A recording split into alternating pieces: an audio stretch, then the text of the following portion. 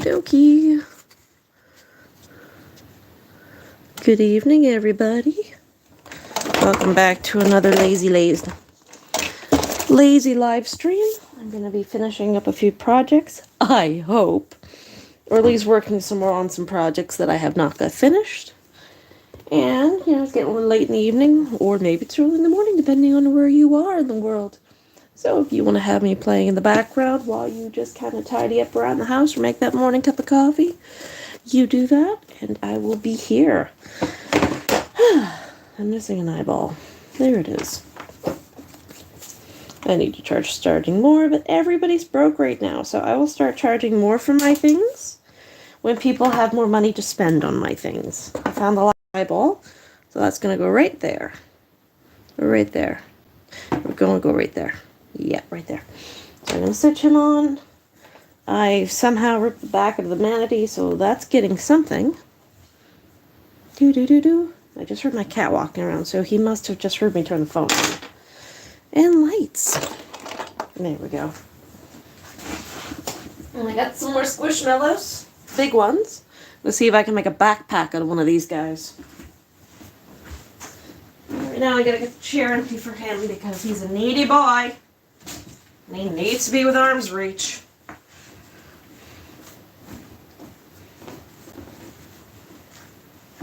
What is... Right, shotgun red.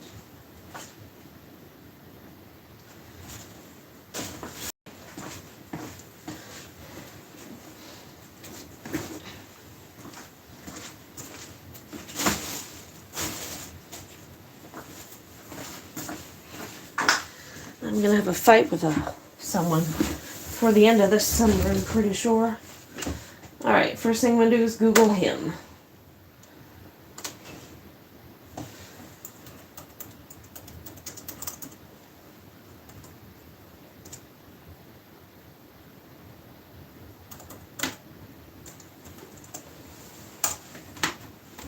Well, there he is, shotgun red.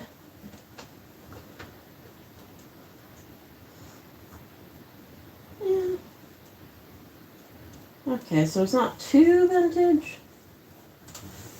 We might be able to get 20 bucks for it. 40, 19, 40, 40, 30. Yeah, I'll put it up for 20 bucks plus shipping. eBay, screw you. See? I knew you were coming. I prepared the chair. Come here. Do you want me to open the window? Alright, hang on. Alright, let's get your window open. Oh my god, he wants food. Well, fine. Before we get too far into this.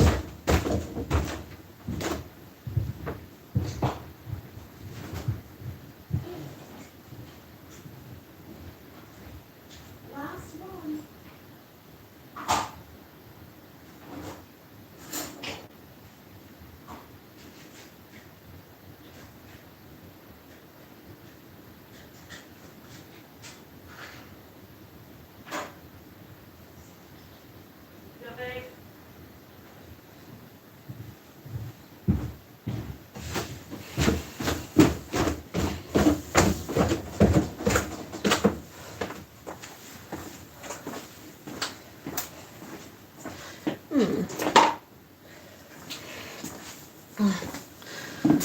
It's not really wide enough for a manatee tail. Might have something else. Alright. That's right now. These guys are still drying. Pumpkin eye heads. And I have something spooky to listen to. Do. There it is.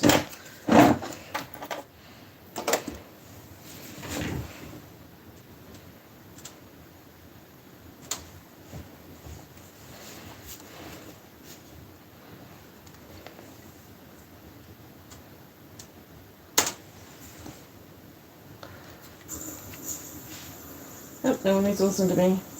I don't need to listen to me. Alright, also, we're probably gonna listen to Helluva Boss again, because that's gonna be stuck in my head forever. Let's finish this story.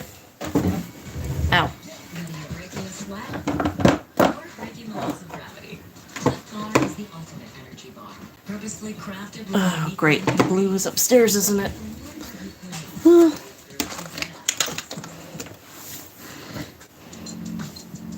you know what? That's close enough. I'm gonna go to the curve.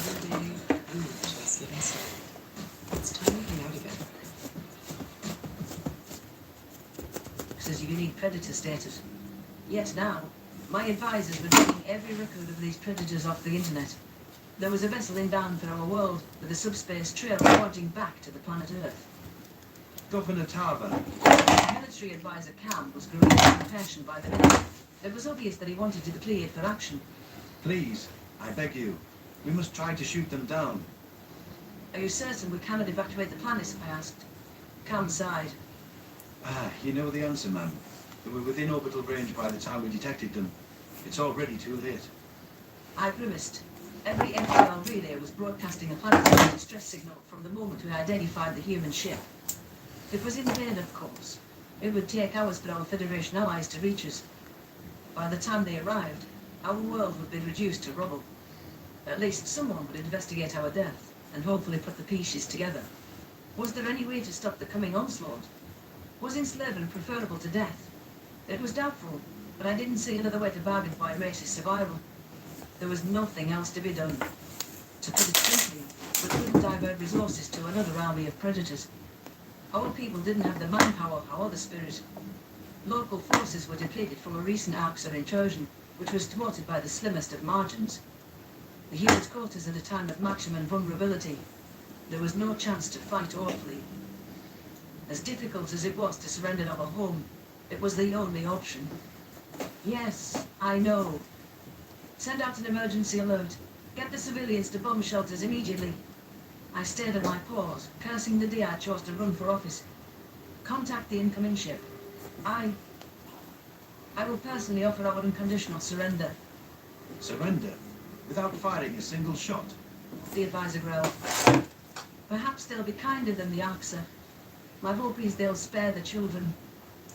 The videotapes of our children, lined up in front of the grey reptilians and shot by a mass grave, rolled in my mind. It was their way of taunting us. At worst, we can buy some time. But if we fight, they'll kill us all. I swiveled my chair away from the advisor, signalling that the discussion was over. An aide propped a camera in front of me, and with a swish of my tail, I showed that I was ready. Fear swelled in my throat as we hailed the vessel on all frequencies. Would these creatures even answer? Predators didn't talk to prey, except to toy with them. Perhaps they would pick up, just to laugh at our desperation and weakness. To my surprise, the inbound ship accepted our transmission.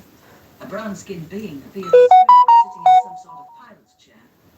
The words of our surrender were almost to my lips when its forward-facing eyes locked with mine. To my horror, it bared its teeth in a vicious snarl. Its sharp, hungry stare halted my thought process, sending my instincts into a primal cascade. This thing was feral. The hostility was unmistakable in its expression. It uttered a few words in a guttural dialect, which I assumed was an announcement of our impending doom. The translator tingled by my ear, pressing the meaning into my mind. I took a shaky breath, certain the machine was wrong. Hello. We come in peace on behalf of the human race. I stared at it, lost for words. Peace? What?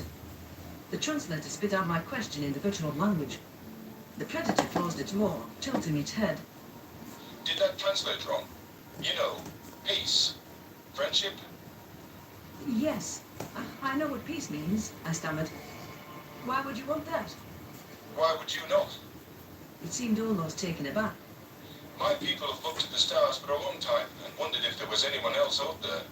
I'm happy to have an answer and to know we're not alone. You speak of peace, but you can't keep a snarl off your face, Predator. Cam interjected. What? I don't... It trailed off as though something occurred to it. You mean the smile, don't you? I'm so sorry, I didn't mean to offend you, really. Smile? What does that word mean? I asked hesitantly. It's how humans show happiness and goodwill. Our lips curve up and... It rubbed its forehead with a soft appendage. Can we start over? I'm Noah. Here on a mission of peaceful exploration. No, Noah really expected us to believe that flashing teeth was meant as a friendly gesture. No, this had to be some sort of twisted game. Predators didn't do peaceful exploration. They trampled everything in their path and then burned it for good measure. At least it wasn't killing us immediately. Well, where's What the white choice did I paint? have but to play along? So I gazed into those animal eyes and tried to keep my voice steady. I'm Governor Tarver. Welcome to Vendel Prime, Thanks. the Gibbet said. Oh, Mr. right. Beak, we were quite surprised to receive your transmission.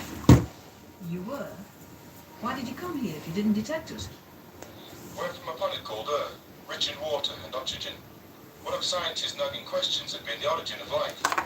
Our mission was to examine worlds similar to our own, and yours was the perfect candidate. You suspected we had the conditions for life then?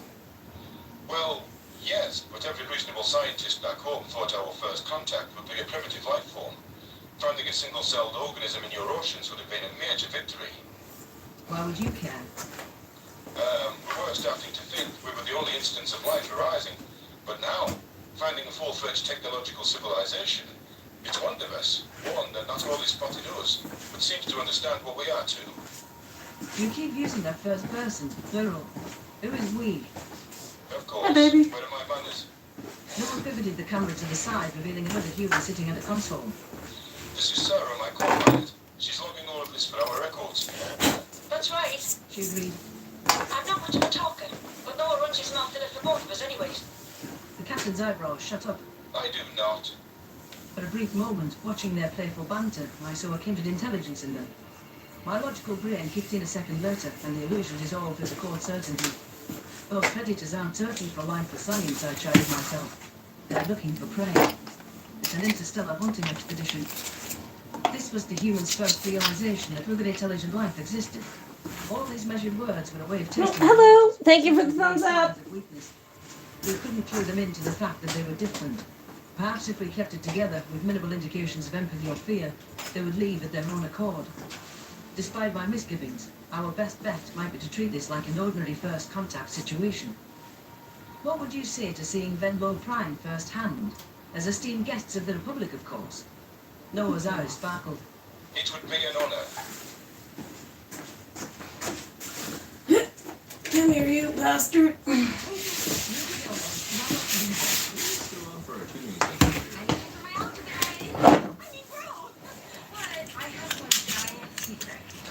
Okay. Second loss is done.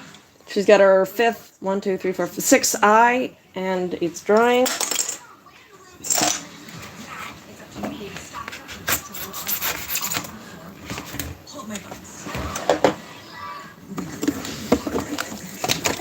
Gotta get something done tonight. Gotta get something done.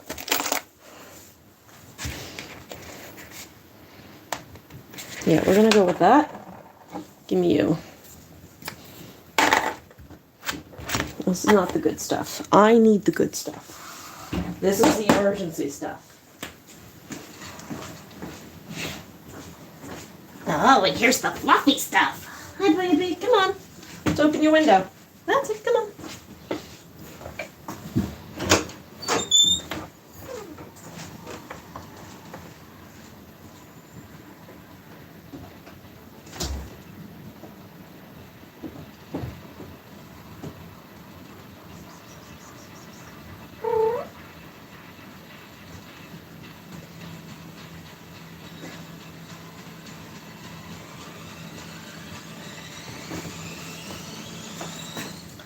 I wonder if I should do with hot glue. No, it's foam, so it will melt.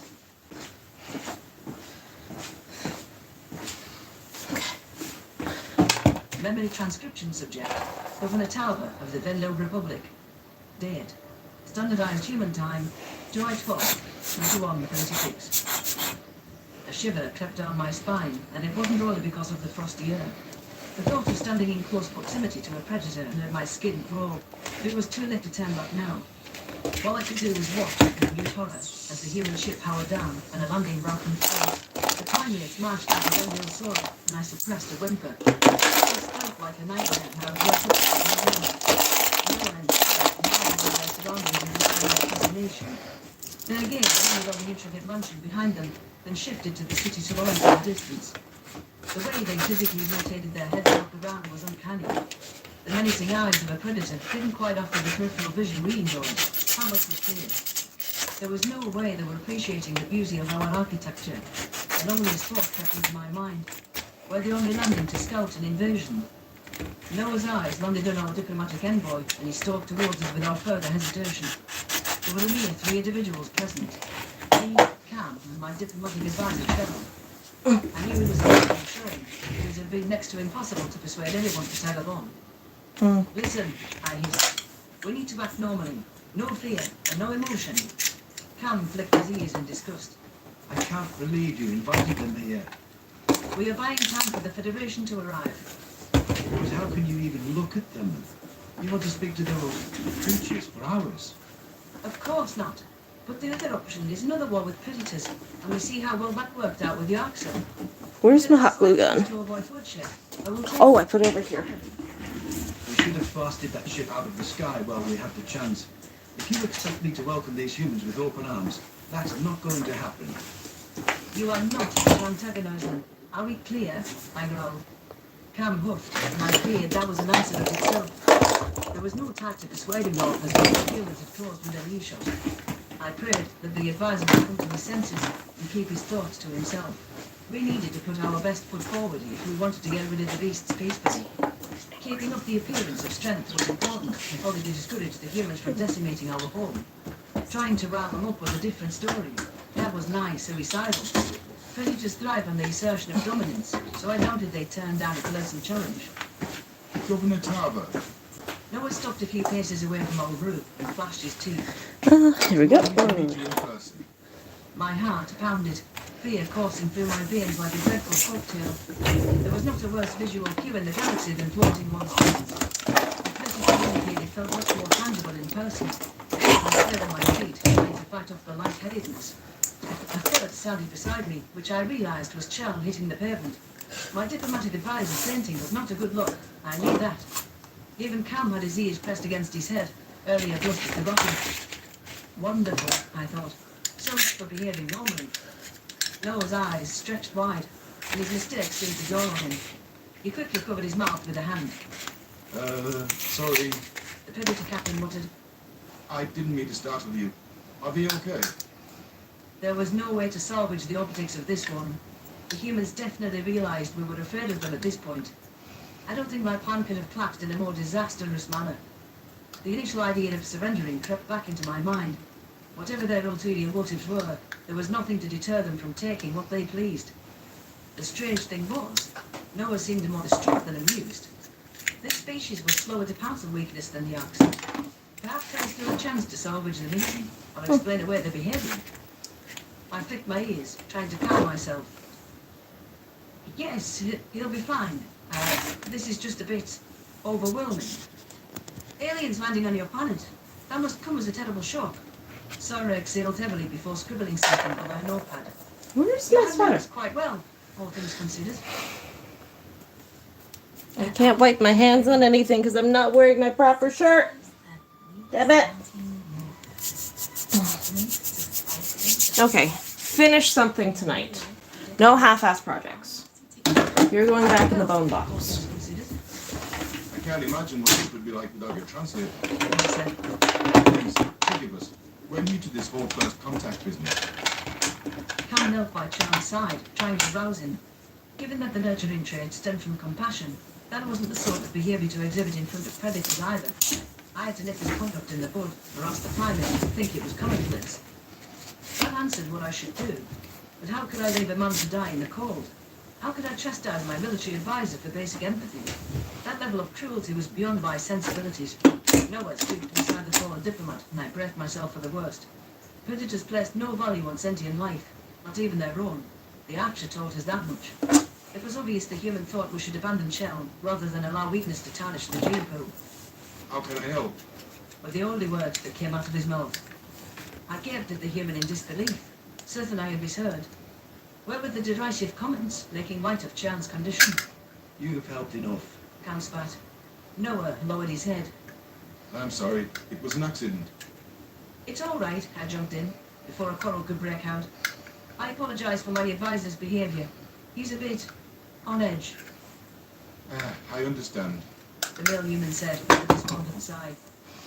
I feared I'd ruined this whole thing. Noah meant no harm. Sarah patted her companion on the back reassuringly. Seeing an alien culture firsthand, it's the opportunity of a lifetime. You have no idea how excited we are. Clearly, that wasn't expressed in the best way. The human's behavior was growing more baffling by the minute. Everything in the Federation's database suggested this was a fierce, violent species. I thought they wouldn't be able to turn their weapons against us fast enough. While their visual cues aligned with that assumption, their temperament seemed otherwise mellow. Why maintain this ruse? If they were probing for weakness, as I hypothesized, they had already seen enough to arrive at a conclusion on that point. I was beginning to think I didn't understand their intentions at all. Perhaps these predators were capable of higher brain functions than we gave them credit for. Can you help us cut a child inside? I took a deep breath, waiting for my translator to catch up. We'll give you a tour after that. The humans nodded and positioned themselves to shoulder the brunt of the weight. A faint hope stirred in my chest. They were in no rush to finish us off. That meant we had time to wait for the cavalry after all. I knew the Federation's response would be harsh when they found predators circling about the Benville homeworld. Their actions would be along the lines of Khan's suggestions. Shoot first, ask the questions later. The only reason this particular species hadn't been wiped out was we believed them to be extinct already. But the plans to obliterate Earth were drafted centuries ago. Eradicating humanity in one fell swoop might still be possible. We only needed to stall the landing party a little longer. What would happen to Noah and Sarah next? Well, an attempt would be made to capture them for scientific study. If the task proved too difficult, a special ops team would be sent to dispatch them. A strange guilt tore through my stomach at the thought of the humans tied up in a lodge. It was a misguided sense of empathy, but they are predators. They survive by killing species lower on the totem pole. They literally eat flesh, I scolded myself. These humans slaughtered each other all the time anyways. Thanks for your hospitality, Governor. Sarah cleared her throat, locking eyes with me. I can tell our species will be great friends one day. The mere sight of these creatures disgusted me. But what if we were wrong about them? Wasn't my intention to avoid bloodshed? Yes. I tried to bury my conscience. I hope we will be.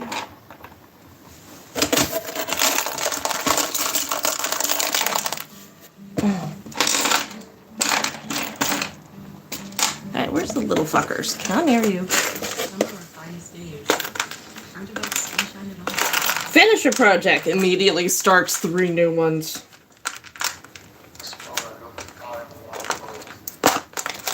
I can use some of these little fuckers.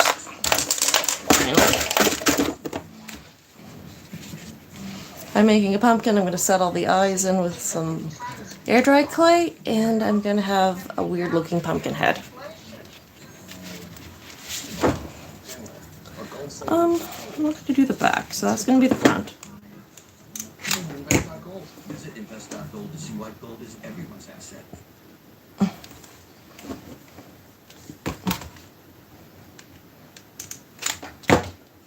Memory transcription subject, Governor Talbot of the Venlo Republic. Date, standardized human time, July 12, 2136. The tour of the governor's mansion started off without incident, and my nerves began to settle down. The humans trailed behind Commandai with questions pertaining to every subject under the sun. Culture, history, politics. They couldn't absorb information fast enough. Had any other species arrived at our doorstep with such childlike curiosity, their enthusiasm would be lauded. Hell, if you didn't look at the humans, you could almost forget they were predators. My brain switched into autopilot mode as I steered our group to the next stop, my office. However, the second I opened the door, I realized I had made a dreadful mistake. In this morning's panic, I had left the TV on. The news was cycling through footage of bomb shelters across the planet. Government advisories played on loop in the background. They were speaking rather tenderly about the humans' foray and the likelihood of mass casualties. I scrambled to turn it off, but it was too late. The humans wandered over to the screen, staring in silence. They haven't been this quiet since we started the tour. Seeing masses of people huddled together, crying, must have stirred something in them. I was wondering why there were so few staff here. No reporters either. Noah said finally. They've all been evacuated, haven't they? I cast my gaze downward. Yes. You thought we were here to attack you. There was a flash of something in his brown eyes, and he pressed a hand to his forehead. My God. Sarah, you see how they look at us? I think they still believe that. Is that true, Tarver? Soren asked. What do you think is all this? Panic fluttered in my chest. There was no way to formulate a convincing reply. I took a few steps back, eyeing the humans warily. To deny the accusation would be to discount their intelligence. They would see right through any further deception.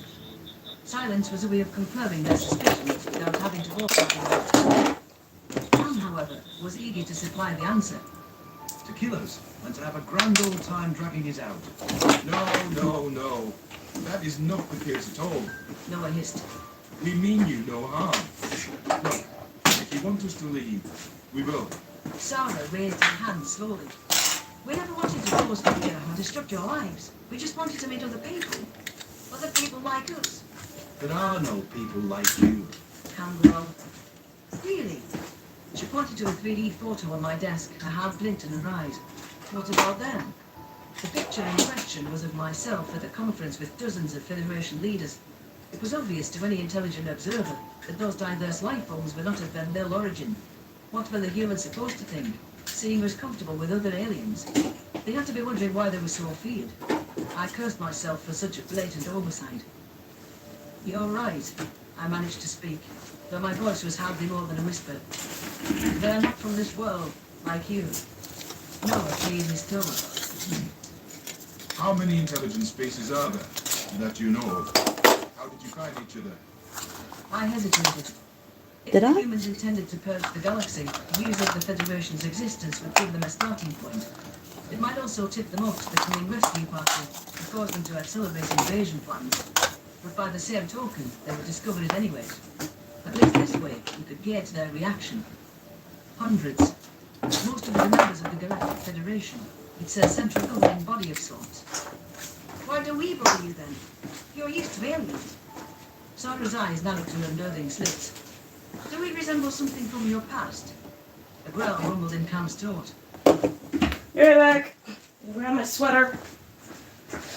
Okay, we're getting upstairs.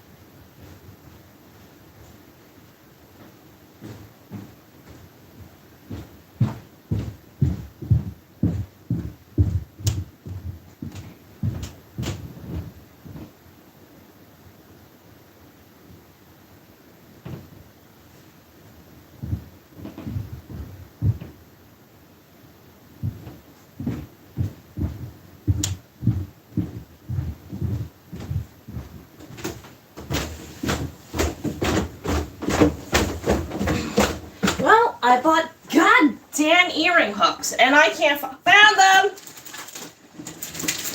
Found them. I'm fine.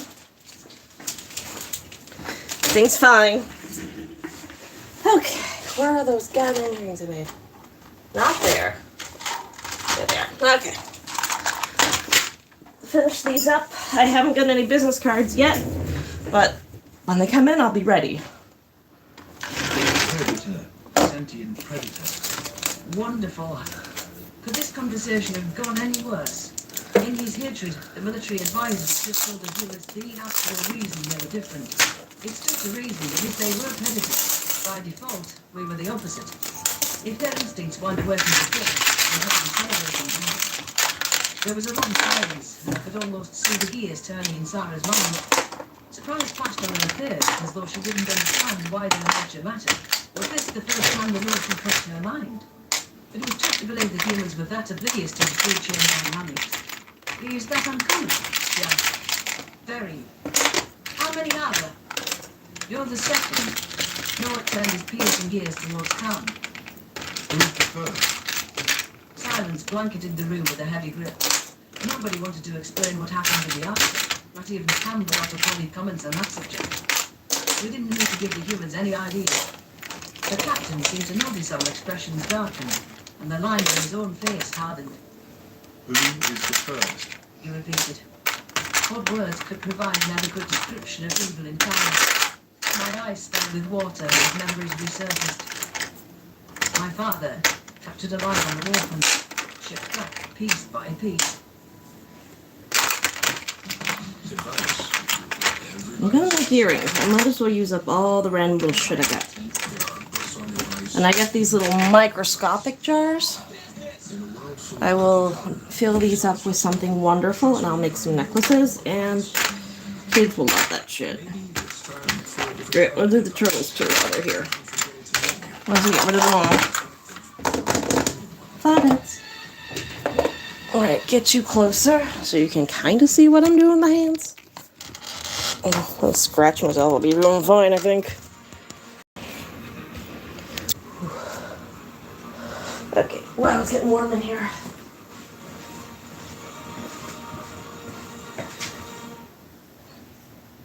The Arxa launched a gas attack against my daughter's school and left her brain dead. The slave pens, the irradiated worlds, the Venlil kept as cattle. I buried my head in my paws, trying to hide the tears. Showing such weakness in front of the humans was the worst thing I could do. This species, for all its refined words, was cut from the same cloth as our oppressors. If they saw the extent of our pain, it would be weaponized down the road. Noah's eyes widened and my heart sank in my chest. The observant visitor had noticed my emotional lapse and seemed to be debating his next action. After a moment's thought, he shuffled closer to me. Every instinct screamed at me to back away, but my paws refused to budge. As the predator reached out with a meaty paw, I waited for him to strike me. My mind was braced for taunting, torture, or whatever else may come. Instead, he gently placed an appendage on my shoulder. Whatever they did, we're not like that. We're not going to hurt you, okay? Something seemed to snap in my soul, like a series of cracks spreading through a dam. Raw emotion poured through my psyche, and I broke down, sobbing uncontrollably. Noah pulled me closer to him, stroking my head in a soothing manner. His embrace was warm, soft and delicate, yet I could feel the strength in his arms. There was a silent promise of safety in his grasp. He released me after a few seconds and wiped a tear off my face. Cam's jaw looked like it was about to fall off. It was weird to see the general left speechless, but I understood why. Kindness was antithetical to the nature of a predator. He couldn't believe his eyes.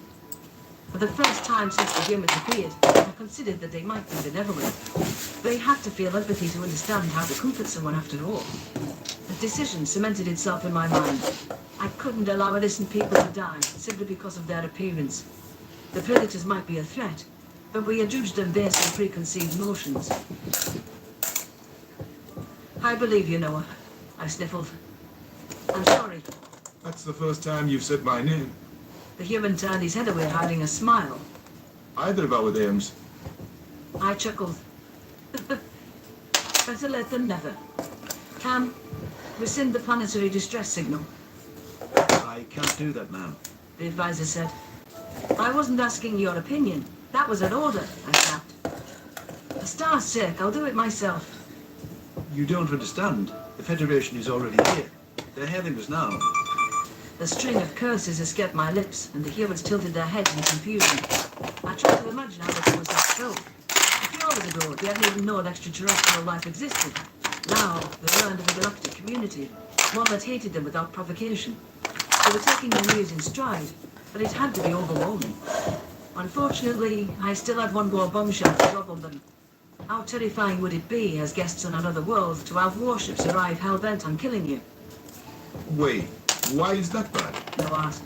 I thought the Federation are your friends. I avoided his gaze. They came because we set up a distress signal. They're expecting a fight. I see.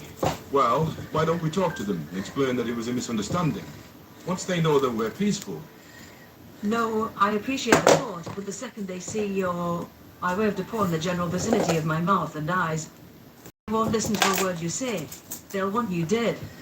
Or worse, I added to myself. Right. Newman muttered. So, I'm sorry about all this. Really.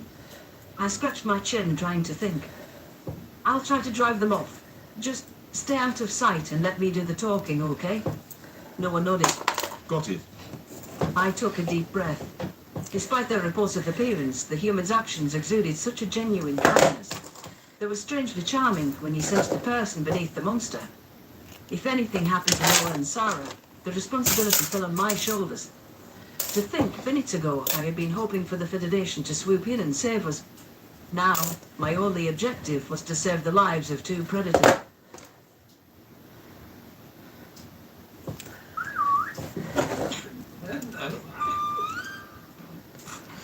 Some of these are just gonna be like tiny little roses. I think the barbecue one. I really like the donair sauce. Donair sauce. Eh, it's one of them things that grow on you. You gonna continue with the next one? Memory transcription subject. Mm. Governor Talbot, Yeah, of the Federal did well. Republic. Date. Standardized human time. July 12th, 2136. If Hi, the sweetie. data was to be believed, the Federation warships were got into Venlo Prime at a blistering speed. Their hails seemed urgent, frantic even. They were resending the communication request every few seconds. I had never seen such a hurried response, but it made sense. Venlo Prime enjoyed a strategic location nestled in the galaxy's outer Yeah, rim. sweetie. I It got was your a chair great ready. distance away from Arx's space, so it was difficult for them to execute a surprise assault. Not to mention that it was a key supply route for our troops and a launch point for rim patrols. Losing such an outpost would be a major setback for the Federation. As we accepted the hail, I was surprised to recognize the face on screen. It was Captain Soglin from the powerful Brigadier Union. Hi. He had risen to galactic fame after leading a valiant charge to break an Arx's siege on his home world. Typically, the Federation would just send the nearest available assets, but this time, they'd scrounged up someone competent. Governor Tarver, The relief was plain on Soglin's face as he realized we were alive. we're here to assist. What is the reason for your distress? The humans were waiting in the wings, just out of view of the camera. Sarah jotted something down on her notepad. She seemed to be sketching the new alien before her. A pang of guilt stabbed at my chest as I realized my instincts were still abuzz. Seeing them out of the corner of my eyes was making my skin crawl. The way they craned their heads to look at the screen, it was sickening. I see the Federation send their finest, I said. The Venlo Republic expresses our sincere gratitude for your response. Unfortunately, you've come all this way for no reason. By galactic law, that signal is only to be used for an extinction-level event. You owe us an explanation, a good one. The Gudger growled. Did you deal with the problem on your own? There was no problem. Sutherland blinked several times. I'm sorry. It was a false alarm. Our sensors malfunctioned due to a software update. What did you think you saw? We thought a Arxer ship jumped into orbital range. Had you figured out that was thought to be cause? There's nothing up there on visual, Captain. Our backup sensors didn't detect anything either. Not to mention, we're still alive. The Gajut squinted at me, and I could tell he didn't quite buy my story. Sensor malfunctions made themselves apparent quickly due to the lack of corroborating evidence. He knew we should have rejected faulty data much faster than the span of a few hours. The sharp glint in his eyes told me he intended to sniff out the truth. Cam, You're awfully quiet. the Federation officer noted. Do you have anything to add? I don't feel like talking. Hi, The baby. military advisor paused. His gaze was not focused on the screen, so I figured he was studying the humans out of his periphery. Nothing to add anyways. Tava said it all. I breathed a silent sigh of relief. With the extent to which Cam despised the visitors, I half expected him to halt them at the first opportunity. Had this call taken place a few minutes earlier, I suspect he would have turned the humans over. But their recent behavior must have impressed their sensitivity upon him too. Solvid scrutinized us, suspicion marring his features. Why didn't you rescind the distress signal? It's still broadcasting now. I forgot, I replied. You forgot. The captain's voice leapt up an octave, and he flicked his claws in disgust. You've got to be kidding me. Do you have any idea the systems have exposed by coming here? While we're chatting, a planet with a real fucking threat could be glassed. Well, at least he seemed to buy the story. The Gijid's anger was justified in fairness. If the Axe had invaded our neighbors now, Federation forces wouldn't be available to come to their defense. Sorry, I offered meekly. Whatever. We'll need to scum the subspace readings ourselves. Zoblin said through gritted teeth. For our logs. I swallowed. If the Federation took the measurements themselves, they'd find ample evidence of human activity. The realization that we were having predators would horrify us. Oh my God. With the Listen, amount of exposure he We had had an to nap the breach, early and you sat on me like a accept the freaking possibility pillow. that predators could be You're not more getting more than- wet food. In all likelihood, you would assume we were acting under duress, no matter what we said. Ships would be requested to bombard Earth the second the trail was identified. That will not be acceptable. It'll only waste more of your time and energy. I straightened and tried to make myself look confident. Alright, little engine. Come over here. You need to sound like In yourself, your chair. but warmer and more concise. When you're brainstorming a big idea or chasing your next great opportunity, Oh, what a handsome beast. What a handsome beast. Yes, you are. We look forward to partnering with you. That's really good. with Grammarly Go, you can do it all. Yes, what a big boy. Ah! Things wound up tonight. Grammarly Go is a groundbreaking AI assistant with unprecedented power to help you sound more like you. Grammarly Go understands your context, your voice, Unity is at the core of my business. and your style.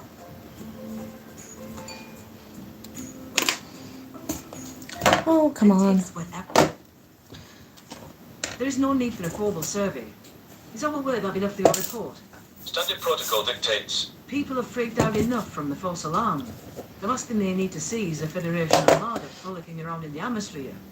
You called us, Tava. I'm going to do my job and then I will leave. You leave now. Your ships are not welcome here.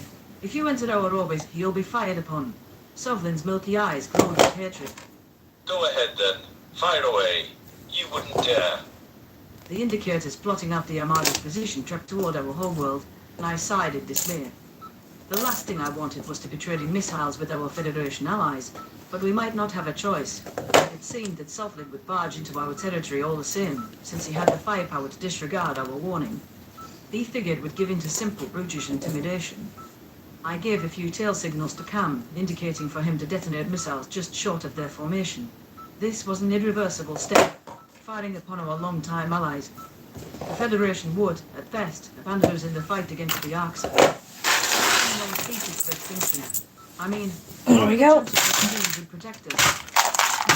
And I'm just gonna put all these in here as well. Was gone. We should be grateful if they didn't murder us all themselves.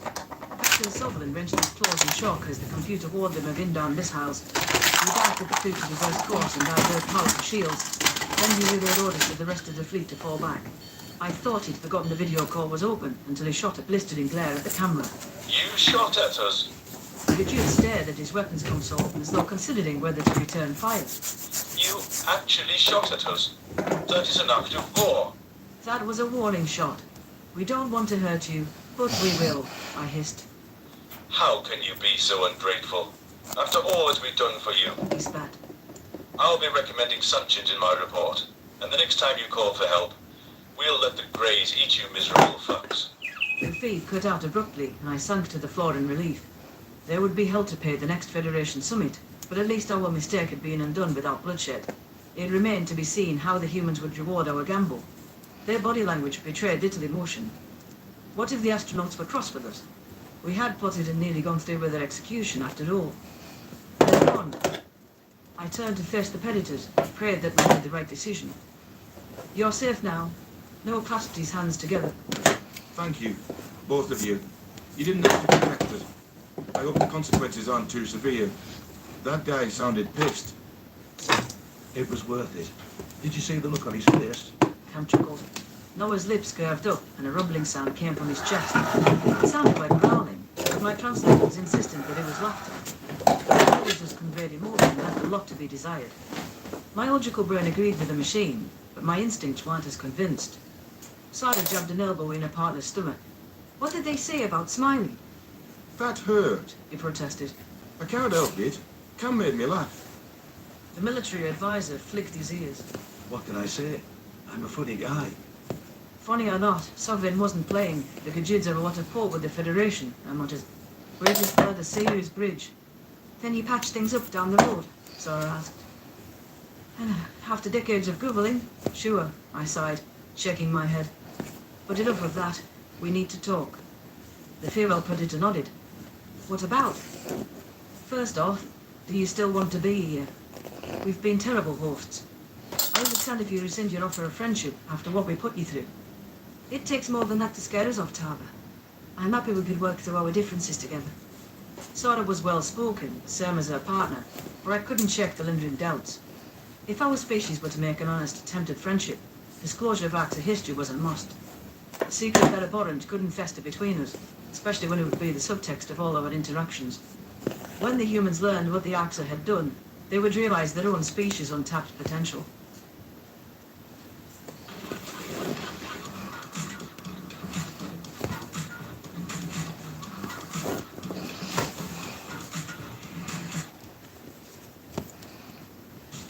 Audible is the best place to listen for everyone.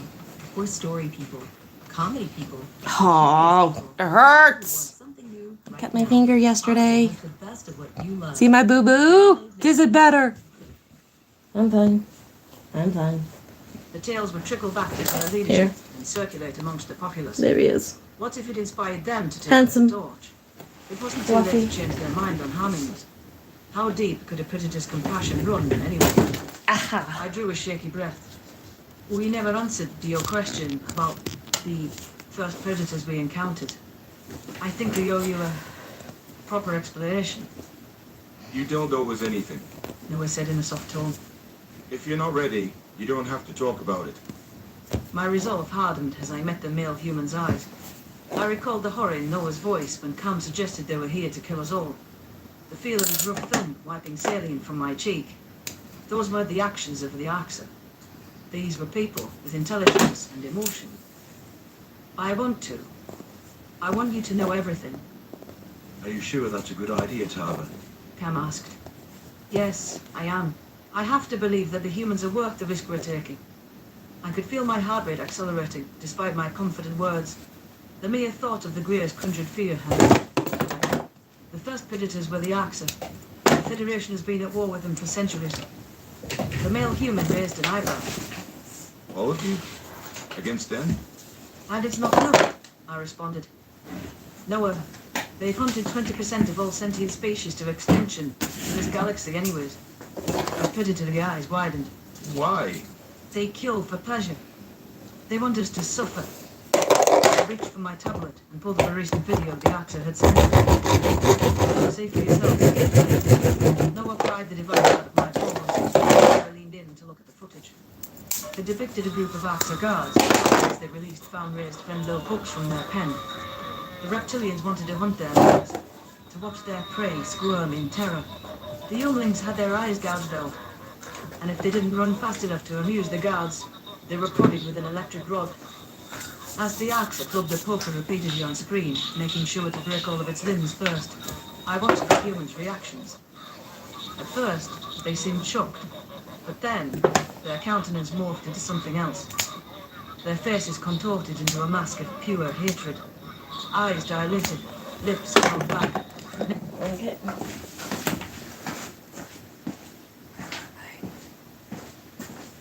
Show us.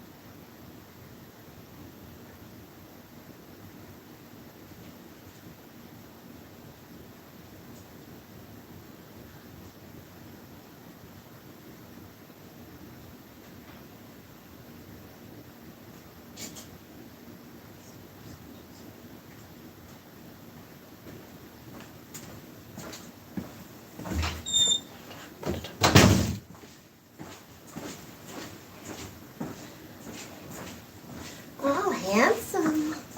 Oh, you handsome. Yes, you are. Your window's still open if you want to go out. Ah, he's violent today. That bit bulging. There was the predator that had been concealed with such care. I was suddenly more inclined to believe that a smile was their friendly expression. The humans either had a sudden desire to eat it, or living with the treatment of our people. I hope. This is how they do it. Children at that. Sarah asked. Children at that. I seem to implicitly understand that made it worse. Business? No. That's a farm. Sam eyed the humans warily, but it still had lost its edge. The hardy species become slaves. The ones that taste good become food. And everyone else gets their planets blown to smithereens. Noah passed the tablet back to me. I flinched at the iciness in his glare. Send us everything you have on the Axa. He said. There's a human concept I'm sure Earth would love to teach them. I stared at the angry predator. And what is that concept exactly? A toothy smile crossed Noah's face. We call it karma.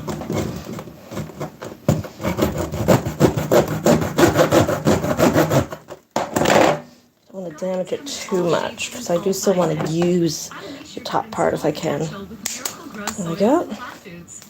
Let's make it lush, make it colorful, make it delicious. Let's make it gardenlicious. Okay, this is not working. I'm gonna need something bigger.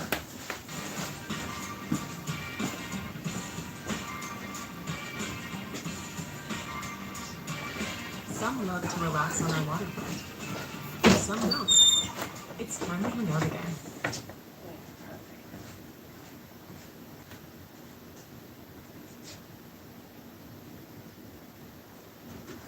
Memory transcription subject, UN Secretary General Elias Meyer. Date, Standardized Human Time, July 13, 2136. The 2136 Climate Change Summit was the latest in an ongoing struggle, complete with the usual finger pointing and empty promises. The United Nations had taken on the role as a central world government following the satellite wars of the late 21st century. Russia, China, and the United States were still rebuilding electrical power grids in its aftermath. After realizing the extent of our dependence on technology, the world's countries signed the Treaty of Shanghai to govern cyber warfare. As part of the accord, the UN was given greater authority to mediate disputes in the hopes of preventing escalation in the future. Following several natural disasters this year, the General Assembly convened to discuss solutions. Investment in fusion energy was the main item on the docket, though I doubted any parties would commit beyond fancy words. Despite my jaded view, as UN Secretary General, my presence was mandatory at all of these events. I was zoned out while the Canadian ambassador spoke, nodding and smiling every now and then to keep up appearances. An aide tapped me on the shoulder, startling me out of my trance. Sir, She whispered, I need you to come with me. what was so important that he couldn't wait an hour? My staff were instructed only to approach in an emergency. There was the brief moment as I wondered whether there was a threat to my life. I don't have to cut it Security open. details simply lacked still, so that likely was not the case. I do. I followed her into a briefing room where several seriously ill individuals were waiting. The amount of military personnel present had erupted. The strange including CSA, NASA, and CNSA. The gears started to turn in my head. The Solar mission had departed a few weeks ago, but they weren't supposed to return for months. Something must have gone wrong. I settled down at the head of the mahogany table. Quite the crowd we've got here. Could someone please fill me in? The Odyssey crew made contact with extraterrestrials. A short-haired woman in a leather jacket fastened the forward. Her name tag read Dr. Crumper, SETI. They call themselves the Van Lil. According to our friends, there are hundreds of other intelligent species out there. We're not alone, Mr. Secretary. This is the biggest news of all time. I leafed through the dossier, taking a moment to process the news. The first page was showing the image of the astronauts standing with a group of Van Lil. The aliens were bipedal like us, but that was where the similarities ended. They had working fur, side-facing eyes, and spindly legs that bent inward. I wasn't even sure if they had noses. Any information released to the public needed to be handled with the utmost care. Science fiction had gotten people used to the idea of aliens, but the revelation of hundreds of species at once, that would shatter any notion of humanity being special. Some people would be frightened, and we needed to make sure they looked at us for the answers.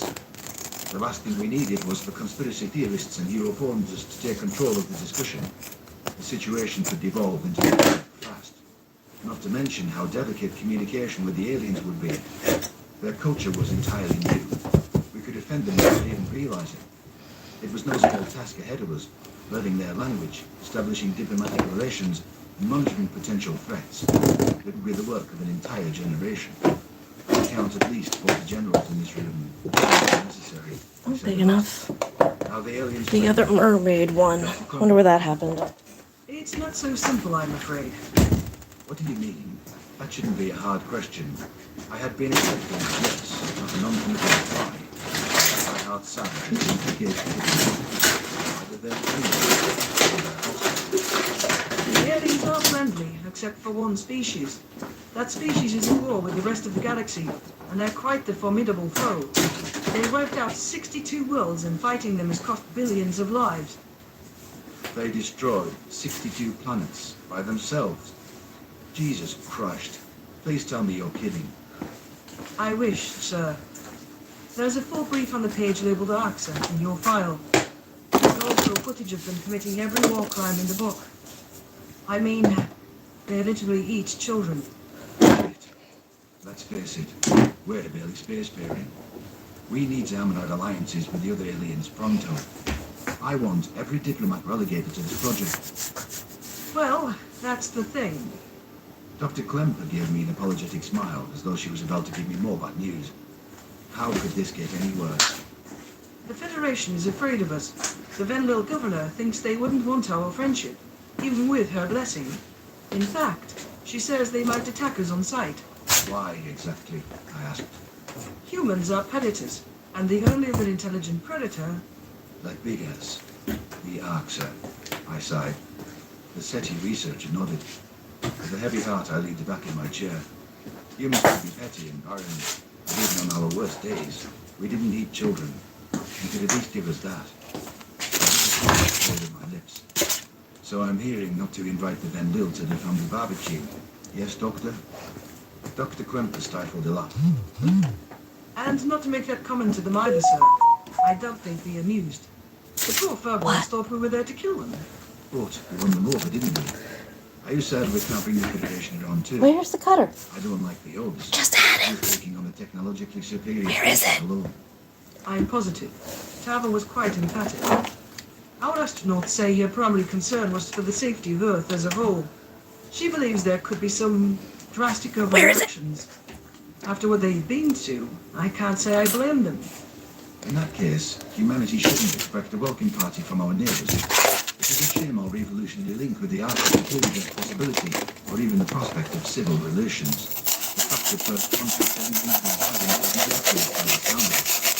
Things could have fallen apart without the astronauts civilizing life. We'd know only that the aliens attacked the research vessel without fault. This would be a very different practice. I made a mental note of your... Where is the cutter? I haven't gone anywhere. I haven't done anything. It's got to be within reach. Swaying the aliens, gambling with Earth's security was out of the question. Mankind were on our own against a genocidal scourge. Well then, this is the great occasion I'm open to suggestion from the peanut gallery. My eyes off the donation general and see if I'll discuss something. Do you have a proposal? The new drive for the next day. It's not all bad news. From what we've seen, the President is tactics and weaponry are subpar. We should spend a few months building a proper fleet and having joint exercises. I think it would be best to occupy supplies. I agree. All goes up for the situation. This might be the first time we've seen the US and China work together since the war. Ultimately, UN forces can coordinate on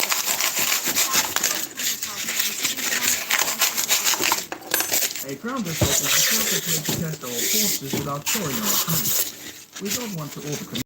Also added, If we can liberate some Federation citizens and bring them home, it might buy us some goodwill. we all agree that these acts are many, but I must ask, should we really get involved with all before choosing my next words carefully? So far, they've left us alone. Launching an attack will be announcing our presence to those monsters. We drug Earth into a galactic war and risk untold human lives.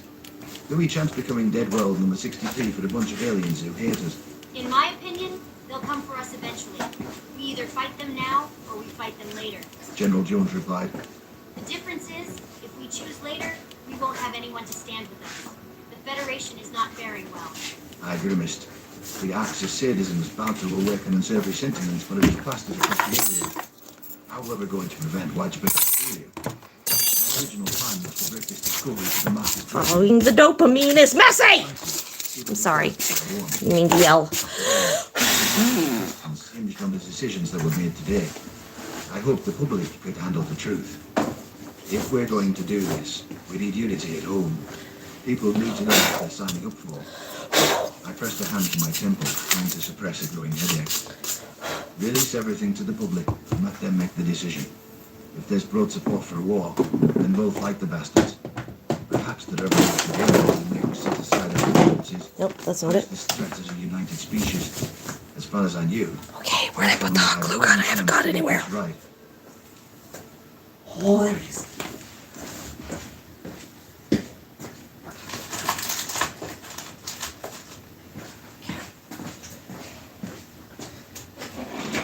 New Ziploc silicone endowables, designed to go from freezer to oven to playtime.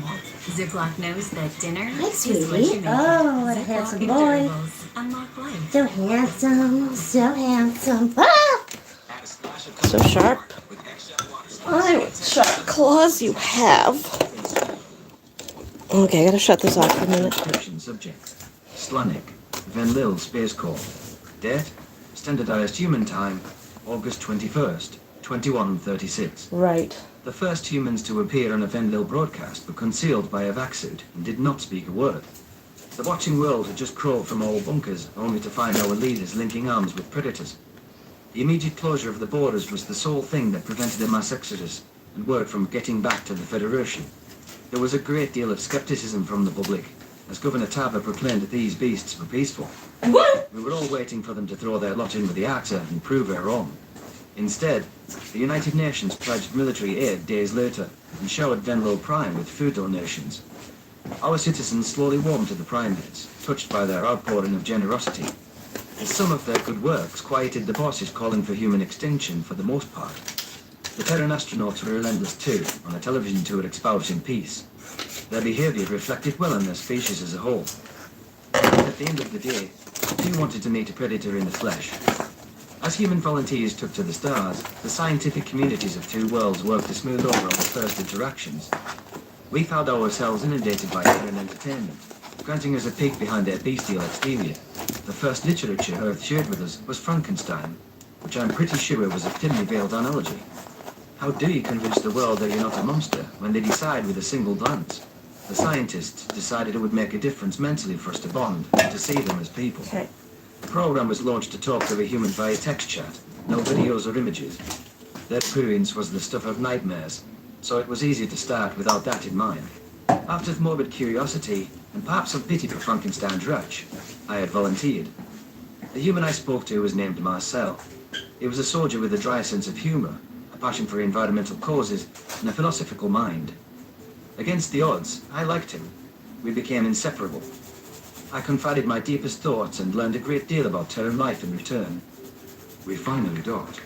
thought that was terrifying. Marcel texted. Longest 4 hours of my life. It'll be worth it. I'm excited to meet you, I replied.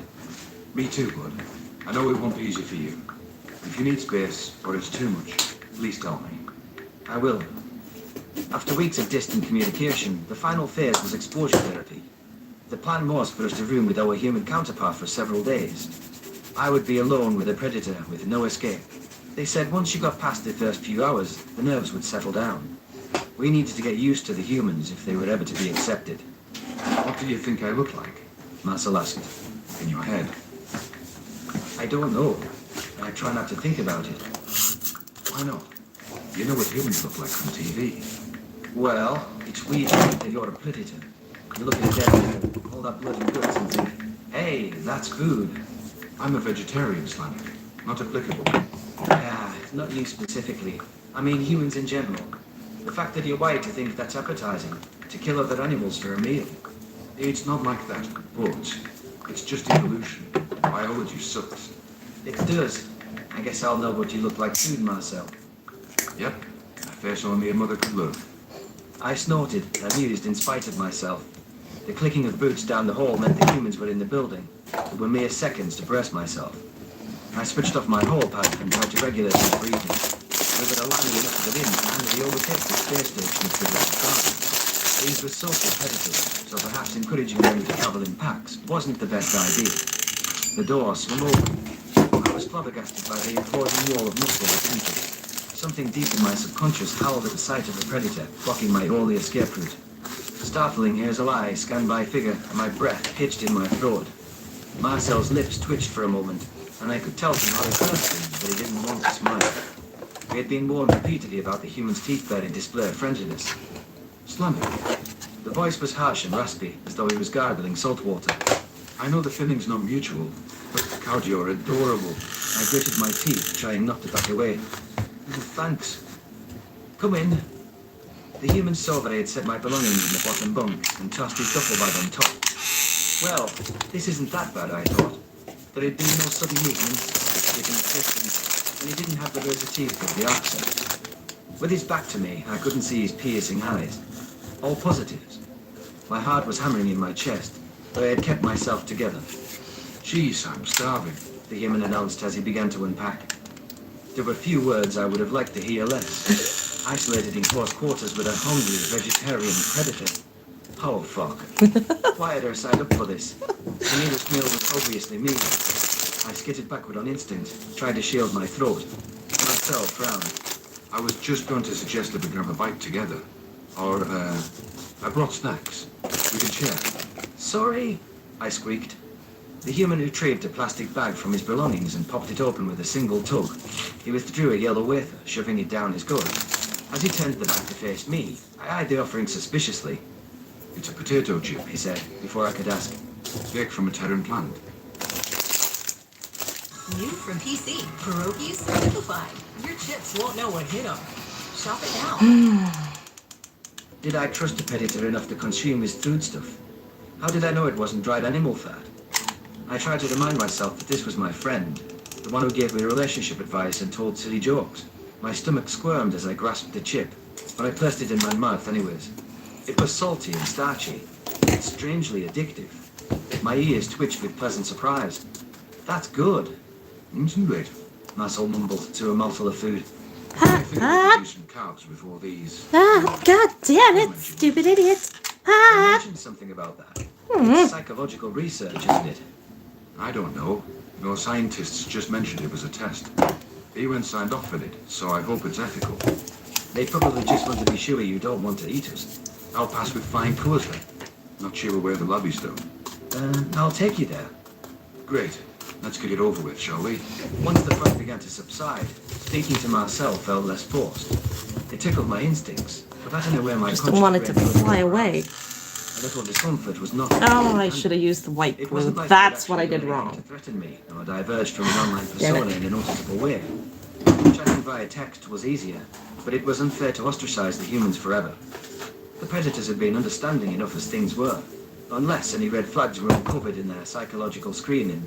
Terran soldiers would accompany Venlo ships on today's mid-rotation patrol. It was possible UN peacekeepers would remain as permanent fixtures in our crew. In that case, I would be relieved to have a conclusive answer on the workings of the human mind. Predators were known to toy with their prey in nature. The more intelligent they were, the more sadistic and deceptive they could be. I tried not to think about what I would do if I found out Marcel's niceties were a long con. There were a few humans present at the lab, probably to monitor the methods used for research. Sarah, who I recognized as a lingering visitor from the UN First Contact team, was hunched over a microscope. She seemed to be analyzing some cell samples with a Vendel scientist and waved at us as we entered. Welcome. How Sarah sensed us with her lack of peripheral vision. There we was go. beyond me. This Here one. for the behavioural exam. Ooh, shit, unplug you.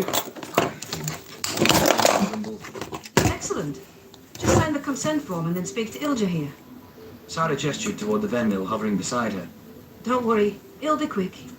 Marcel hesitated before There we go. scrolling his name on the dotted line. Now I remember. I noted our thin, curly fingertips for a predator. They were like spindly twigs. Either my imagination was running amok, or his hands quivered as he set the pen down. The humans looked terrifying to us, but I couldn't picture them going toe-to-toe with the Arxa. The careful inside on his signature, Ilja was strapping Marcel to a chair. The restraint seemed excessive for a consensual test. Electrodes were fastened to his skull, and his shirt was removed to tape a series of wires to his chest. Clips placed on his fingers fed additional data to a vitals monitor. I noticed the human growing more agitated the more equipment he was hooked up to. The rise and fall of his chest had quickened dramatically. Don't leave, Sonic. Please. He pleaded. This is making me nervous as hell. A sympathetic ache filled my chest cavity. It was strange to think that the Predator was afraid of us, but I hated seeing a friend in distress. What were our scientists testing exactly? Their enthusiasm necessary to earn trust in these countries, but I was worried about what would be done to achieve that. It looked as though they were planning to elicit a violent reaction from Marcel. Human subjects deserve proper treatment, not to be goaded into retaliation. Why do I feel so protective of them? I haven't known them that long. It's going to be okay, Mars. I waved my tail reassuringly. It won't hurt you, I promise. The human furrowed his brow. But you'll stay. Of course. I'll be here. Marcel relaxed, and the twinge in my chest deepened. The sentiments I felt in this moment suggested that despite the inherent risk, it was possible to grow attached to a predator. Whether humanity was sincere in its friendship, or if that was a one-sided delusion, remained to be seen.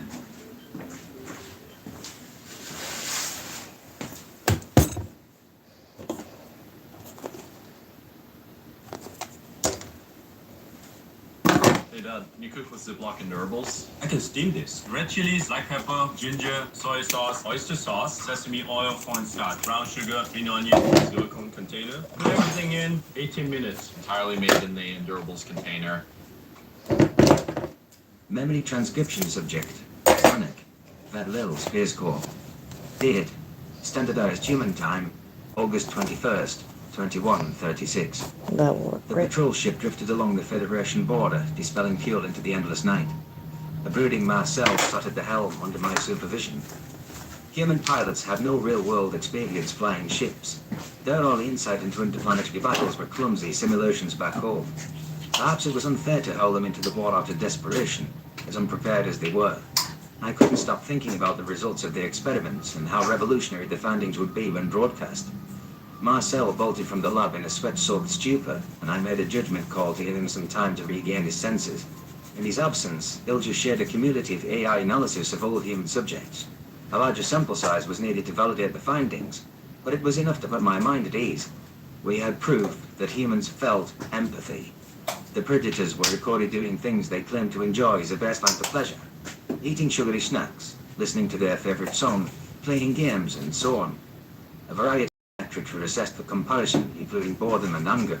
Then, there were short videos of the Arxa torturing our children. Interestingly enough, the regions of their brain that were activated were most similar to the baseline for physical pain, which we determined through fingerprinting.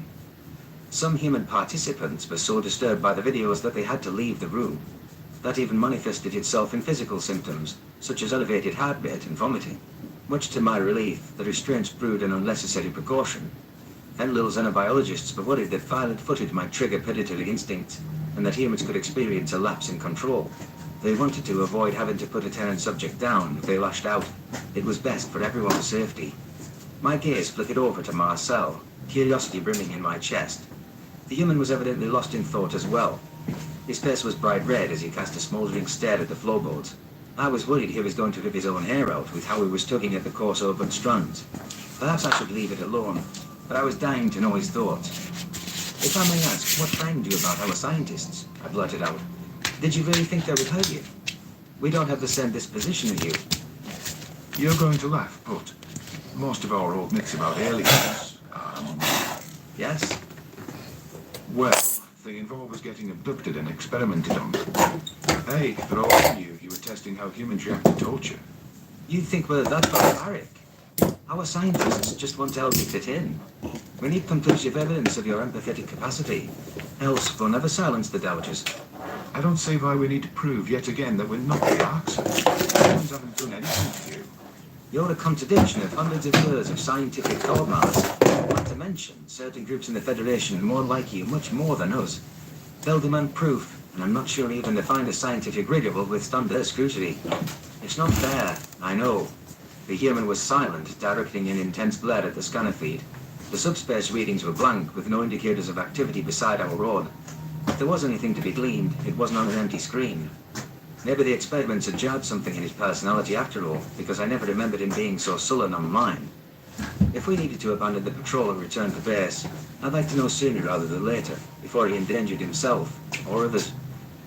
Are you all right? I patted the human on the shoulder and felt him stiffen beneath my paw. I know that footage disturbed you, and I'm sorry. Marcel sighed. No, I'm sorry. I'm furious, but not with you. I want to wring my hands around the matter. I don't see how that would improve anything. At least I'd be doing something. You're here. You're protecting us. Yes. Someone has to put a stop to their reign of terror.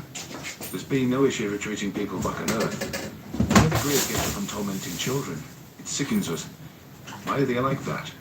I wanted to ask you that, Mars. We believe that predators evolve through warfare. Killing and cruelty.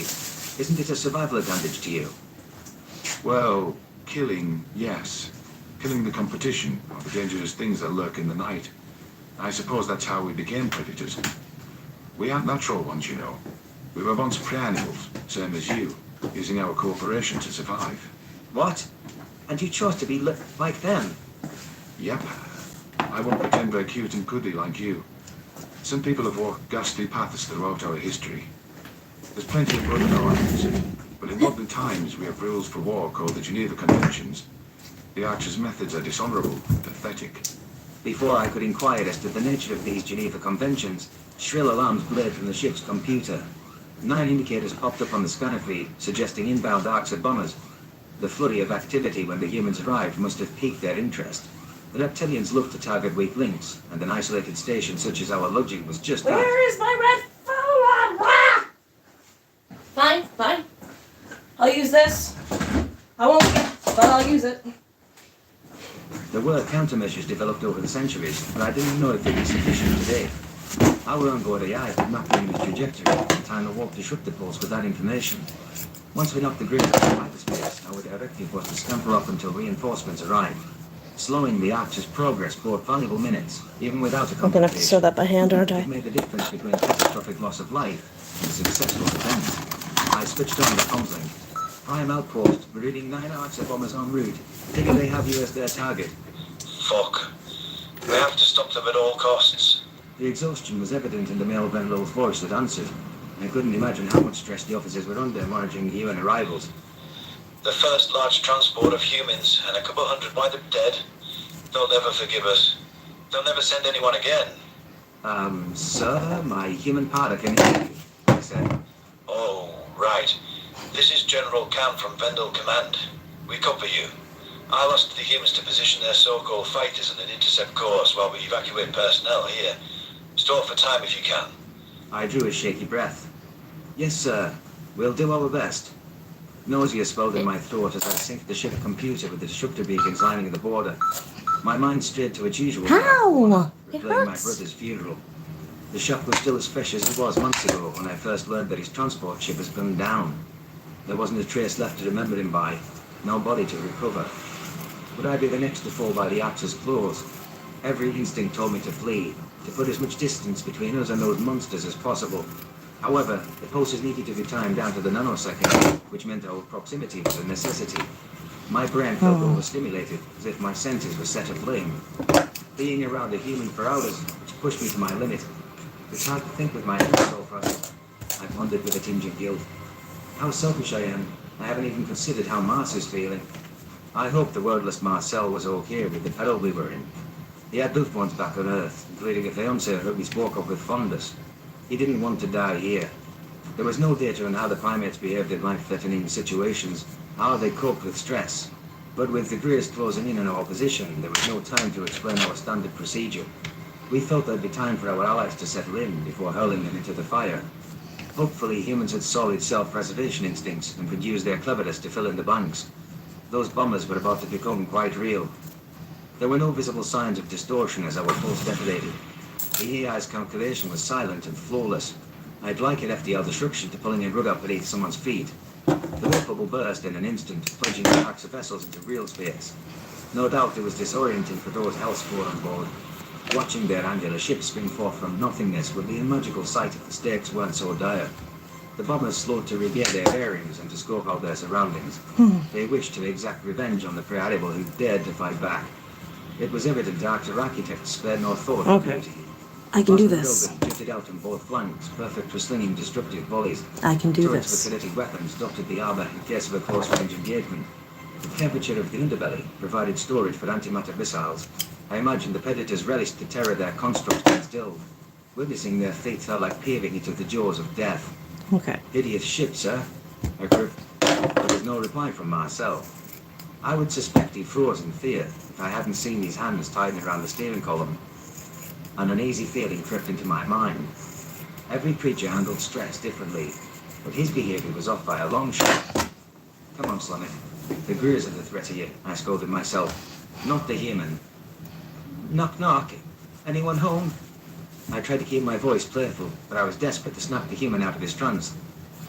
You do see their ships, and realize we're alone. There is safety in numbers. It's time to head back to base. Marcel leaned forward, fangs protruding in a menacing snarl. I noted with abject horror how his eyes dilated and his canines glistened with saliva.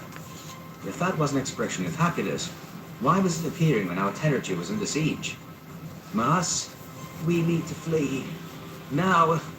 I shook the human on the shoulder, but he shrugged me off. Mars, ship on. They've definitely spotted us. Marcel, Flores, I beg you. Eat this, motherfuckers. Marcel roared, disregarding me entirely. The human did floor it, the charge in the direction of the Arxa fleet. What happened? He went berserk. It was so lucid minutes ago. I tried to scream a plea to stop, but it came out as an incoherent yelp. The Predator either didn't know how, or didn't bother to prime the targeting system. He jammed a clawless finger on the firing trigger, spraying plasma rounds with impunity. The blurting aggression seemed to take the Greers by surprise.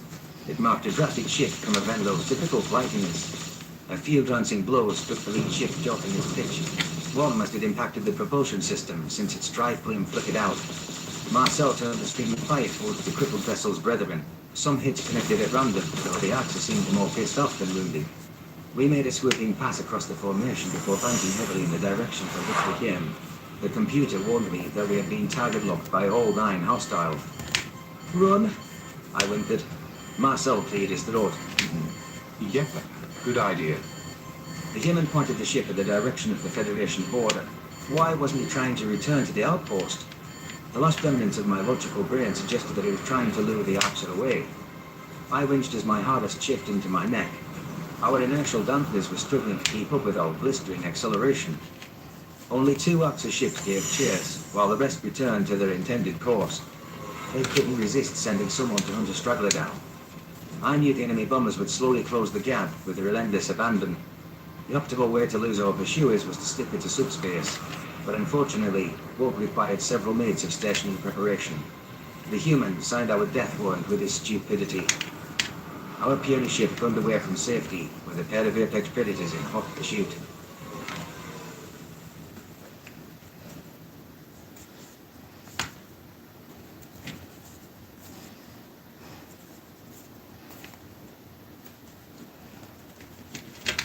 Memory transcription subject. No, I might Captain be my Sullivan, finger. Federation Fleet Command. Date. Standardized human time. August 21st, 2136. Making an enemy of the starship captain was ill-advised, even in these trying times. My astonishment at being evicted from Vendel territory by force still hadn't faded. There was no reason for flagrant disrespect, especially when we were responding to their cry for help. When Governor Tarver started waving missiles around, it felt personal. It was fair to say I harbored a permanent grudge against them. Tarver's behavior Oh, could give be it a chalked thumbs up up. to war-induced psychosis, if not for the mayhem that followed. Without a word as to why, the Venlil withdrew from the Federation's military. Their borders were sealed, cutting off crucial supplies and outposts. Any ship seeking entry returned back at gunpoint. Alien diplomats and visitors were barred from leaving Venlo space, or even contacting their homeworlds. It was like something from a dystopian novel. Division in our ranks was the last thing we needed, with how the Oxford had been pressing lately. A diplomatic resolution was the desired outcome to any crisis, if at all possible. But when it took begging for the Venlil to provide proof of life, it didn't seem there was room for negotiation. Tarver hadn't offered any time frame, terms or conditions for a release. This was no temporary standoff either. It had been over a month and none of their actions were rescinded. The Federation were a lot of dithering idiots, afraid of ruffling feathers, but even their patience had limits. Major players, including my own Gojedi Union, were incensed at our people's hostage status. Judging by the protests across the galaxy, I wasn't the only one who felt compelled to take matters into my own paws. Whatever the Venlo Republic was hiding, I was determined to get to the bottom of it.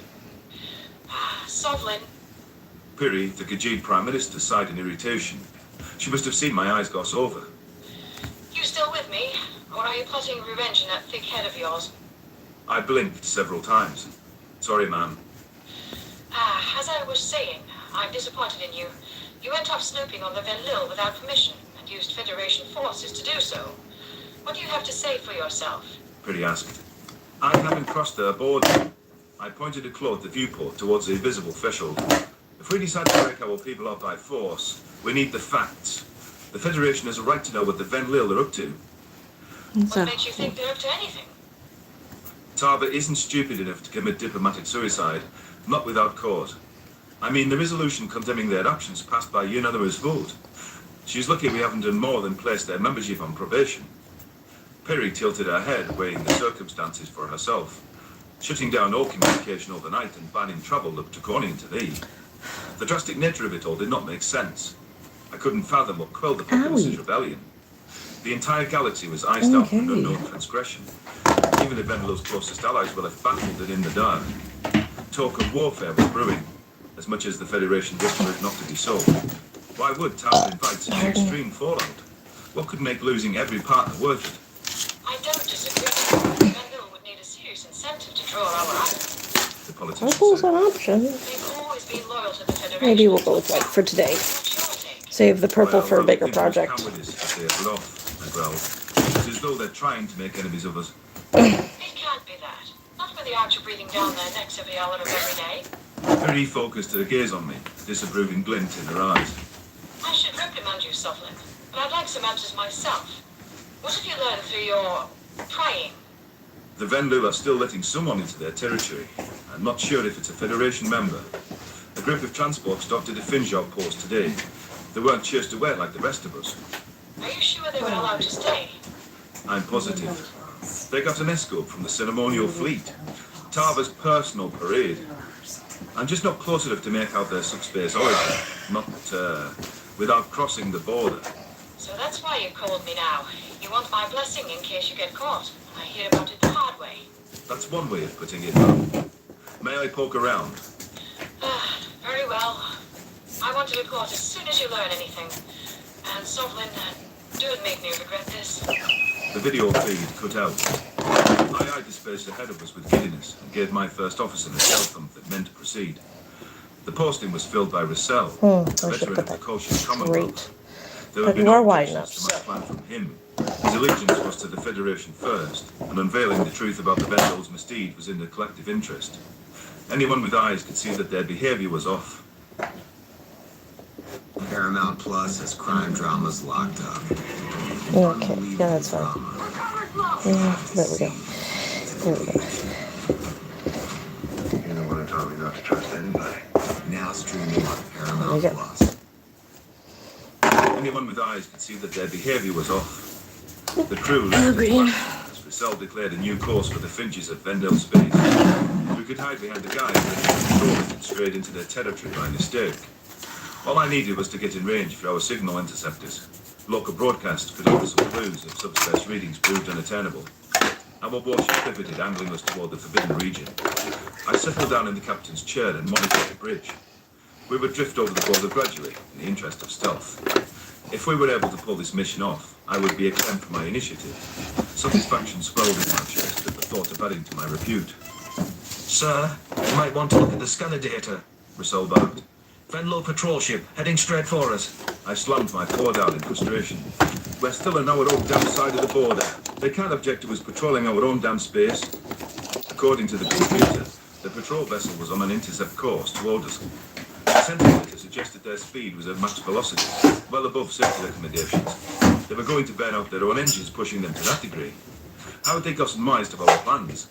My call with Prime Minister Pirrie was encrypted, so I didn't see how they could have listened in. Radio silence from London's boat. Still noted. What do you want to do? My spines bristled. Order them to change course at once and have weapons on standby. We're not going to let that shit heap stop us. With the viewport on highest magnification, I could make out a tiny dot racing toward our position. Its course was erratic, as though the stabilizers were close to giving out. Several hails had gone unanswered, and the Venlo ship failed to deviate from its course. The patrol vessel paid no regard to the border, breezing into our territory without any deceleration. Silence fell over the bridge. The tension was palpable. I knew my crew still felt some sense of attachment to the Venlo after years of steadfast alliance. It was for their sake that I wasn't striking this craft down on the spot. Fired a warning shot and hailed them one final time, I ordered. If there's no acknowledgement, I want them finished. 3 plasmodons were lobbed just above the patrol ship's flight path. Its pace slowed as though the pilot was second-guessing their descent. The hesitation was brief, though. It returned to its stubborn sprint moments later. Had the Venlo fallen victim to some neurological plague? That would explain everything. I gritted my teeth. Kill them. They need to be taught a lesson. Wait, sir. We're detecting 2 more vessels on their tail. Archer bombers. My first officer said. At last, a decent explanation for why the Venlo refused to turn back. If those reptile bastards were after them, I suppose there was no retreating. Why they were unresponsive to our hails was another question, especially with the delicate situation between our species. The patrol ship's engine sputtered, and the pilot coaxed them See, I to a can resting do position. this. The vessel swiveled around to face the Archer bombers. It looked like an insect compared to any warship, yet its size did not prove a deterrent. As soon as the enemy pursuers became visible, Oh, my feet stink. Ho, ho, the ho. caliber was insufficient to trade blows with the Greys, but the helmsman didn't seem to care. The coughing engine was prodded back to life, to give them a push in the enemy's direction. Yep, neurological plague. That's my story, and I'm sticking with it. I probably dipped down to avoid return fire and pressed on with the hands. In spite of myself, I was impressed with the pilot's ability to overpower the instincts. Whatever my personal feelings towards this bravery was unmistakable, and to be honest, very unlike them. Their accuracy was lacking, however, and the Archer ships absorbed any hits that landed. Sir, should we intervene? My first officer asked. How many times have we saved them already? I grumbled. And for what? The cell wagged his raspberry. You wouldn't let the Archer kill innocent people over a grudge with Tar. I suppose not. Advance on the Archer bombers and line them up with the railgun. I could sense the crew's relief from their eagerness to carry out the new orders. Perhaps they had been worried that my previous threat to let the Greys eat at their mill was serious. It would take a more declared captain and I to spectate a predator's hunt. The lights on the bridge dimmed, which was confirmation that the railgun was charging. In Harriet of Dorset, a blast of concentrated energy could chew through even arcs around. There was a reason the Federation invested in such slow gargantuan ships. Powering effective weapons required a large backbone. A radiant beam sailed through the inky sky, connecting with an enemy vessel. Pleasure rolled down my spines as our plasma launched through the engine. There was one archer on the field with a fiery flash. Our engine would take several seconds to recharge, so I hoped the Venlo ship could hang on a little longer. The pilot's crazed maneuvers could only do so much for evasion. The final enemy was spewing quite the plasma torrent at them, unrelenting in their hunt. One round clipped the patrol ship on the bow. It lurched forward and sat dazed. My crew's efforts to rouse the railgun gained a new sense of urgency. The reptiles on our forward allies, salerating to deliver the finishing blow. The Venville were worded further by the propulsion system. The drive flume flickered out, and the patrol ship lay parallel. Without mobility, the vessel was a floating tomb. The pilot's fire had ceased too. There was no telling if they had lost weapons, or if it meant the worst. A surge of relief flooded my chest as our weapons flashed back online. In a second to spare, or any margin for error, the crew scrambled to unleash our hellfire. An energy lance penetrated the night sky, and I prayed that it would arrive in time.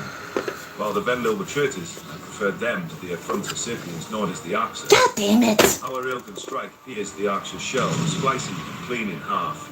With its dying breath, the predators discharged a barrage of plasma, parting gift for their quarry. There was nothing to intervene. All eyes turned to the unfolding scene with collective horror. The Venville craft was idle, dead in the waters. The fireballs bore down on the cruiser, one after the other, closing the distance in a blur. Somehow, our sensors didn't record a direct impact. The blistering shot shared its hull, straying wide by a hair's breadth. I imagine the occupants could all but smell the smoke. Talk about a near miss, I mused. The railgun must have jolted the Arxer just enough. GUs echoed through the bridge, though the celebration was premature to me. The Venville ship sustained serious damage and wasn't showing any signs of activity. Venville ship, do you copy? I asked over the comms frequency. We can send medical assistance if needed. There was silence. My opportunism flickered back to life as I remembered the purpose of our foray. Nobody had communicated with anyone inside Republic borders for weeks. This was the perfect opportunity to force the Venville to talk, to discover the truth behind their reclusiveness. We could start by asking some questions about the mysterious visitors. If you can hear me, Venville ship, you are now in the custody of the Galactic Federation. Any attempt to flee will be met with extreme force, as will any efforts at resistance. I paused, making sure to emphasize my last words. Prepare to be boarded.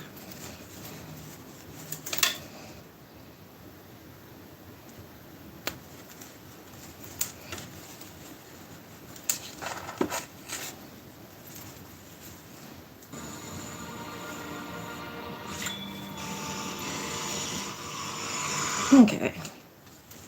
Memory transcription subject, Governor Tarver of the Venville Republic. Date, standardized human time, August 22nd, 2136. Word of the Arxer attack on our space station reached Venmore Prime via the media first. I suspected the camera crew sent to document the humans' arrival were able to get a messenger ship out before the confrontation. Details were scarce, but the first duel between predators in space made for flashy headlines. In all honesty, I was curious how humans would fare against the Greys as anyone. I was clinging to some far-fetched hope that they'd swoop in and save the day. There was no telling whether the station was still standing. Research outposts didn't have meaningful defenses, since our thesis protection was assigned to colonies and planets. The humans needed to save their own hide against the Arxer. I should have hosted the UN delegation on Venville Prime, but the idea was to assimilate them in increments. Having predators walking in the streets, dining in restaurants, and smiling at school children was a bit much for the public. I felt guilty anyways, for leaving our human friends in a vulnerable location. And trying to shield them, I might have gotten them killed. Terran technology was primitive, and while they excelled at dogfight in atmospheric conditions, I suspected their ships weren't attuned to space yet. They were in the process of building a new armada from scratch. The craft deployed to the station were there for emergencies and were little more than prototypes. There was profound relief when Cam messaged me, stating that he was in orbit along with 2 UN generals. My military advisor promised a full briefing and assured me that the station was still standing. I was relieved to hear that there were survivors, but also wondered how the human ships had performed. Hi, Tarver. A predator's voice pierced my ears. Noah's arrival at the governor's mansion was a welcome sight. I was happy to have a familiar face amidst the stress and confusion. The cheery astronaut was appointed Terran ambassador at my request and had taken up permanent residence planetside. I never seemed tired of interviews and all those patients with our timid behavior. Thank you for coming. I nodded to my friend, suppressing my reaction to his toothy grin. I've never met any human military personnel, which as Lord Mayan has been trying to keep them away from me. He calls them snakes in the grass, whatever that means. Maya is a smart man. Noah chuckled. They're going to try to get you to hand over your ship blueprints and take sides in our national disputes. By the way, I strongly advise you not doing either. Neutrality is a fine policy. I flipped my ears. What disputes? Don't you all get along now? We never get along, Tarver. We just get along with the Arxer less. Why can't you make peace? That whole predator's instinct for aggression thing. I guess. You're smart. You must realize it's not advantageous to your species to fight. We know that, but we are what we are. I'm sorry if it frightened you. General Cam entered the reception hall, halting our conversation. The military advisor looked like he hadn't slept in days. 2 humans trailed after him, sporting uniforms with flashing colours. So, If memory serves me right, the one in the light blue was from the US Space Force, while the red attire designated China's Strategic Support Force. that It was goes tough to like remember this. all the factions of such a disunited species. There were hundreds of governments on Earth, each with their own culture and leadership. One of that the most again. embarrassing incidents was when I sent thanks to Austria for supplies rendered by Australia. Though both nations seemed to find the mix-up humorous. Ever since then, I tried to stick to speaking with Secretary General Wire and his office. The Vendel wanted an alliance with the entire species, not to juggle rival. Glad to see you, Governor. General Jones and General Zhao. Jan paused, gesturing to the 2 respective humans. I've prepared a small battle for us. You'll find their strategies, more Intriguing. General Zhao shrugged. A win is a win. What did that mean? At our time, we used some cheap tactics against the Axa. I ushered the entourage into a company, and sure to keep Noah between myself and them. It was all I could do not to openly stare at the human militants. They didn't look as imposing or federal as Maya's did. I half expected them to be marred with battle scars or bearing their fans at everyone they passed.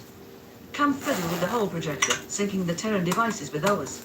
The shivering and recreation blinked up over the central table, and I studied it with nervous anticipation. This would be our first insight into how human warfare truly worked. There we go. General Jones said. I feel obligated to note those ships are American designs.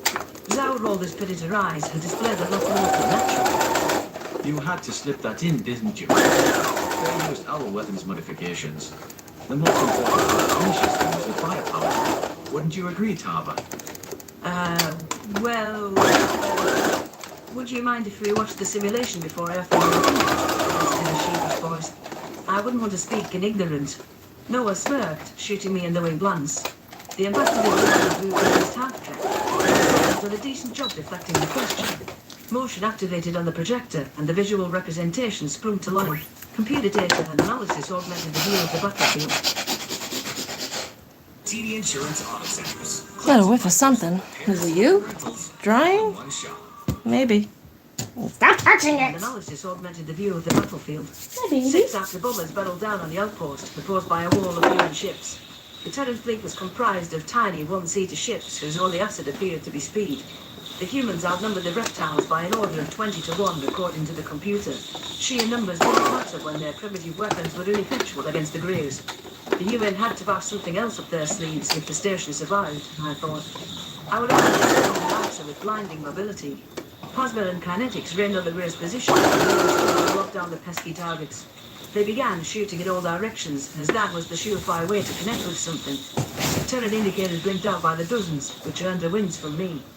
Undeterred, the humans pressed on toward their deaths. The Arctic craft had sustained minor damage, but were mostly unscathed. There was no sign of any backup or reinforcements, no grand trick or ambush. They expected complex tactics from an intelligent predator. They were on top of the Arctic, making it impossible for them to control them. The reptiles switched over to kinetic weapons. The bombers then broke up toward the station, disregarding the puny fighters. The humans were not worthy of attention. Even to me, these UN ships are a joke. This is the species that was supposed to save us, I mused. They sent their pilots to a slaughter. Blind aggression isn't enough. It was the second that the Arcs lost interest at the primary. There were only 52 friendly vessels remaining, but they acted in harmony. The humans discharged heat-seeking missiles so close that they were forced to be explosions themselves. From those ranges, the Greys had no chance to activate them. It seemed that the humans had finally drawn blood. 2 enemy indicators. By comparison, 23 more UN ships had gone down in the lower blasts. Losing every fighter wasn't going to prove the point.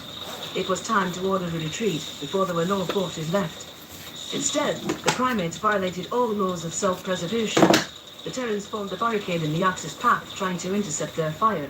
The railguns chewed through the fighters with ease and whittled their numbers down to a dozen. The humans were backed into a corner. Unlike us, they would not flee. They saw that the station was about to take fire and rushed forward in a predatory frenzy. The last Terran ammunition was dispensed. They were drained dry with no options to fight on. Several captains made the spontaneous decision to hurl the last scraps of their fighters into Archer ranks. What kind of species used their ships as missiles? How could their impulse be to sacrifice their own lives?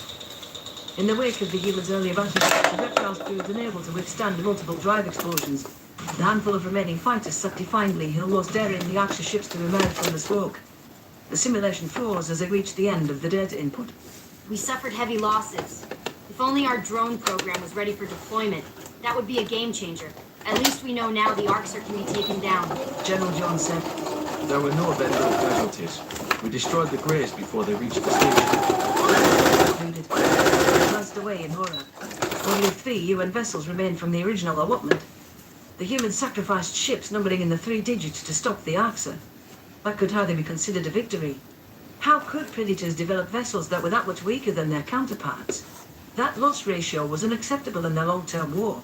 There is a small point of concern, Governor. Jones paused, waiting for me to focus on her. A Venlil patrol ship went missing in Federation territory, with a human on board. In the hours since, the Gojits have started to mobilize. Which one of the feds are now aware of us? No, I don't. The only positive is that unless the hostages told them, they don't know we're at it. Not our next action. The exact location of them. While the humans were advised that they might be killed on sight, I haven't disclosed the specifics of our history. There was no telling how a predatory species might retaliate to a plot for their extinction.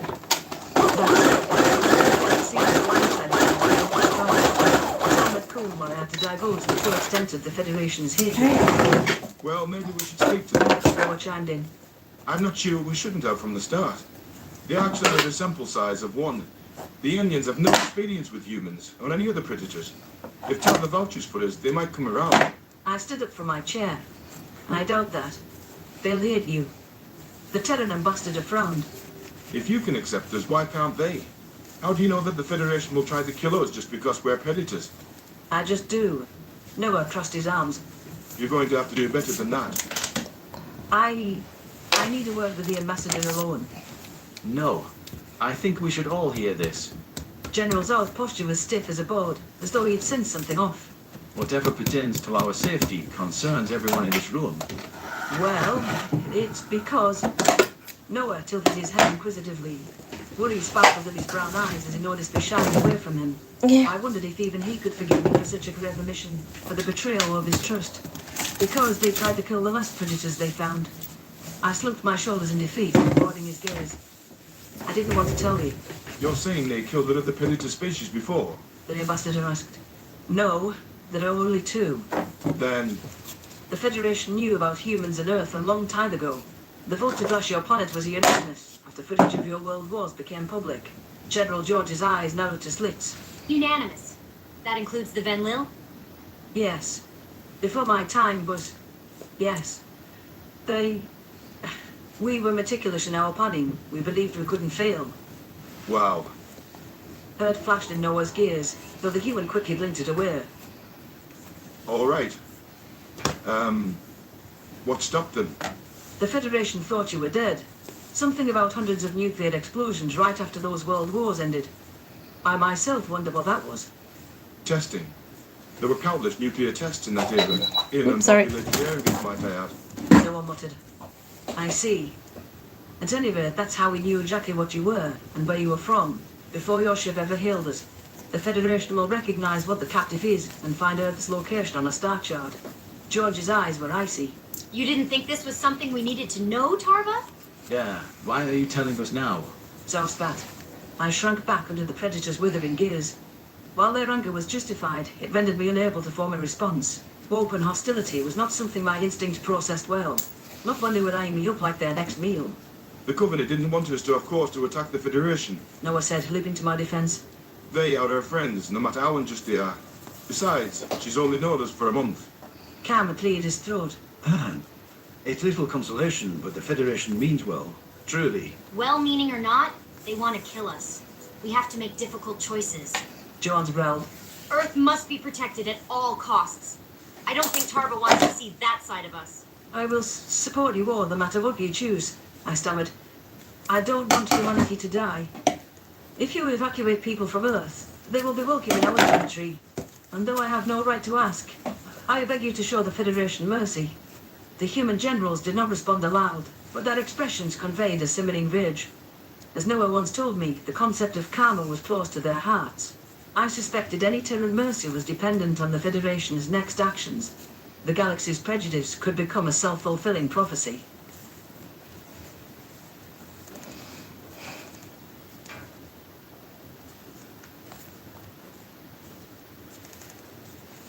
Come on.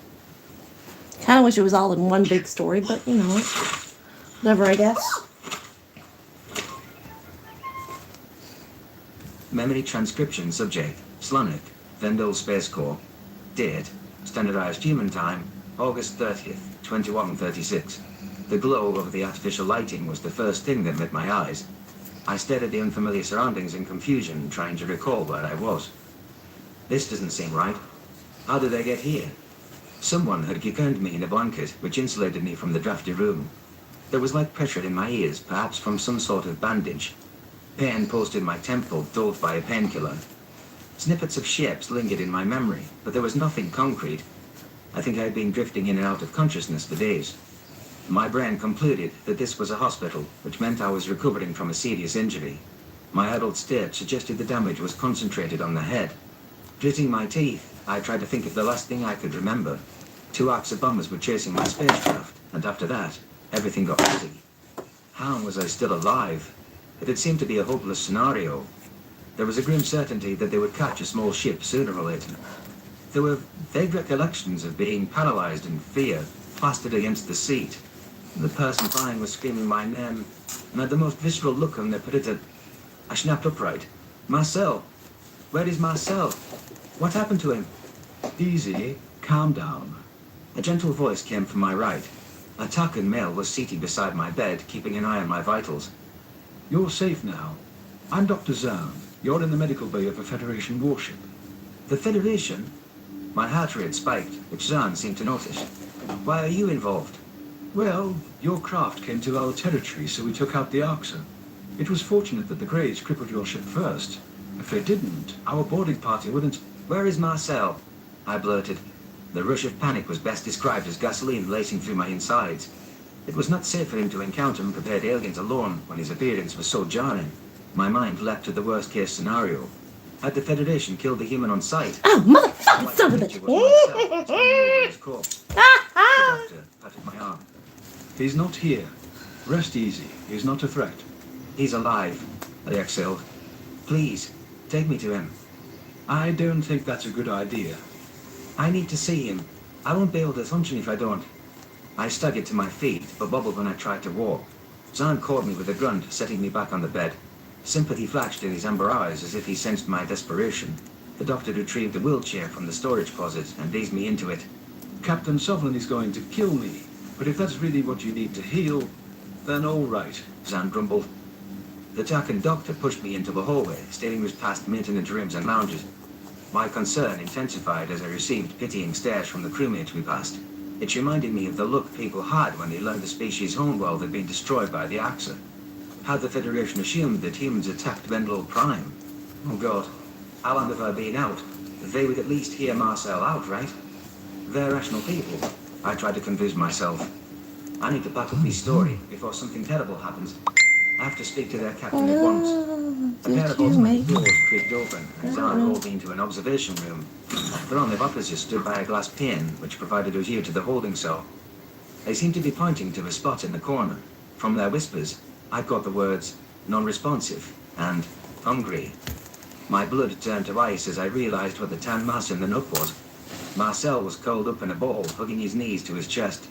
The human was shaking from head to toe and looked gaunt enough to hardly be recognizable.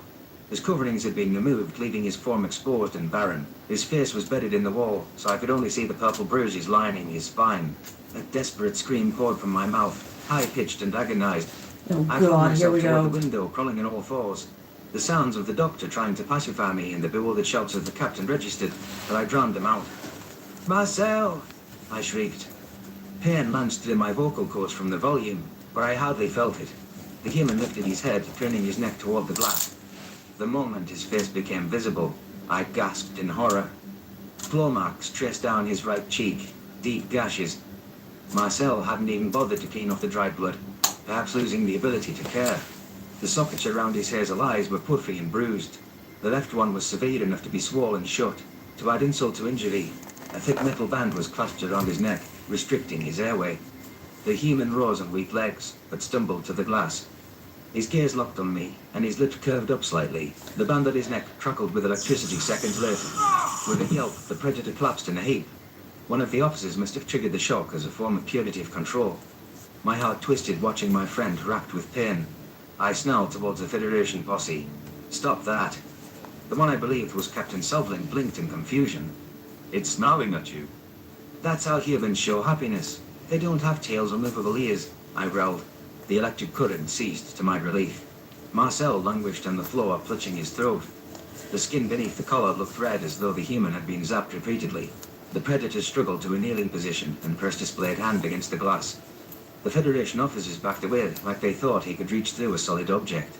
Tears welled in my eyes. The poor guy was struggling with such simple motions. I met his gaze and blessed my own paw opposite his palm. Sladek, Marcel croaked. I'm happy you're okay. I was worried. I pinned my ears against my head with concern. The human's voice sounded weak and feeble.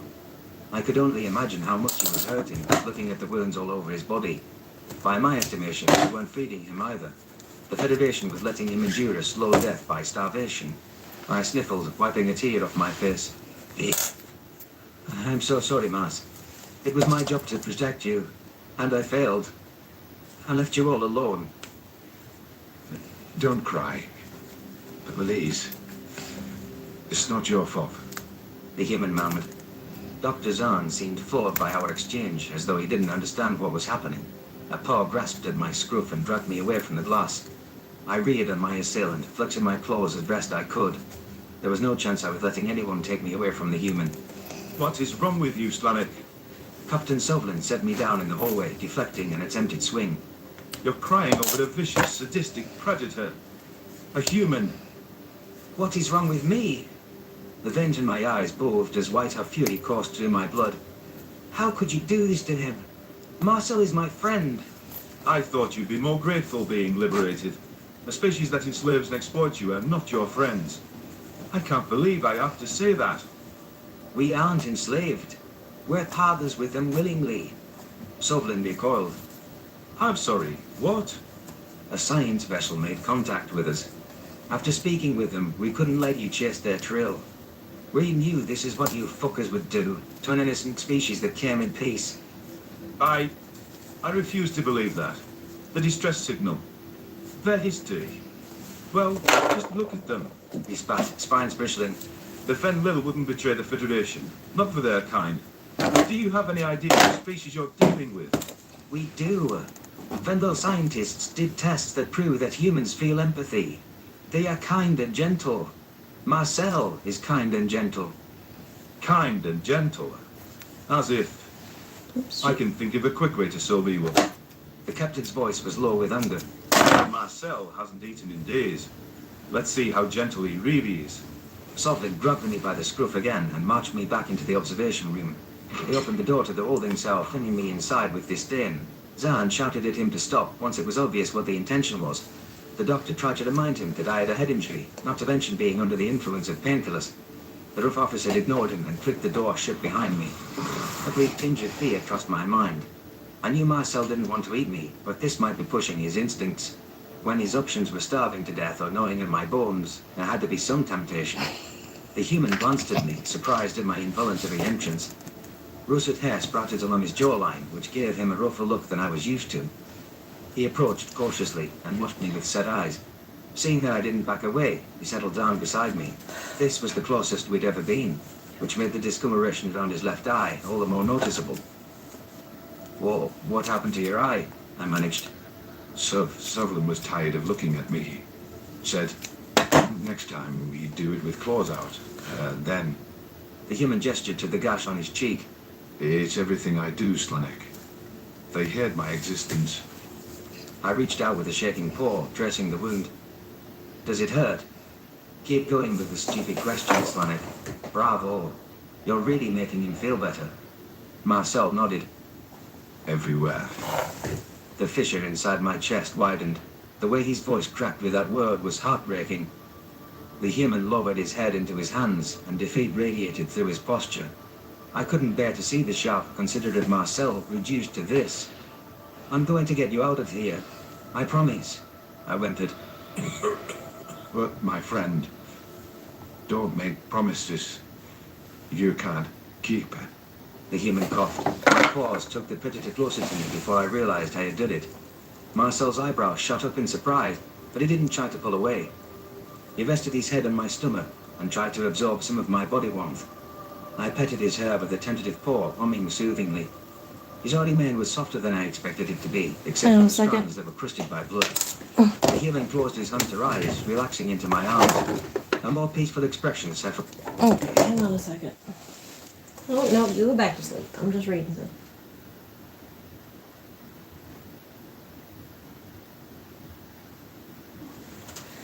Yep. Alright, I got an order for a birdhouse.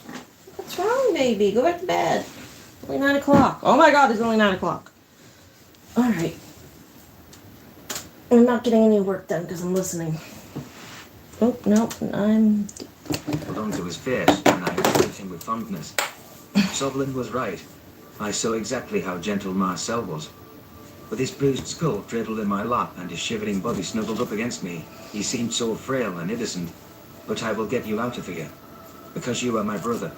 My best friend, I whispered. And I love you. I thought Marcel didn't hear me, because there was no reaction or response. It wasn't until I saw a tear trickle down his cheek that I realized he had. The human reached up with a feeble hand and brought my paw over his chest. The steady beat of his heart ebbed into my toes, warm and rhythmic. After glass pain, the Federation officers gawked at the affectionate scene between a predator and its prey.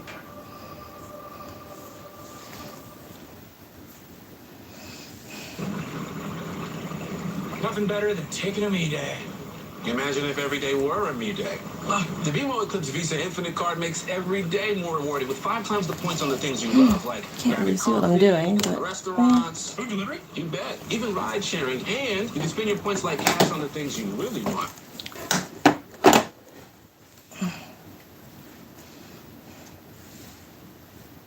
Memory transcription subject. Slonic, Venlo Space Corps. Date, Standardized Human Time, October 3rd, 2136. Accompanying Marcel to visit his tormentor was my overarching desire, but persuading the predator proved an impossible task. It baffled me why he believed this confrontation was something he needed to tackle alone. The worry I felt for my human was tremendous. I couldn't imagine how traumatic it was to encounter Sovlin with the roles reversed. Beyond that, it was terrifying to be stranded on Earth without him to protect me. Whenever something frightened me, there was the comforting assurance that the vegetarian would fix it. I was beginning to understand that Marcel shielded me from the predatory side of humanity to the best of his ability. Who was there to filter the stimuli around me now? You need to get used to humans on your own, Slanik. Toughen up, I chided myself. That orphan toddler is twice as brave as you. Nuria seemed anxious without her scarred predator. The poor thing must be fearful of being abandoned again. Tyler landed babysitting duty for the Khajiit child while her guardian was away. The meat-eater had finally retired to his room, trying to get both of them some shut-eye. As babyish as it would have been, I wished I'd tagged along. Every shadow wall seemed like a dog sneaking up on me. There was no chance of getting a wink of sleep knowing I was trapped in a land of predators alone. How could any sane species leave their varmint alive? With a frustrated sigh, I jabbed a claw on the remote. It was a bad idea to watch their television without supervision, but the boredom was stirring up the dark side of my imagination regardless. The screen opposite the bed flickered to life, set to a news channel by default. A scared-looking female had her intense predatory eyes fixed on the camera. Ever trust the Federation? She asked. None of that information about predators has been correct. The continued survival of the human race is due to their astonishing incompetence, their fundamental lack of curiosity. You, your children, and your loved ones are vermin to be killed to them. These aliens take offense to your existence. Not to the Venlil, I yipped, knowing that she couldn't hear me. The UN ambassador and the Vendel governor never returned from a summit where they tried to negotiate with these genocidal maniacs. At this point, we have to presume that Noah Williams was murdered. Maybe it's time to give the Fed the dose of the predators they're asking for. Is this why the Arcs had turned on them? How were they really treated at first contact? That statement made my blood boil. How could any human argue with a mountain of footage depicting Arcs as sadism? It was an undisputed fact that the Federation uplifted those predators, gifting the means to blaze a trail of destruction. How did the Terran soldiers return with stories of the Greys rounding up cattle and snacking on living Gajeeds mid-battle? Surely no humans bought this outrageous line of thinking. These had to be a sensationalist take to garner publicity for her broadcast. That, or it was satire. I failed to see the humor, but then again, I always took a literal interpretation of things. Terran comedy could be pretty dark and tasteless from the jokes I heard in my deployment. Nothing excuses cannibalism and genocide to those who will inevitably take my words out of context. I just don't see a reason to accept a bigot's narrative without any critical thinking. Recent intelligence suggests ship movement in the Krakatau. The hotel door clicked open without warning, which startled me upright. What if it was UN security guards coming to secure my room with a dog? That creature was going to be my nightmare fuel for months. I could vividly picture it ripping off a venial limb with the toss of its ugly head. My fear morphed to relief as I saw it was Marcel who bore an exhausted look on his face. The predator's emotions must be depleted after such a taxing journey. He flopped back first on the bed, allowing the residual tension to ebb from his shoulders. I assaulted him with a hug and ignored the groan as I knocked the wind out of him. But easy, buddy. The human grunted. Totally been a day. I emitted a happy mew as he settled me onto his chest with his uninjured arm. The room's dark environment felt much brighter with my friend to shepherd me. Nothing could harm me when he was around, not even a dog. The human tickled my chin with a low chuckle, and I rested my paws atop his stomach. My eyes met his piercing gaze. I was worried sick about you. How did it go? Are you okay? I'm fine. I think I'm ready to move forward, he replied. But I don't want to talk about it. Let's talk about something else, all right? Sure. How about what kind of predators humans are? Shit, Slanek. Do we have to discuss that now? It's 1 a.m. Yes, we do. You promised, and I think I deserve the truth. It's like you don't trust me, even after all we've been through together. Marcel searched my expression, a mix of concern and affection in his eyes. The human seemed reluctant to answer. His fear of losing me was palpable from how his fingers tightened around my fur. What could be so sinister that it would alter my view of him after all this time? I trusted him with my life. If my stupid instincts didn't get in the way, I would take a bullet for him. It's complicated, he growled after several seconds of silence. Humans have employed every predation strategy in the book. Like Tyler said, dogs have helped us. We've set traps, used ambush tactics, fished, raised livestock. Yes, I know you hate that word, but you asked. I tilted my head. You said you weren't ambush predators. We're versatile. Anyhow, what people claim we are is one of the oldest hunting strategies known to mankind. It's called persistence hunting. The human paused as though expecting a dramatic reaction. My blank stare seemed to disappoint him. His lips curved downward even further. I could tell how much he disliked this topic, but we had already gotten this far. Is that persistence hunting phrase supposed to mean something to me? Hi, sweetie. Continue. I don't get it, I pressed. Humans possess a high endurance because of our sweating ability.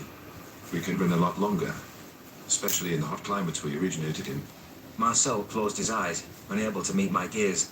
We were never faster than our prey. We just had more stamina. We chased them until they stopped running.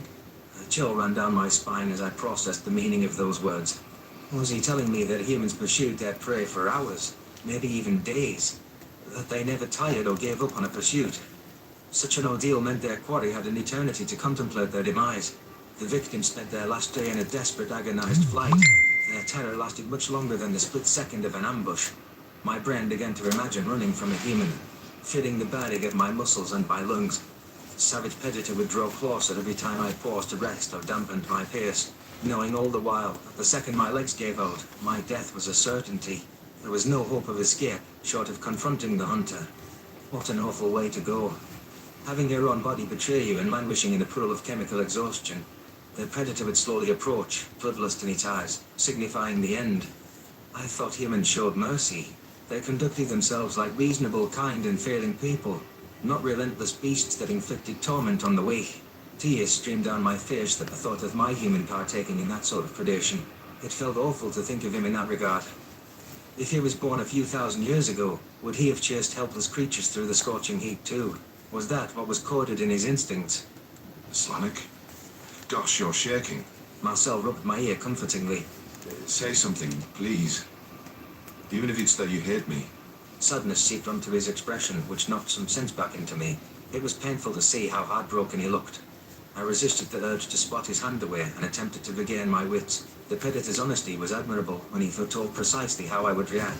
I knew in my soul that my human would never dream of harming me. It was time to stop fixating on their heritage as much as anything predatory frightened by instinct. Humanity left their gruesome past behind and had proven themselves more than capable of empathy. My reactions were the product of a stupid, irrational phobia. I wanted to love them fully without awful thoughts creeping into my head all the time. Okay. Persistence. Got it, I stammered. The human blinked. What? I accept you for whatever you are because I care about you, no matter what. The Predator clutched me tighter and restrained his own tears. It was important for Marcel to know that he didn't have to apologize for his existence. After wrestling with wretched self-doubts, my acceptance was essential for his mental welfare. Humans didn't need to alter themselves to prove they were worthy of our friendship. I had to use the ears for the other guy, but there we go. Keep it between us, please. I'll get into trouble for telling you. I flicked my ears. Okay, that is an awful form of predation which doesn't exist in our world. So I get why you avoided the subject. But Tava deserves to know. She would still stand by you, I'm certain. I hope the governor would take heart knowing the fruits our roots have borne. We just do the best with what we have in our toolset. Humans are survivors. Whatever it takes, we have the resolve and the dedication. How is that encouraging in any way, Mars? Maybe it will help you realize the lengths we would go for you, our Venlo friends. And you'll know that we will hunt the answer to the ends of the universe. That there will be nowhere they can hide. We'll battle a scourge like that as long as our species survive. Marcel's argument was persuasive enough when he phrased it like that. The Terran pledge to liberate sentient farm worlds and all of their military aspirations felt much more feasible. An arduous foe wouldn't daunt humanity like it did for us. And I suppose there was another positive to their hunting methodology, in that it wasn't a deceptive art. They had no reason to employ trickery or extend the hand of false friendship. This could be conveyed as a reason to trust humanity if they played their cards right. You should get one of the UN people to tell me. You'll need to be more tactful with most Venlo. Framing is everything. I pinned my ears against my head, trying to keep a storm of negative emotions at bay. I can think of a way to make your ancestry more palatable. Maybe just say you can withstand heat better, so your desert pursuit predators, or shift the focus to your recent cattle practices. I'm not sure a close examination of factory farms is a good idea either. Never mind that. You took that better than I expected by far, Stonek. I want to stop panicking, but I don't know how. My knee-jerk reactions aren't what I really think once my brain comes around. Sometimes, usually I can't control it. You deserve a better friend. I ducked my head, feeling shame roll down my spine. Despite my constant efforts, my brain refused to detect these lumbering crime-mates were predators. My subconscious reminded me at every turn that humans weren't like us, and that they could morph into feral beasts at any second. Marcel did deserve so much better. All that time he wastes comforting me and trying to calm me down. I'm a burden. A loser. Are you kidding? I got paired with the best Venlo.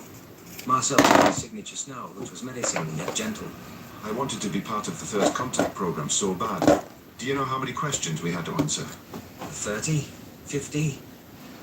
How many? 200. Plus an in-person interview, a background check, and a psychological exam. All of my communications were analysed since First Contact for any red flags. What was your selection process like? I volunteered. Right.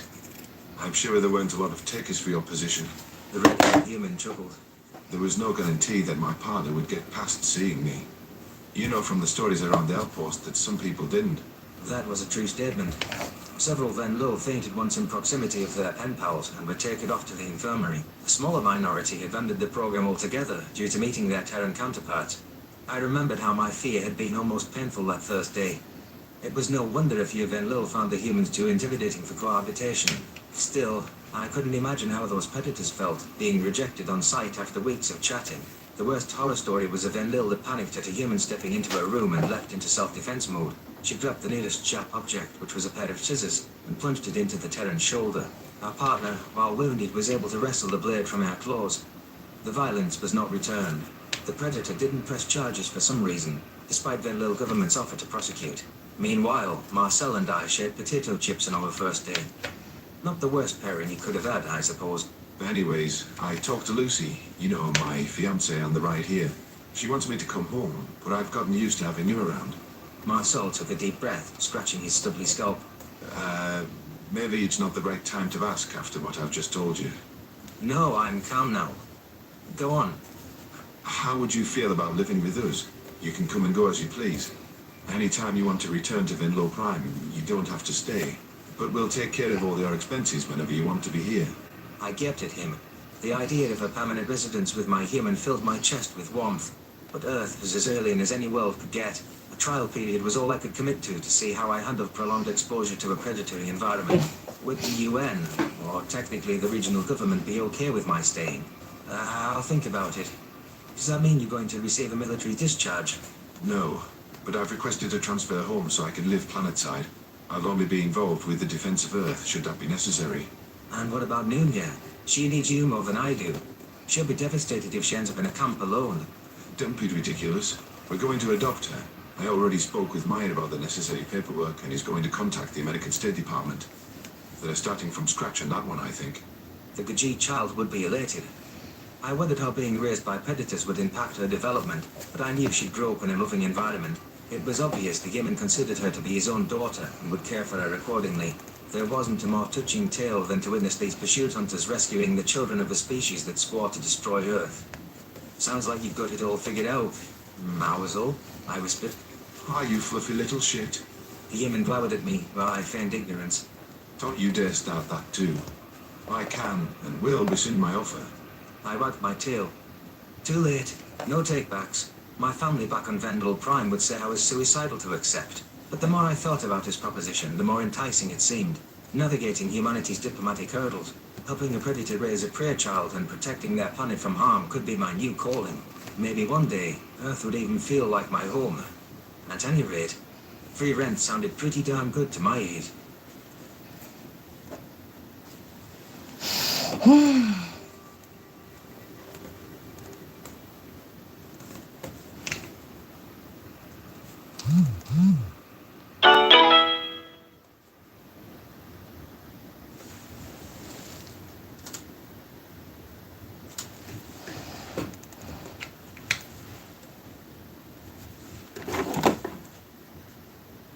Are you gonna keep going? I'm watching, so keep going.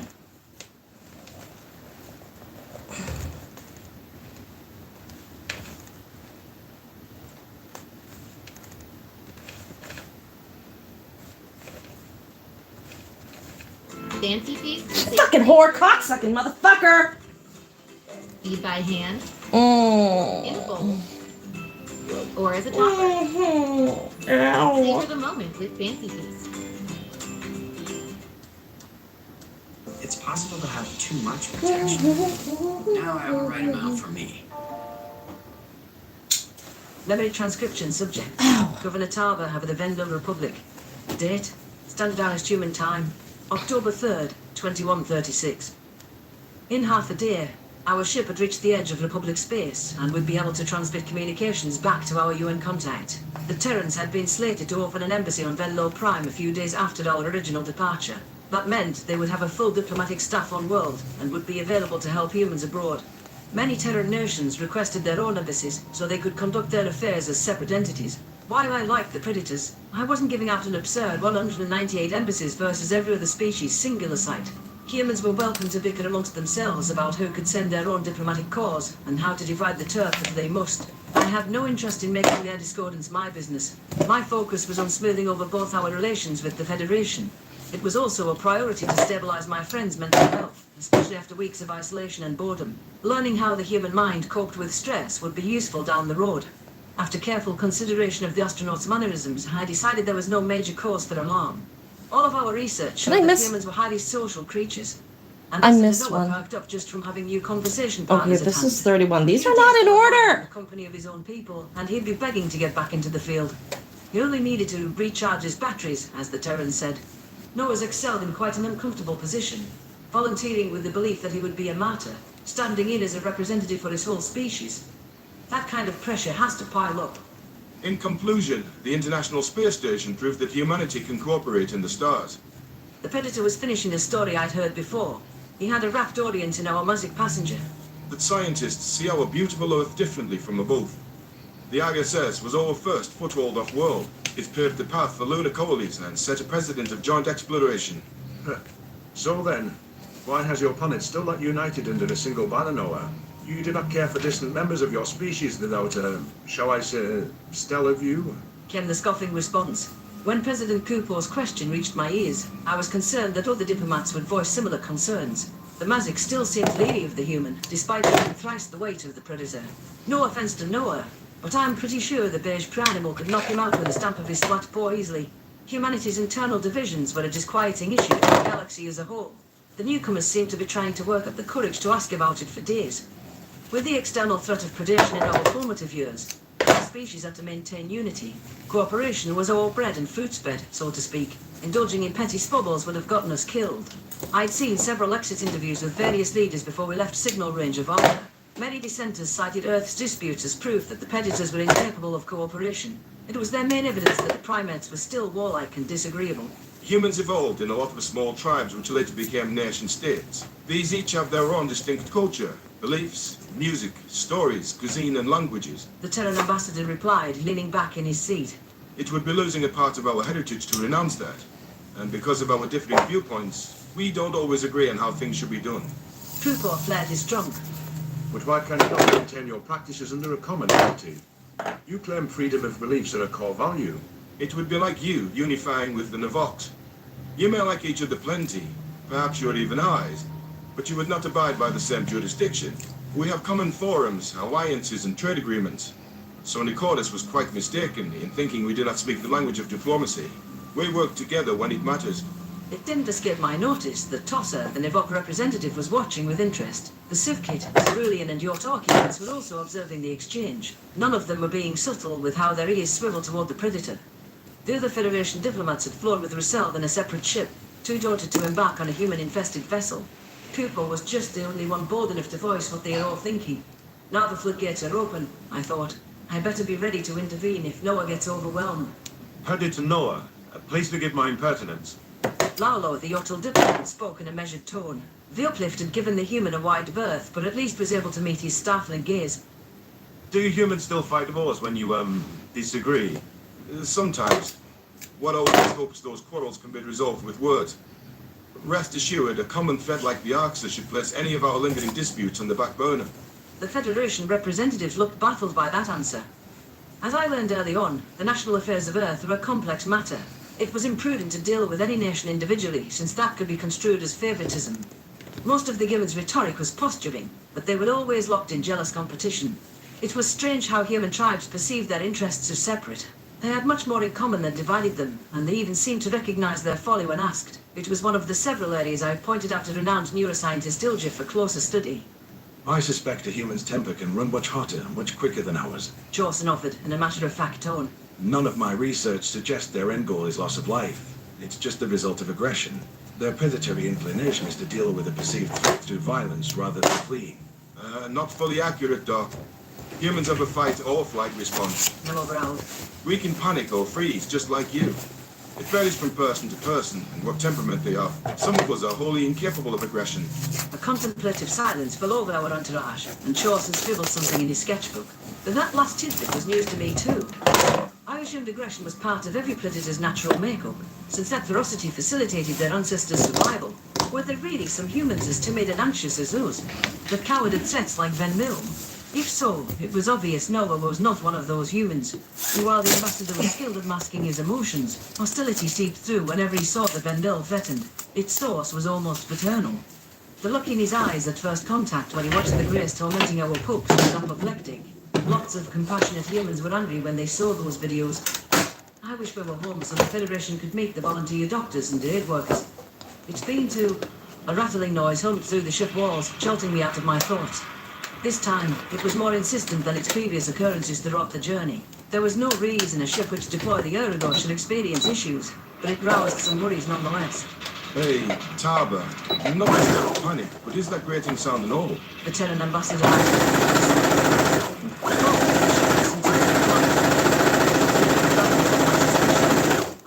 time to propose further investigation, even though we were one territory away from home. The last thing we needed was to be stranded in space with a bunch of skittish diplomats and an inoperable ship. I tilted my head. No, it's not. I'm going to run a ship diagnostic just to be safe. Lalo raised a peach-colored phone. It's coming from the curling shaft. We should...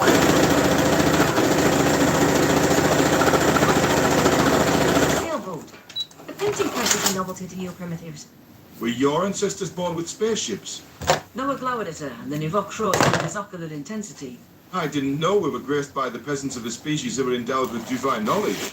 Tosser quivered, her icy fur raising along her hackles. We found our way on our own. We didn't have everything handed to us. The Yotol would have learnt on their own with time.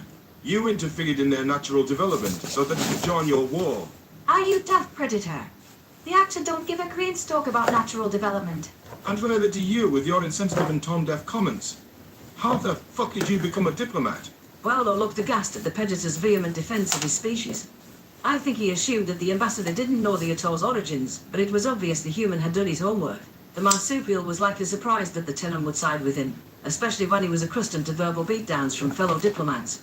It was apparent that Noah had lost all patience with the vitriolic rhetoric toward the uplift. Tassa's condescension, singling out the Yotol at every turn, rubbed my friend the wrong way. However noble his outburst, the last thing we needed was for him to alienate an influential ally.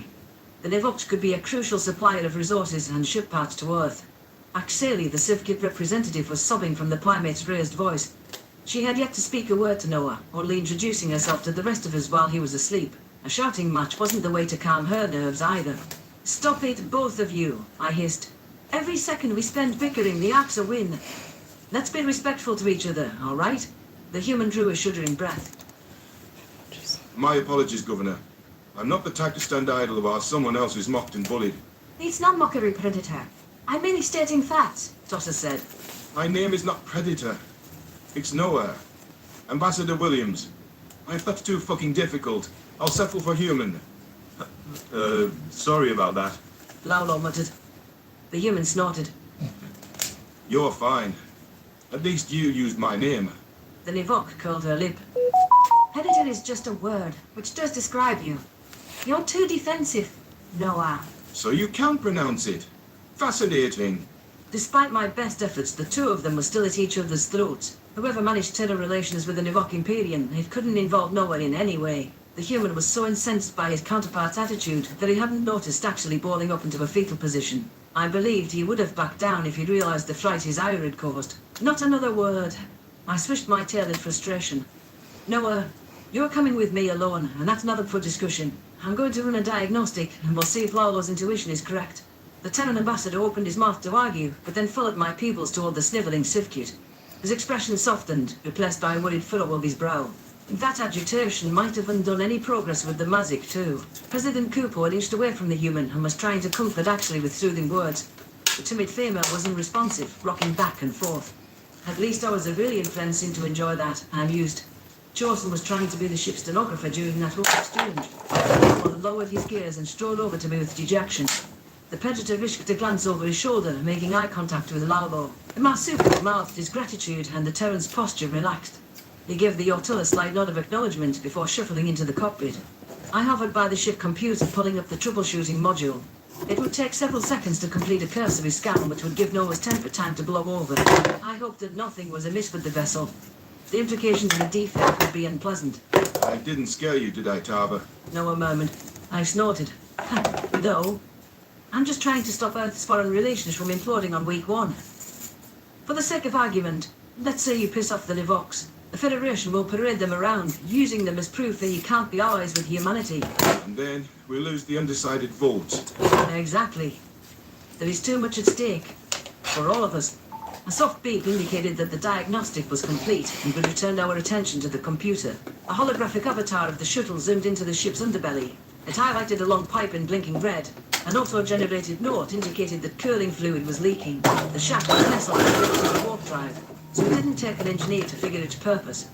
That rocket ship was only accessible from the exterior. Using it would require a spacewalk. My immediate suspicion was someone had tampered with the vessel.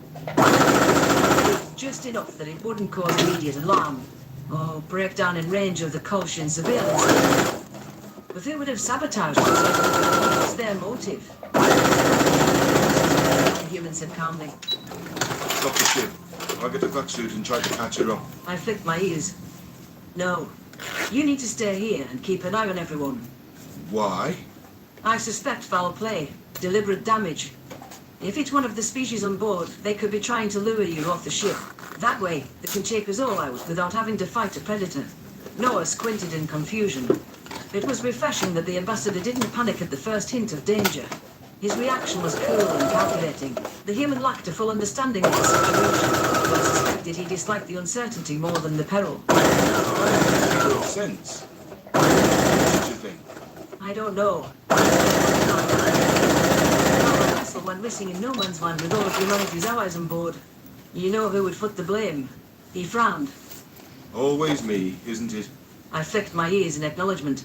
Noah shook his head in disgust. Unfortunately, humanity had no shortage of enemies within the Federation.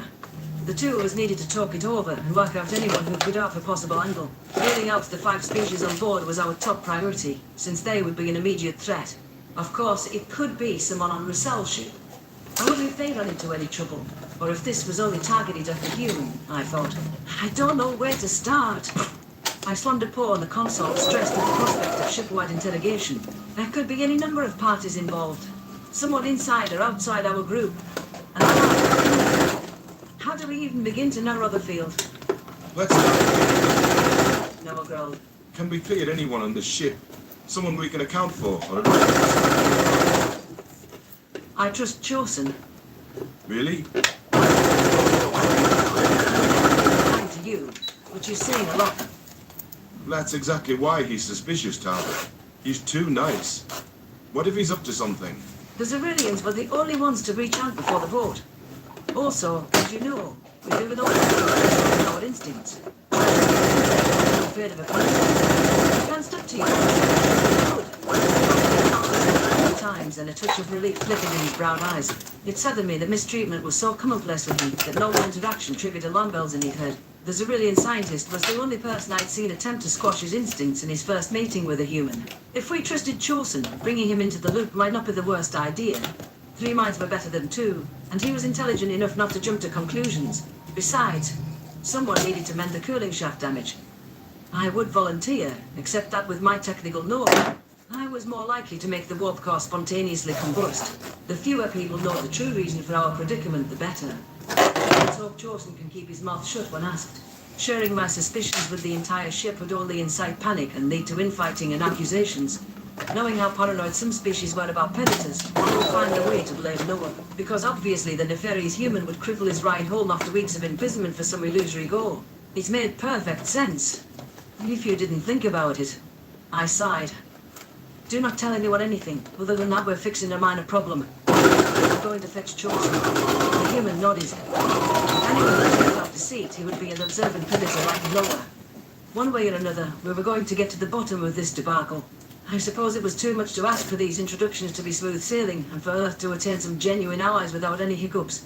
When I ascertained the responsible party, they were going to receive some harsh retribution, courtesy of the human Vendlil Alliance.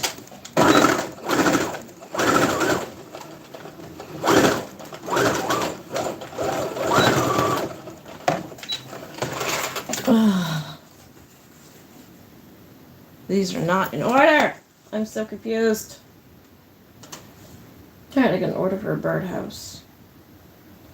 You're making toys like Sid from Toy Story. Oh, you're gone. Sorry, I didn't see you when you messaged. Yes, I am. I'm making monsters. Oh no. Alright, I gotta figure this out. I wanna know how it ends. Celebrating the 50th. Okay,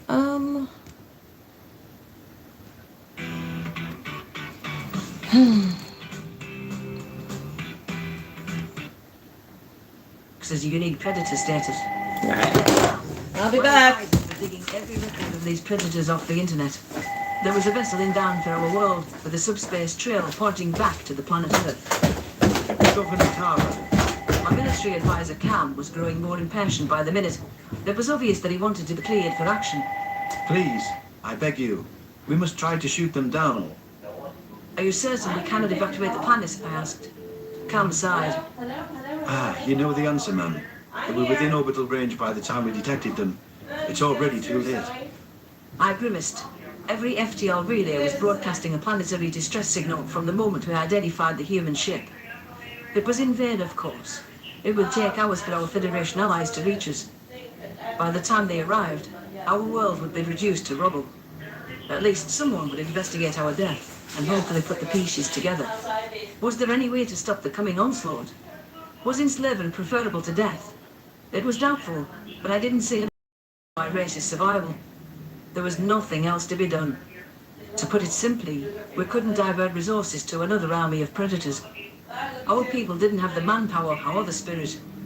Local forces were depleted from a recent Arxer incursion, which was thwarted by the slimmest of margins. The humans caught us at a time of maximum vulnerability.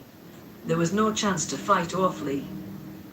As difficult as it was to surrender our home, it was the only option. Yes, I know. Send out an emergency alert. Get the civilians to bomb shelters immediately. I stared at my paws, cursing the day I chose to run for office. Contact the incoming ship. I will personally offer our unconditional surrender. Surrender? Without firing a single shot? The advisor growled. Perhaps they'll be kinder than the Arxer. My hope is they'll spare the children. The videotapes of our children, lined up in front of the grey reptilians and shot by a mass grave, rolled in my mind. It was their way of taunting us. At worst, we can buy some time. But if we fight, they'll kill us all. I swiveled my chair away from the advisor, signaling that the discussion was over. An aide propped a camera in front of me, and with a swish of my tail, I showed that I was ready. Fear swelled in my throat as we hailed the vessel on all frequencies. Would these creatures even answer? Predators didn't talk to prey, except to toy with them. Perhaps they would pick up, just to laugh at our desperation and weakness. To my surprise, the inbound ship accepted our transmission. A brown-skinned being appeared on screen, sitting in some sort of pilot's chair. The words of our surrender were almost to my lips, with its forward-facing eyes locked with mine. To my horror, it bared its teeth in a vicious snarl. Its sharp, Clean the laundry, I'll be right altered my back. thought process, sending my instincts into a primal cascade. This thing was feral. The hostility was unmistakable in its expression. It uttered a few words in a guttural dialect, which I assumed was an announcement of our impending doom. The translator tingled by my ear, pressing the meaning into my mind. I took a shaky breath, certain the machine was wrong. Hello. We come in peace on behalf of the human race. I stared at it, lost for words. In peace? What? The translator spit out my question in the guttural language. Alright, I'm gonna take the garbage out and I'll be back. Did that translate wrong? You know, peace. Friendship? Yes. I know what peace means, I stammered. Why would you want that? Why would you not? It seemed almost taken aback. My people have looked at the stars for a long time and wondered if there was anyone else out there. I'm happy to have an answer and to know we're not alone. You speak of peace, but you can't keep the snarl off your face, Predator. Cam interjected. What? I don't... It trailed off as though something occurred to it. You mean the smile, don't you? I'm so sorry, I didn't mean to offend you, really. Smile? What does that word mean? I asked hesitantly. It's how humans show happiness and goodwill. Our lips curve up and... It rubbed its forehead with a soft appendage. Can we start over? I'm Noah. We're here on a mission of peaceful exploration. Noah really expected us to believe that flashing teeth was meant as a friendly gesture. No, this had to be some sort of twisted game. Predators didn't do peaceful exploration. They trampled everything in their path and then burned it for good measure. At least it wasn't killing us immediately. What choice did I have but to play along? So I gazed into those animal eyes and tried to keep my voice steady. I'm Governor Tava. Welcome to Vendel Prime. Thanks, the Gimmon said. I must admit we were quite surprised to receive your transmission. You were? Why did you come here if you didn't detect us? We're from a planet called Earth, rich in water and oxygen. One of scientists' nagging questions had been the origin of life. Our mission was to examine worlds similar to our own, and yours was the perfect candidate. You suspected we had the conditions for life then? Well, Yes, but every reasonable scientist back home thought our first contact would be a primitive life form. Finding a single-celled organism in your oceans would have been a major victory. Why would you care? We were starting to think we were the only instance of life arising, but now, finding a full-fledged technological civilization, it's wonderous, one that not only spotted us, but seems to understand what we are too. You keep using that first person, plural. Who is we? Of course. Where are my manners? Noah pivoted the camera to the side, revealing another human sitting at a console. This is Sarah, my co-pilot. She's logging all of this for our records. That's right. She agreed. I'm not much of a talker, but Noah runs his mouth enough for both of us anyways. The captain's eyebrows shut up. I do not. For a brief moment, watching their playful banter, I saw a kindred intelligence in them. My logical brain kicked in a second later, and the illusion dissolved with the cold certainty. Those predators aren't searching for life for science, I chided myself. They're looking for prey. It's an interstellar hunting expedition. This was the humans' first realization that other intelligent life existed. All these measured words were a way of testing the waters, searching for any signs of weakness. We couldn't clue them into the fact that they were different. Perhaps if we kept it together, with minimal indications of empathy or fear, they would leave at their own accord. Despite my misgivings, our best bet might be to treat this like an ordinary first contact situation. What would you say to seeing Venlo Prime firsthand? As esteemed guests of the Republic, of course. Noah's eyes sparkled. It would be an honor.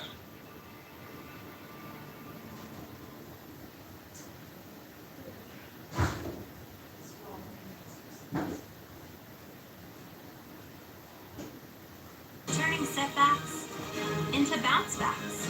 Science did that.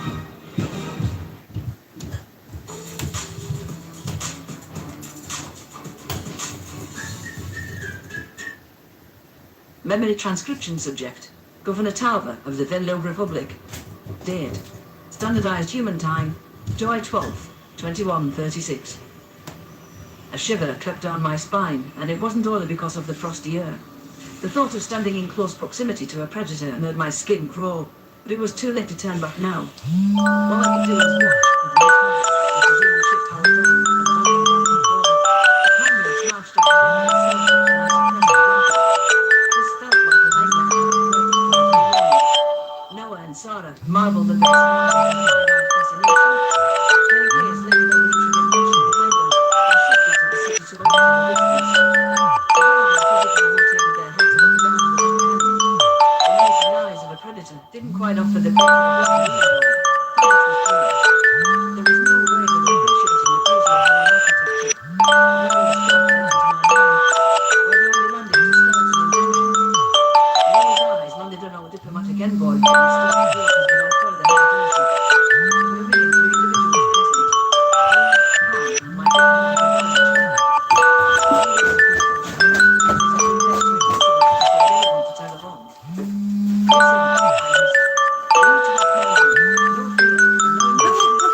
Chad. Shut up! I'm here now. We are buying time for the Federation to arrive. Alright, we need to figure out history. Oh, no, can't do that one. Okay, history.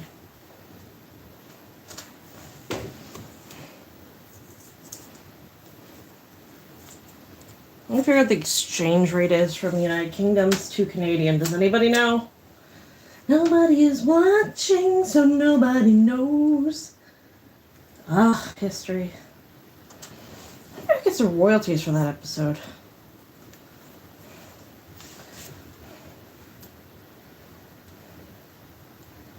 Okay, we're gonna have to go here, playlists.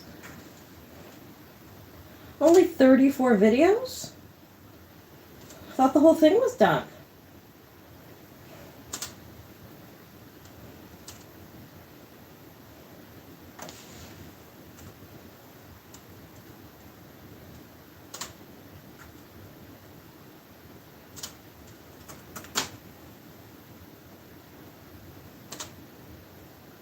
This delay tapped hours to our travel time, but none of the other options were reasonable. If the drive overheated, The ensuing explosion would bring about our swift demise.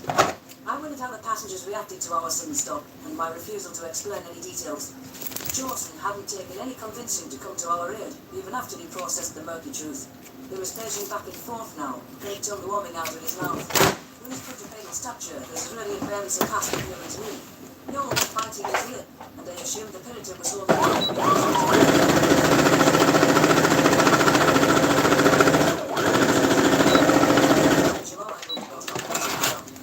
I sorted through the shape-conforming vac-suits, picking out one designed for small quadrupeds.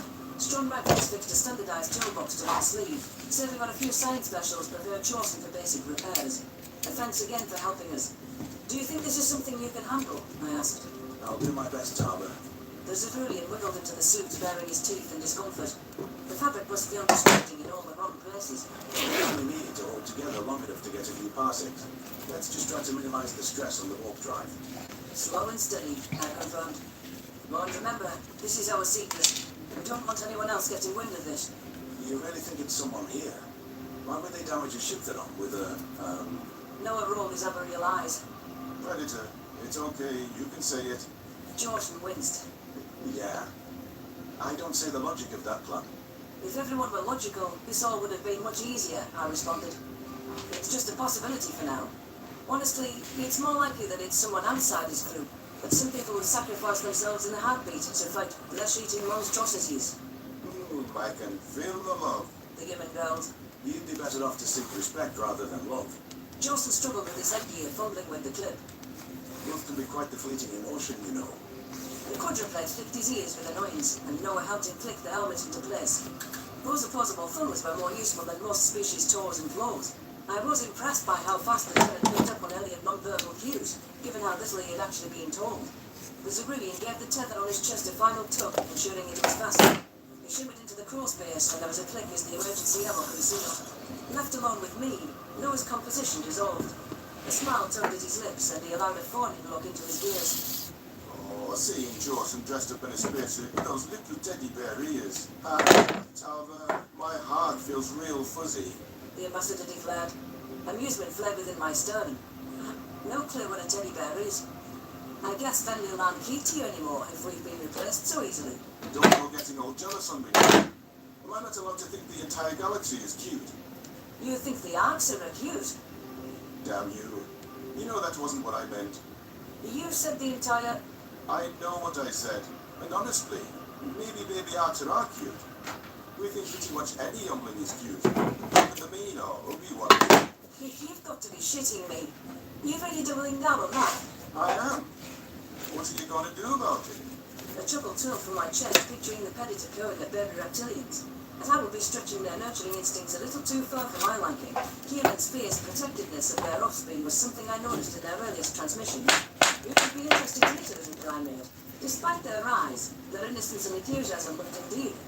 It's wonderful that Noah and I's friendship was so easygoing, and that we've been messing around now. He would have apologized for the implication before this trip, instead of recognizing that I was kidding. I gave the human a playful headbutt. I'm going to make this focus on potential culprits. We need to go over the list of species on board pronto. With any luck, we can clear most of them. Maybe all of them. Fine. Noah's crew dissolved, and the teasing edge wrecked from his intonation. Let's start with the Mazik. Even as a reluctant ally, I doubt he'll ever like me. It was tough to reconcile President Tripo's ridicule during Noah's speech with the potential of friendship. The human had attempted to brush any past incidents off, fielding his critical questions in our voyage with aplomb. At least the Mazik was touching on genuine topics and listening to the given responses. Still, mistrust flowed from Purport every turn. He stated himself that his vote stemmed from the Federation's desperation against the Arcs alone. There was little more dangerous than a man with nothing left to lose. Not to mention that Noah's first thought was that the President was only partaking in this foray to stir up trouble. The Maziks would be my prime suspect, if it weren't for the fact that their figurehead was present in the flesh. Surely a planetary leader would send a stand-in to carry out devious plans. Why would he cause destruction to his planet's governance other than as a show of good faith? Kupo came himself, I replied. It would be like me going on a suicide mission. I wouldn't be the first candidate that Venlil proposed. Leadership is important, I suppose, but that isn't the full exoneration. All right. What about the Nivox? See, I'm just picking the ones you don't like first.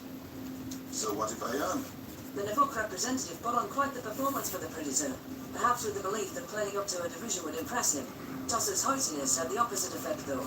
Her ability to quarrel with Noah suggested either she was brave, or the heated dislike was mutual. Predetermined hate was a fine motive to ensure human diplomacy failed. However, the Navok government had more to gain from trade than most other species. The Terrans would be creating more ships than anyone in their wish to fortify their fleet. A lucrative defense contract could keep them sated for years. War was profitable for manufacturing powers. I think Tossa dislikes Lolo more than you, I snorted. The Navok Imperium are using you for economic benefits if you hadn't already figured that out. They don't accomplish anything from getting us all stranded in space. Noah scratched his chin. But what if they did get something? Was there someone like the Kirkut will pay them off? While the Navoks could be bribed, their price would be steep enough that you could buy a whole colony instead. But if I were an outside actor, I'd do it myself, or find a cheaper entity to do my bidding. It doesn't have to be their government, Taba. It could be a rogue actor, a single person who was swayed and broke with official policy. And we don't have to assign blame to an entire species. Sure, but I think you just wanted to be the Navoks, so that you can gag their diplomat. That is a baseless accusation. Right. I'm just going to move on. That just leaves the Civ Kit and the Yotol. It would be simpler to make a determination about actually if we had gotten more than a sentence out of her this whole trip. She displayed more skittishness than the rest of us combined. What if that extreme terror stemmed from concerns of the Predator catching her treachery? That, or her pre-existing fear had driven her to act against humanity. However, her open cowardice didn't match with the profile of a martyr or fanatic. I'd expect a little more hatred and regret from such an enemy after witnessing the sadistic behavior of Sovlin. Though it was a long shot, it would satisfy me if the humans captured that officer during their war. I wouldn't blame the UN for executing the Gajid on the spot. If Sovlin somehow survived, I'd want him tried in our court for throwing a wounded Venlo in a filthy cage with a Predator. Not that Marcel was ever going to eat Sonic, but that was the captain's intent. That's attempted murder. Noah tilted his head. Right now, the only thing the Civ Kit's guilty of is a poor choice of personnel. But that's a bit harsh. Everyone copes with fear differently. I pinned my ears against my head, recalling how disastrous first contact was. My diplomatic advisor passed out at your initial smile, but now he loves humans. Actually, might warm up to you too. Actually? That's her name. Gotcha. Now, onto the Yotol. I sensed the Marsupial was Noah's favourite. That said, having the species on board, Uplifts had the most to gain from a ploy. Outfoxing a predator was the ultimate display of intellect, which would be the swiftest way to silence any primitive jabs. This sabotage could be a calculated risk to garner respect from some Federation peers. Come to think of it, Lalo was the one who blurted out that the Königschaft was the culprit. The fact that it was just as he said was an oddity of itself. That he hadn't wavered while being discredited and badgered by his colleagues was even stranger. Either the Yotl had familiarized himself with mechanical noise to impress the human, or he had known about the pipe's effectiveness prior. That alone is pretty incriminating. I'm surprised I didn't catch on to that sooner. The puzzling bit was why Lalo would offer that information if he was responsible. Someone who was setting up a drive explosion shouldn't want that problem rectified before he paid dividends. The Uplift might have known that a diagnostic would reveal the issue and decided to cut his losses. You can always move on to plan B. My tail dripped between my legs. How did the Yotl know what the issue was immediately? Well, just because he's an Uplift doesn't mean he's an idiot. I didn't say that, Noah. Every other passenger, including myself and you, had no idea. We've been on ships our whole lives. It could be a lucky guess. Maybe Lalo's studying to be a mechanic. We haven't talked about our personal aspirations. Even then, there wasn't a trace of doubt. He stated it as fact, not preceded by an "I think" clause. It was like he knew he was right. The Predator was quiet, and I sensed him replaying the exact words in his head. Noah's disappointment was obvious. Protecting the Yotl was the most passion I'd seen from the ambassador since his desperate plea on the Federation floor. Humanity would love to take the fledgling species under their wing and explore the galaxy together. My friend cursed and slammed his fist into the wall. The human bent over at once, clutching that hand to his stomach. His binocular eyes were narrowed to slits while his teeth were on full display. His uncontrolled breathing was animalistic, punctuated by furious grunts. Was the Terran still in control during his fit of predatory rage? My instincts shadowed my consciousness for the first time in a while. I'd never seen sweet Noah like this. It took all of my willpower to step forward and place a shaking paw on his arm. "You're hurting yourself more than the war," I squeaked. "He doesn't feel pain." I know that. His lips twitched as he nursed his injured hand. But fuck. I don't want it to be Laolo. For you're talking a newer species who don't have historic prejudices against us. We don't know it's him. Let's not overreact. You were right. It doesn't make sense how he knew with such confidence from that one sound. Why is the whole galaxy so unfair? Everyone is so fucking hateful. Silence was my answer, as much as I wanted to offer soothing words. I didn't know how it handled angry human, or at what point it presented a threat to those around them. But it was possible that my intended response would exacerbate the problem. Trusting Noah to calm down on his own might be best. I took a deep breath and turned my back to the furious human. It felt wrong to leave myself unguarded, at least while he was in attack mode. Forcing my eyes open, I searched through a mini-fridge. There was no ice, but hopefully a cold water pouch would suffice. The burning in my chest eased once I stood upright, and the predator was back in my vision. My claws wrapped around Noah's wrist, gluing me to his racing pulse. The ambassador allowed me to move the aching hand, and it slackened in my grip. I gently pressed the water container to his knuckles. At least that would ease any physical pain. Thanks, Tadler. I'm sorry for blowing up in your face. The human's dilated eyes went wide for a moment before he looked away. I have your support, don't I? Always, I whispered. Good. Now let's get back to the others before Kupo barges in here asking a million questions. Johnson's going to be a while. We're not going to detain Lalmo, or at least interrogate him. If I type the auto now, how are the others going to react? My explanation won't matter. This needs to be handled quietly. It's better to act somewhere than we're in complete control. Fair point. I can pull him off to the side when we land on Venlo Prime. The predator offers his uninjured hand, and I accepted it with an eye roll. Mischief played in his brown irises as his fingers intertwined with my clothes. One nail took up the fur right into my paw pad, which caused me to yank my limb back. A hint of a smack deepened his face as the affectionate moment of solidarity was ruined. I pointed towards the control room exit. Start walking, or I'm going to start calling you Prisoner Noah too. His eyebrows shot up. You wouldn't. Oh, I would. Right in front of your dear friend, Tosser. Test me. Fine, fine. I'm going now. Noah's strides were poised and confident, a far cry from the raving beast I saw minutes ago. I followed him into the cabin, and our return caused the guests to break off their discussions. Actually, he had been speaking with Kupo, but she skidded away at the human's return. She couldn't keep doing this for the entirety of her visit. There were going to be hundreds of UN personnel on site when we docked. Welcome back, Ambassador Noah. Lalo yipped. Thanks. You were right about the coolant chart. The predator's tone was light with false cordiality, and he settled across from the marsupial. Quite clever deduction. We'll be back up and running within the next few hours, I hope. The uplift flicked his ears in acknowledgement. Under the human's watchful eye, I trusted that your toll couldn't pull off any shenanigans. We just needed to maintain a facade of normalcy for a little longer, before we could press our suspect on his involvement. Part of me hoped that our theory was wild speculation, that it could be disproved for Noah's sake. After our lengthy ordeal, both of us were beset by paranoia. I hoped this investigation wouldn't dampen the terror reception to their new friends. If nothing else panned out, the civilians looked like they might be better neighbours than us. This could still be a positive endeavour overall, that would lend humanity a diplomatic foothold within the galaxy. We didn't have to let one rotten fruit spoil the barrel.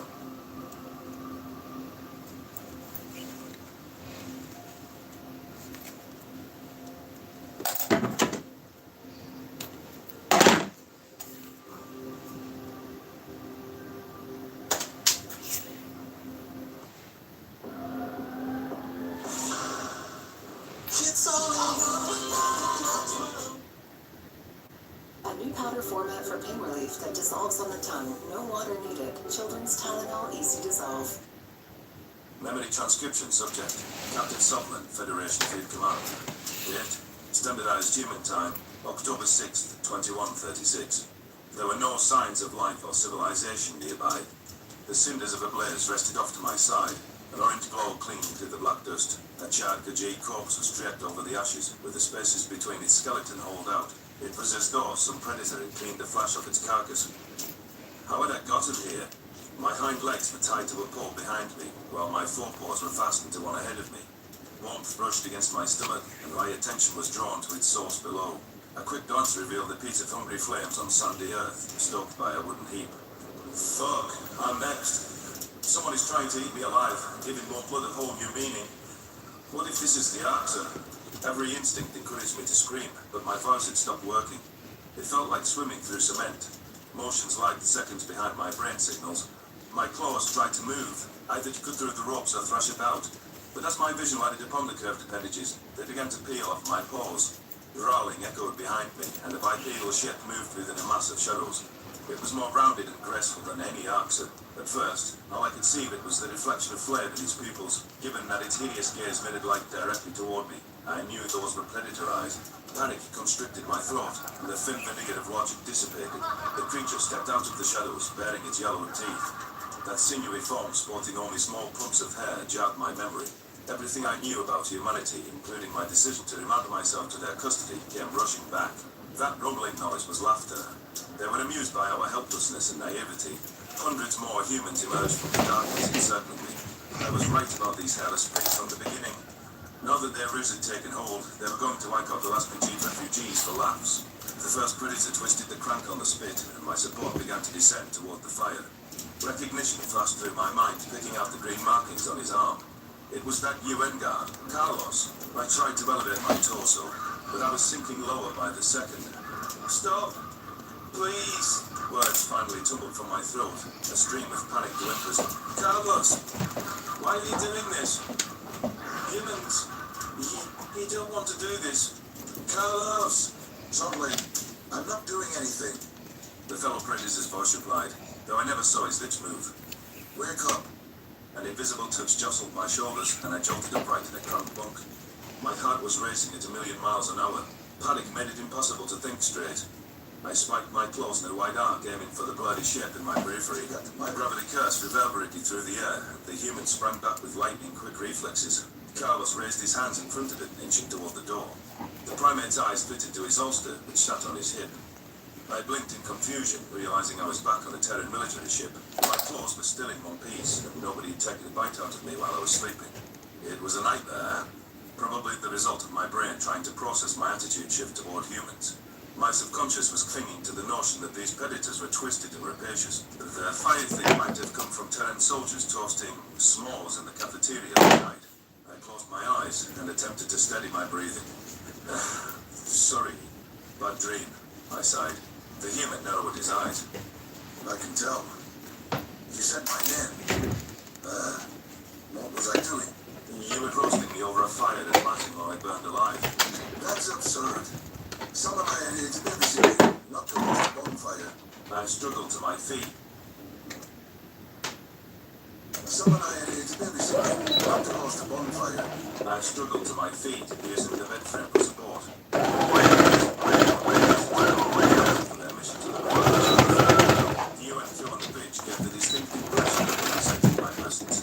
Several officers shot me nasty looks when I was introduced. Captain Monaghan, who was the ship's commander, warned her men not to take justice into their own hands. I know many of you have strong feelings on Sotlin, but he's a valuable asset against the enemy. She had banned. He knows their weak points, their tactics, and the terrain we're heading into. If anyone lays a finger on him, and he gets back to me, I will have you shit-canned so fast your head will spin.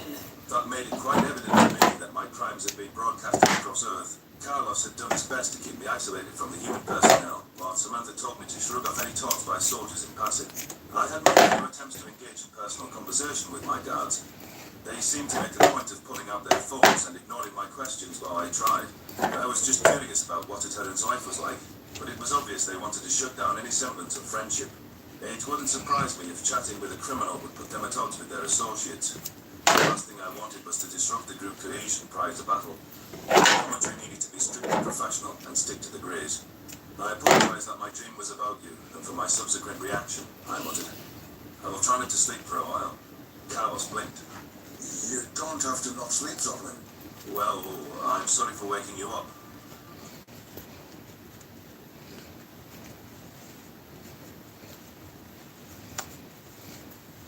New Homestyle Rice Krispie Squares have more fluffy marshmallows for more family fun in every bite.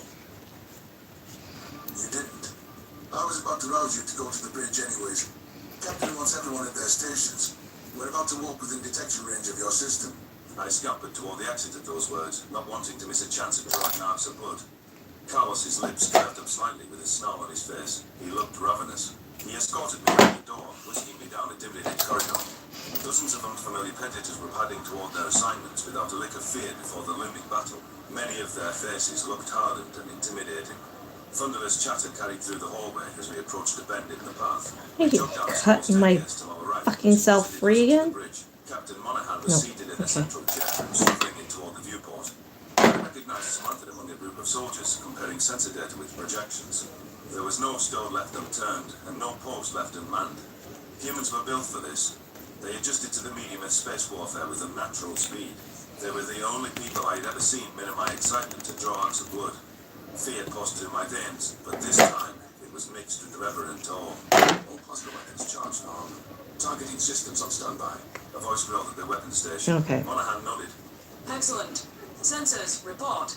230 confirmed hostiles on tracking. Came a reply from the respective cluster. No signs of active combat or any remaining UN or Ghajiit friendlies. The Grey still appear to be engaged in a bombing campaign. Any Arxa vessels keeping watch? If we see them, they see us. About 40 ships scattered about the inner perimeter. I've sent a trajectory course to navigations that'll direct us through their weakest link. Good. The entire UN fleet made the jump safely. They'll divert a few ships to covering our 6 while we blitz Hellfire on those bastards. The bitch communication was so calm and professional, like it was down to a science. There was no question in orders or emotions mixed into their exchange. Judging by the simulations I saw at my initial briefing, the Terran player was to concentrate fire on the older Arxa models. Then, they were going to use their swifter ships as decoys, drawing the staunchest defenders out of position. Carlos ushered me to a chair in the weapons station within the captain's earshot. Our vessel dropped out of warp before we could be stunned by any anti-FTL weapons. Dozens of allies shimmied into position around us, cruising at various angles and headings. A golden gas giant rested to one side, and its gravitational field might cause disruption to the enemy's readings. A sensor anomaly piped up again.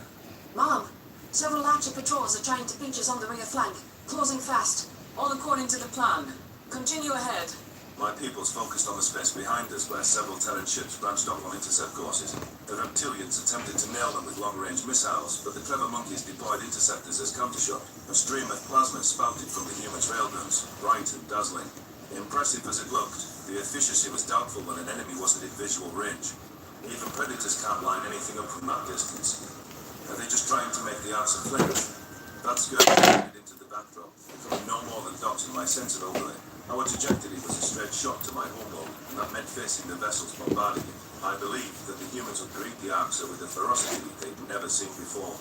The bristling of my spines intensified as I recalled the Alright, 2 down. snatching the G's off the streets. 30 to go. The G's ships that engaged the enemy were vanquished by now, succumbing to an overwhelming force. Returning with reinforcements was our final hope.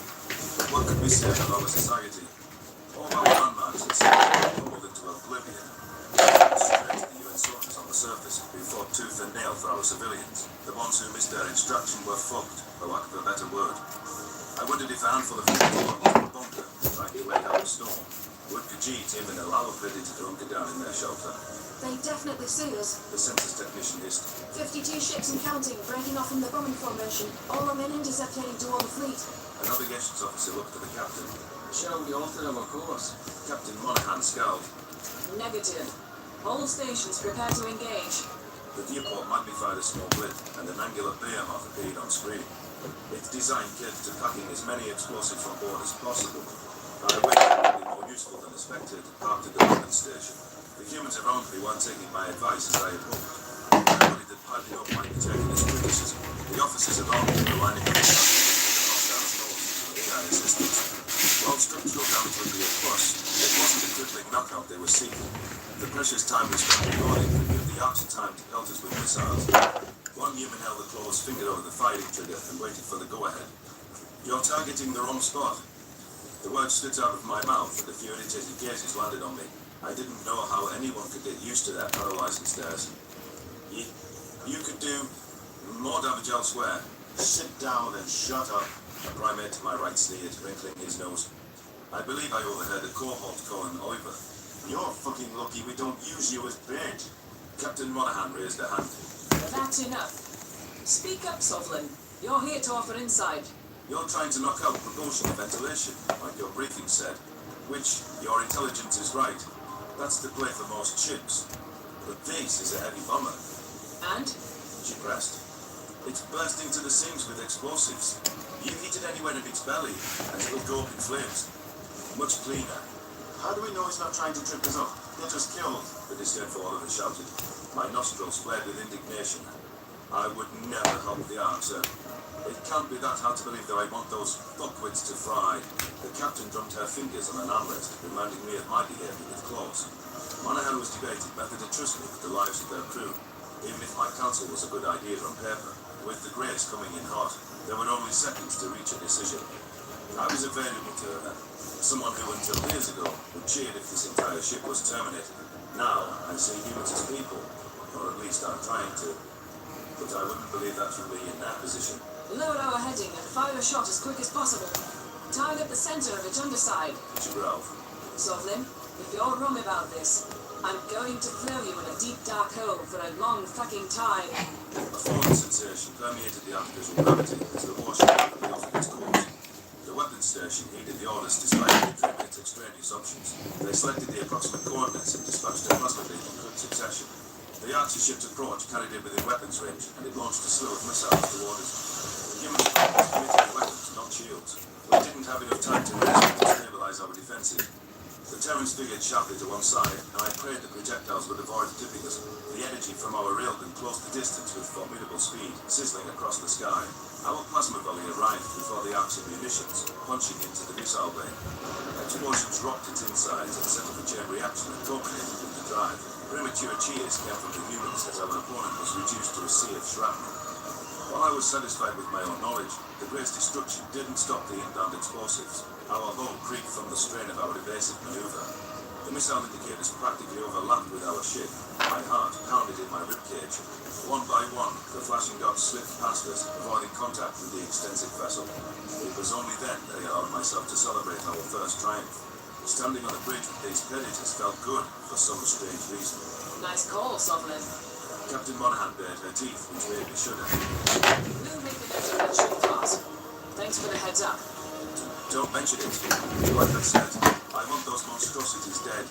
All of them dead is the plan. Those words were music to my ears. Was it too much to hope for my planet and my galaxy to be cleansed of merciless filth? The Archer deserved to have their own tactics lobbed against them. There wasn't enough suffering in the world for our witnesses, but I would settle for a long list of casualties. The human vessel plowed ahead, continuing to make headway toward the Gajid cradle. Scoring a victory today would be the kind of morale booster Earth needed, and for the first time in a while, I thought the Federation might have a chance in the war. We had our own predators now.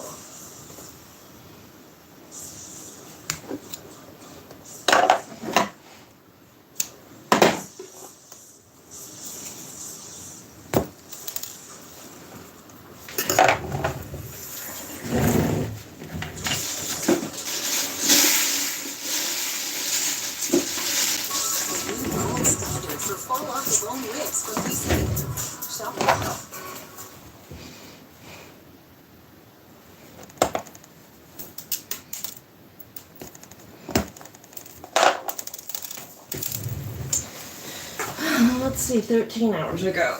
So I'm just gonna have to wait for more episodes. Damn it. Okay. I think this is gonna be the longest, boringest live stream ever. But it'll be done. Okay. I got these guys done. A little something. Oh yeah, I forgot that existed. That's another thing to go in the pile. A birdhouse I gotta make. I got a cat I gotta paint. You still need a bra. I don't know where mine ended up. Okay, I put it. Anyone see what I did with that manatee? God damn it.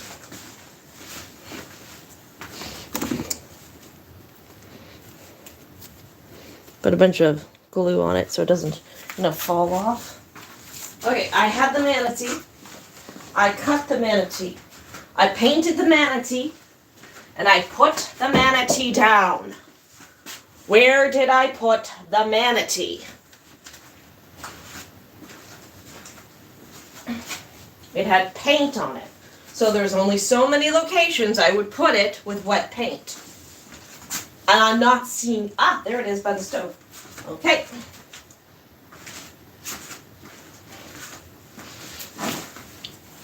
Zombie manatee. Where are your ribs? Oh my god! Why can't I just do shit? Hello, undiagnosed ADHD. That pisses me off. Alright, I know they're working on it. Okay. Is in disgust. I can't believe you invited them here.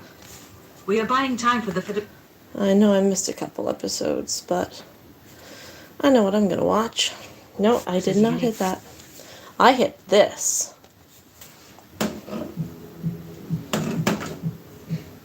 No, excuse me while I find my fucking ribs! You want me to drop you off? Oh, yeah, this looks right. I haven't been here before.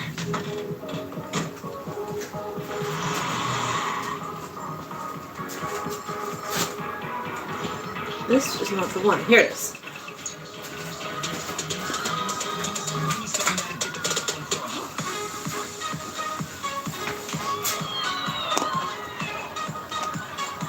That will be pulled down. But I want to put the gloss underneath first, so I gotta do that. Tex! Yeah, hey, thanks for inviting me. Of course. Hey, everyone, meet the new face.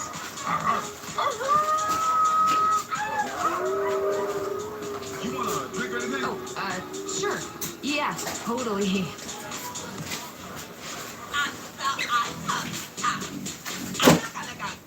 Unless you fucking run.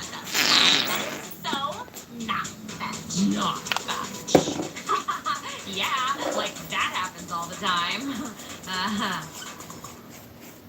Rough skin, discoloration, bumpy skin, meet Aveeno tone and texture for smoother skin in just one use. Your neighbor thinks Volkswagens are expensive to maintain, but they're actually surprisingly affordable. He also thinks the milk is still perfectly fine, so maybe don't listen to him. Okay, I need hot glue, which I put in a very safe place. This is why I'm not gonna survive as an artist. I can't fucking find anything! Yeah, it's Luna. Wow. I can't believe you're showing up to another party. I mean, do you even remember the last one? I'm sure you'll remind me. Yeah, this. Okay, where is it? This year, right? It's in this area. You fucking see? Why do you I still don't think have it's it. that? Where the fuck is my shit? John, you know you're supposed to keep things that bring you joy. Wow, you're being really negative. Your aura is really aggressive right now. Oh yeah? Well, maybe it's because I'm in the presence of a massive fish. My dog. Wow. What? Is that not an okay thing to say? Like, come on, it's true. Did I miss anything? No. No, nothing. No. How are my dirty bitches doing tonight? What did I do that? What happened again? The queen bee of gluttony. Come on. Hell yeah, because the honey is flowing tonight, and this bitch is about to get fucking wild. Let's get it. I no idea where hot glue gun is. I was working here when I realized I had fucked up. And I moved it where? Well, I'm not doing anything with this until it dries anyway, so. Okay. Okay, what's next on the list? You technically.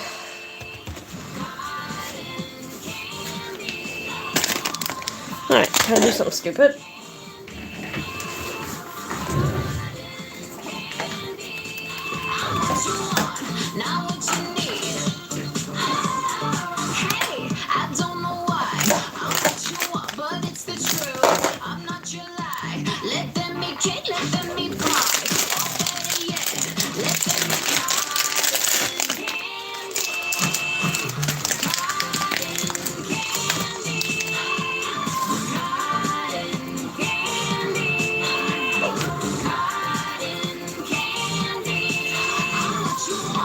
Now what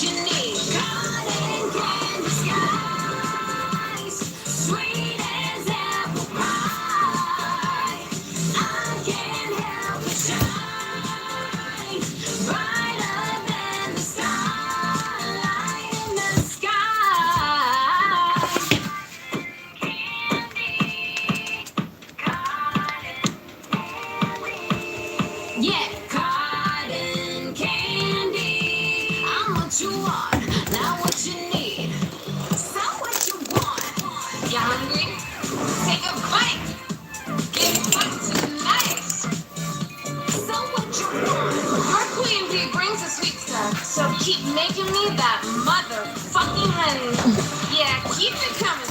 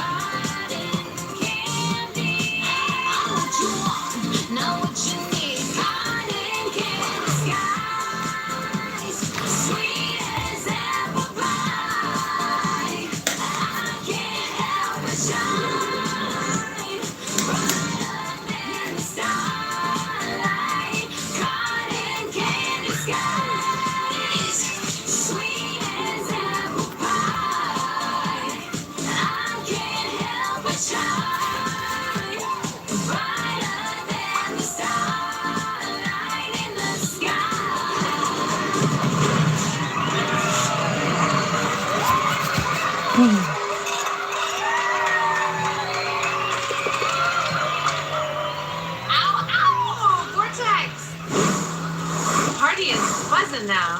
But I feel like I went a little too hard with the confetti this time, though. I have like a rainbow in my vagina right now. I don't know. Oh, hey! Is it this worth sweet it? pup you told me about. Excuse me? She's a fucking cutie. Where you been hiding, girl? Is there something funny? Nah, I'm just really high on all this tasty energy right now. Tech says you don't get invited out much. I hope this itty-bitty get-together can serve as a fun first time. I would have thrown a bigger one, but I couldn't convince Belphegor to let me break into her stash of party drugs. So fucking lame. I mean, I usually just steal them, but Belle changed the law. She says I'm a total jackass for trying, but hey, I'm proud to be a total jackass. Anyway, yeah, B, this is Luna. Luna, this is my girlfriend, B. Nice to meet ya, bitch. Oh, this is... She's hot. Holy shit. Okay, Tex, you didn't tell me she was hilarious. That's so funny. Right.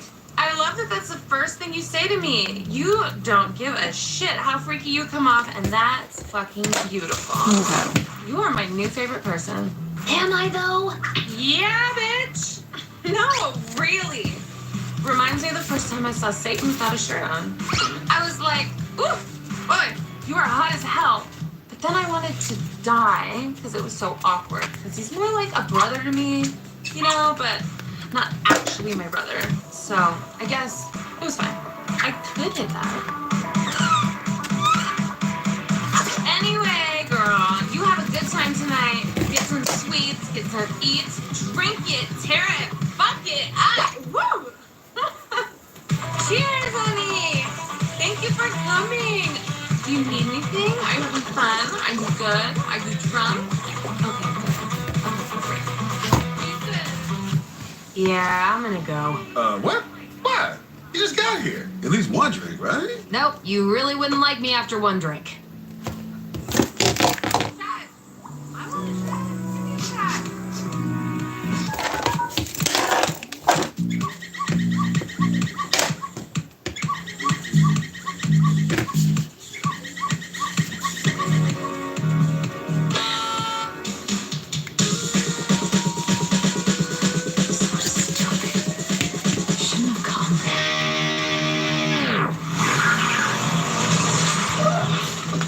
Hey, Looney. How you doing? You all right?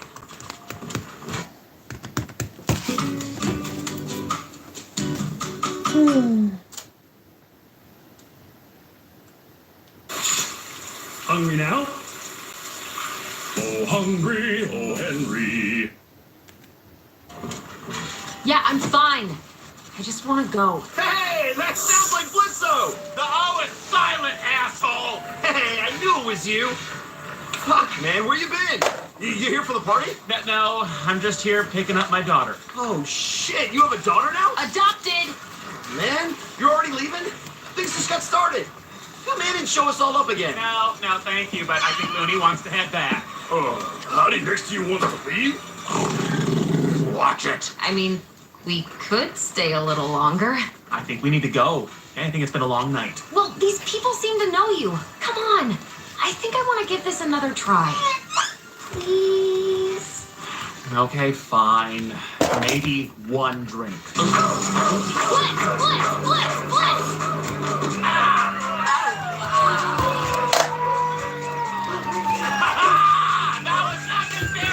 Give me a real challenge! Oh yeah? Wanna fucks with the big bitch boy? I got a challenge for you. He's gonna die. Alright, let's do this! From B's Personal Supply. Where'd they go? Shit there is. You ready, my man? Oh, born ready! Bring it, Barky! I will drink you under this fucking table. You have no idea what kind of night I've had.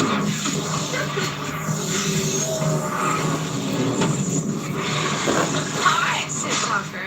But there hasn't been a soul yet who can beat me at my own game. So you better bring the fire, baby. Oh, is Queen Bee too scared to lose to a little imp like me? Oh, okay. Let's get it on, you little bastard. Come on, Blitz! Fuck her up! You can do it!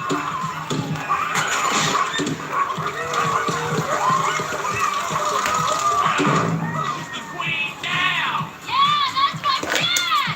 Well, fuck me. What's a first? I haven't had a first in a while. That was magical. Seriously, impressive. I tip my crown to you, imp boy. Respect.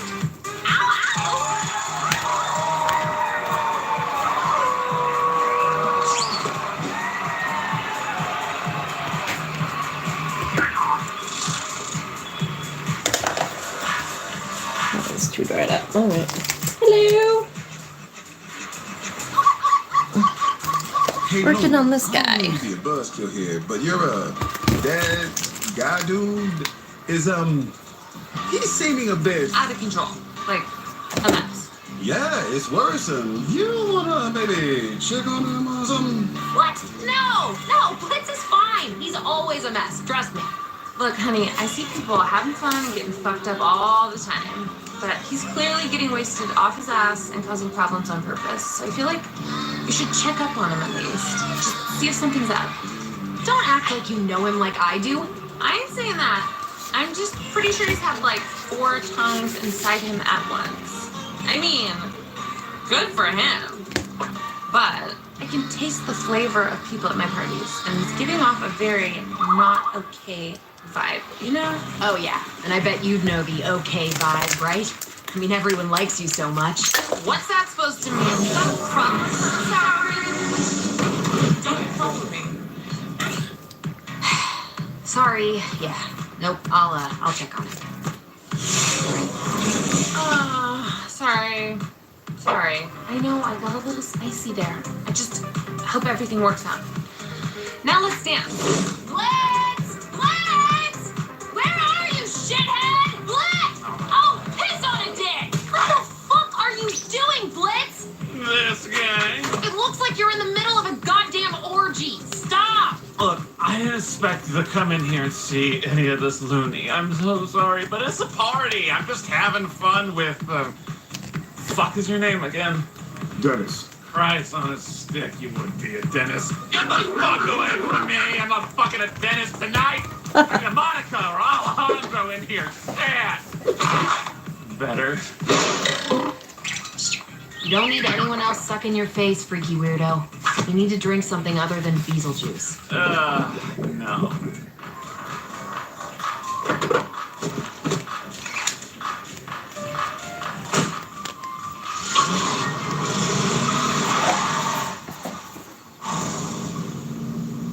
Do you need to throw up? No. Yeah, you do.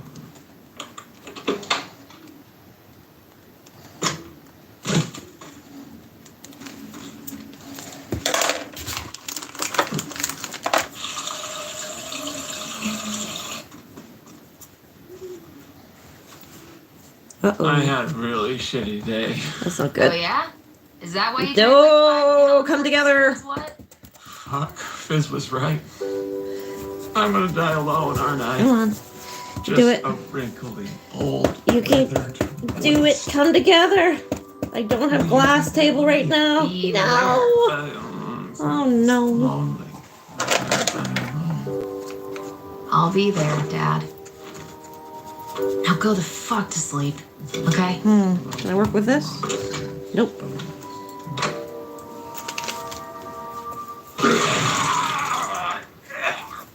Fuck. Yeah, I did need to throw up. Ladies and gentlemen, non-binary special The ceremony master has arrived. Queen VIP, the HPIC, the hottest stuff fresh off the grill, that's a vibe. If you don't already know these bitches, Give me a piece of glass. Hello, everyone. Thanks for stopping in. ladies in the zone. The hands of how we roll until the party comes home. On a roll, everybody lose control. So tell me what you want, can I get to alcohol? Can I get a bit to help? Boys and girls, I got it all from the window to the wall. This might be a bad idea, but I'm doing it anyway.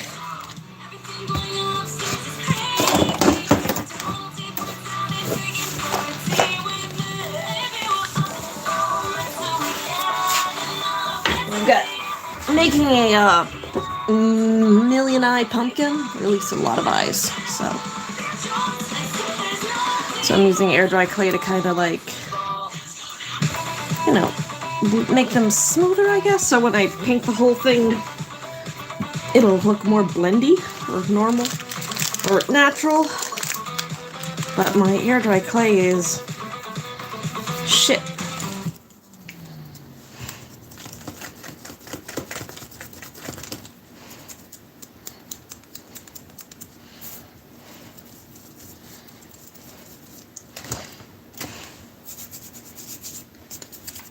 Alright, what to watch next?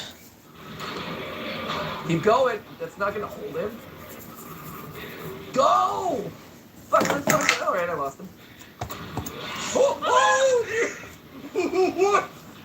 That was legit. That was legit. There we go. That's it. Stick together, you bastard.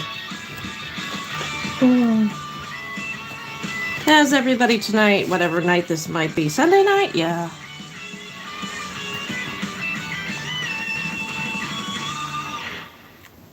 Hey guys, and welcome to GT Not Live, where today we are completing our reaction to the newest Spectre FNAF VHS tape, Police Archive. When last we left things off, we had our resilient, plucky little sheriff's deputy friend going off on his own to take down a group of rampaging animatronics and the weird, like, robber kidnapper folk that were going through like a slow speed chase. It was a weird vibe, for sure. The lore of this franchise, or at least this like subset AU version of the franchise that we all know and love, it's going to some pretty dark and disturbing places. And also it's almost into like heist mode, which is kind of cool. FNAF heist mode. That sounds like a winning game right there. Yes, I would all be about that. Okay. Did either of you youths see? What was it? Not Army of Darkness. The Zack Snyder movie where they're in Vegas, but it's the zombie apocalypse. Ooh, 3 of you in here. You must be all lost, but thank you for stopping by. It's a zombie heist. I'm working on this thing, whatever the fuck this is. But yeah, welcome to the world's most boring live stream. I'm usually like the background noise you have on when you're trying to get housework done and you feel like you need to have somebody watching you to do it. So yeah. I'm gonna sit here. I'm gonna try and actually finish some goddamn fucking projects. Army of the Dead. All the zombie movies have like very generic names. Army of the Dead. Army of the Dead, zombie heist movie, great. It becomes a zombie apocalypse movie rather than a heist movie, which was a bit of a letdown for me. Like, zombie heist, brilliant. Basically any format plus zombies, probably an interesting win. I know they tried it with Pride and Prejudice and zombies, which did not work as well as it probably could have or should have, but I also think that was like, you know, that was a pretty big leap. You know, like, I think they could have waded into the baby pool first. Like, zombie heist makes sense before you get to, like, zombie British period piece. You know, zombie upstairs, downstairs. Zombie Downton Abbey. Yeah, zombie Downton Abbey. By the way, did any of you, although I do like the idea of, like, a zombie in a top hat with, like, a cravat, being like, oh, let me eat some brains. Doing it classic. Oh, let me eat some brains. Yes, yes, yes. Shit. No, just be. No. Wait for the. You jumped the gun a little. You might be revealing a bit too much of yourself there. No, it's all a joke. It's done. Who are into British period pieces at all? Yeah. Oh, Sam. Big solid yes over from Sam. Very much so. Really? My mom, when we first got Netflix, I don't think she understood that there were like American television and movies on there. It was pretty exclusively British period concept. Yeah, so now she's all about like the Bridgertons of the world or something. 1,000%. Do you know if she's watched Downton Abbey? I'm pretty sure she has. I've definitely seen Bridgerton on our Netflix, Downton Abbey. No! Band-Aid, you're not helping. But like, there's been a ton of I mean, random British ones that I I'm don't making know. it stickier. I mean, it's infinite. It's infinite. And basically, it's all just like the entire. Alright, 3 more to go. And then 1, 2, 3, 4, 5, 6, 7, 8, 9, 10, 11, 12, 13, 14, 15, 16 eyes will be ready. Here's the like 7 books. Oh, I'm down to 1. Thanks for stopping by anyway, everyone. Reboot of Pride and Prejudice. I guess we're getting down to the dregs now. Might as well do Persuasion again. Like that's you know that they're getting desperate for Jane Austen remakes when they get down to Persuasion. Oh yeah. Yeah. Oh yeah. Yeah. Are you a Jane Austen-ophile? You said it with such confidence. Okay, let's find something else to listen to. Could I watch that again? Definitely. I don't want any more of The Submarine because I know how it ends. I don't want to watch that either. I don't want to watch Me. That's weird.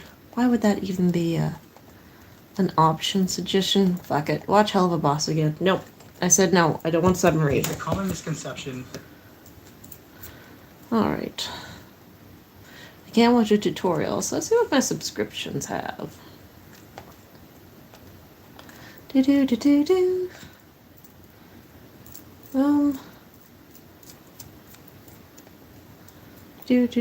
Pirates of the Caribbean. I think that's a good one.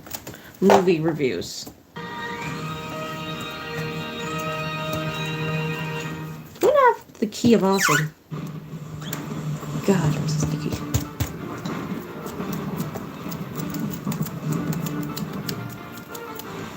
Avast, me mateys! I am Hunter S. Sparrow, and welcome to Pirates Month.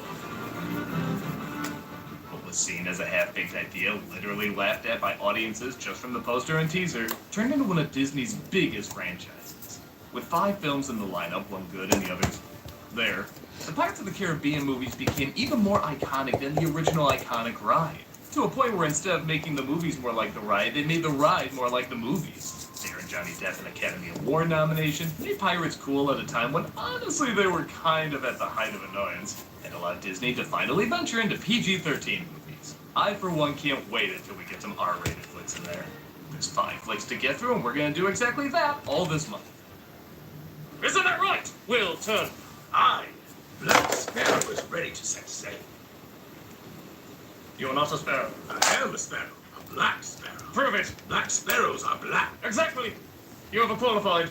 Elizabeth, what should be done with him? Captain Tam Sparrow here, savvy, and all that multiple talk. You're not savvy, I'm savvy. You're not savvy, I'm savvy. Savvy? Savvy? What? What? Savvy. What the hell, man? You two are supposed to be Will and Elizabeth. Nobody wants to be Will and Elizabeth. The only person they remember is Jack Sparrow, and also sometimes the guy who's like Tim Curry, but he's not Tim Curry. Jeffrey Rush. That's the one. And it makes sense anyway. It shows how much people wanted to be Jack Sparrow when the film came out. And do terrible Jack Sparrow impressions like Malcolm's. Oh, come on. Will and Elizabeth were important too. They had so many classic lines, like...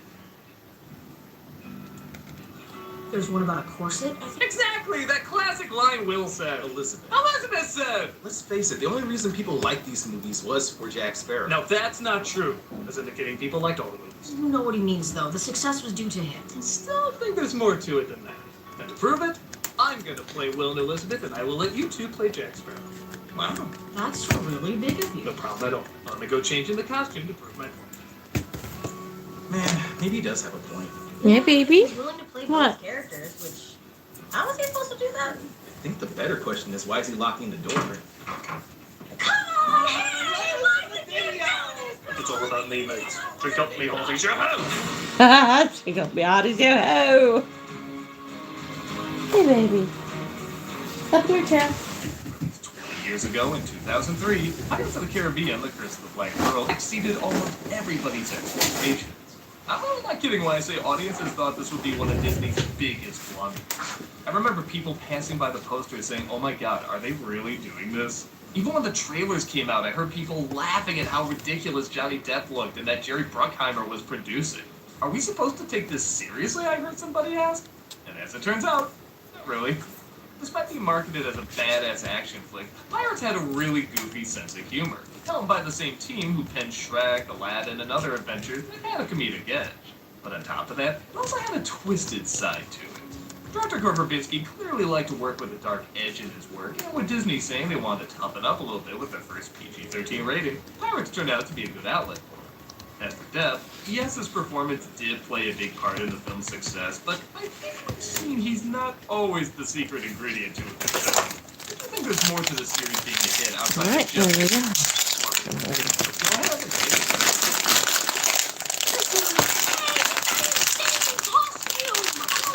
Right now, we can't.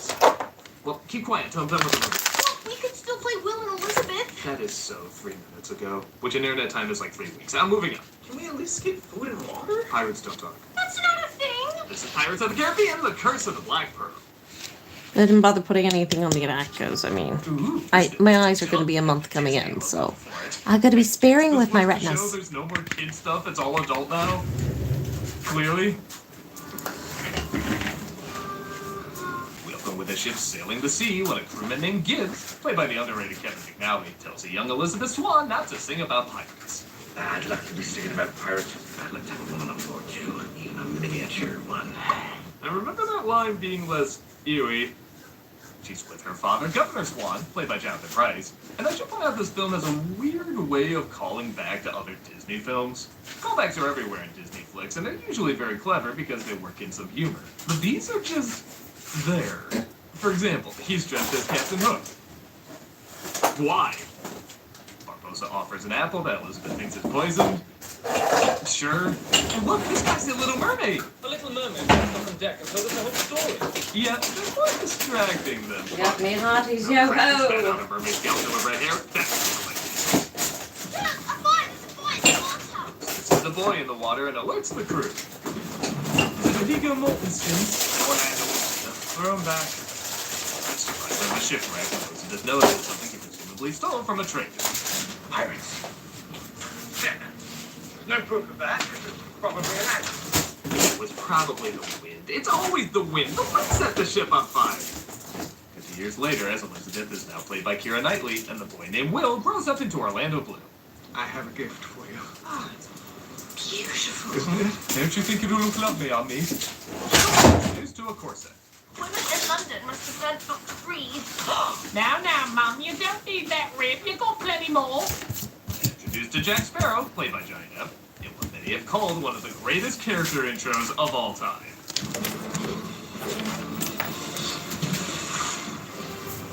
It's a great scene because this finally let people know after seeing all the ads where they make Sparrow look like a badass. Oh, he's supposed to look ridiculous. Oh, hello, Kamar Eyeball. Hello, thanks for stopping by. I'm just working on some projects if you want to hang around. I'm not really doing much tonight, but you know, you're welcome to get some house projects done as too. And if you get a second, slap me with a thumbs up if you get a moment. He drew the line at an Good lord, all this shit's old. that would fall off every single time he sneezed. Yeah, something was definitely going on with Depp's nose when he recommended that. Shit like that. Makes this one here a bit superfluous, really. Apparently there's some sort of high-toned fancy to do up at the fort, eh? Like that, Russell Brand saw this performance and said, I can do that the rest of my life, but bad. While Commodore Norrington, played by Jack Davenport, starts proposing to Elizabeth, she passes out due to the tightness of the corset, resulting in Sparrow saving her. Will you be saving her? I can't swim. I only dog paddle. He's discovered to be the famous outlaw, though, and immediately arrested. These are his, sir. The compass that doesn't point north. No, it only points to what your heart wants, or whatever bullshit we make up in the next one pretending we had these planned all along. Hey, sweetie. You've had all the wet food in the house. You have heard of I am the original Hate Watcher. He manages to escape, though, and works his way into Will Turner's smithy. He breaks his chains with a wheel. If people wrote cartoons, you're gonna get a cartoon. And he runs into Turner, who tries to stop his escape. Excellent. How's your footwork? If I step here... Very good. So I'm not gonna pretend the writing in this is spectacular. It is more clever than I think people give credit for. Well, it is at That is times a little clever. exposition. You see a ship with black sail that's crewed by the Who Daphne. makes all that? I do, and I practice with them 3 hours a day. Praying on ships and settlements for near 10 years. Tapestry demands parley. You can do them no harm until the parley is complete. There's a lot of information crammed into certain moments you might miss upon first view. Sparrow testing Turner's footwork is not only an excuse to have an action sequence, but it's also used to show how clever he is moving him closer towards the exit. When he pulls out the gun, it not only shows that he's a cheat, but also that he doesn't want to use it for certain reasons we'll discover later. But he will if he has to. He is still a cutthroat. Please move. No. Hello everyone, thanks for stopping in. A lot of scenes are like that. How do you do two I'm things trying to make basically octopus tentacles to go in your flower pots so they have arms, so your flowers have arms and can wave at you. But my clay is like 10 years old, so it's taking a bit to come together. If you do have dry, dull, or frizzy hair, maybe I just hope I don't break this glass because it's you're absolutely not thick. specifically made for air drying and is made with real Alright. ingredients and real botanicals. Also, I might have to disappear to feed the cat. I love that. It saves me so much time. My hair feels moisturized in and out, sulfate-free, paraben-free. First time. My hands are gonna be so sore tomorrow. piece Elizabeth had called to them in the water.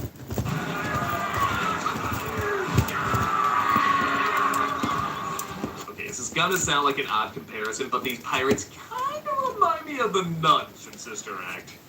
In that they really didn't have to give them that much personality, but you do appreciate that every single one feels unique.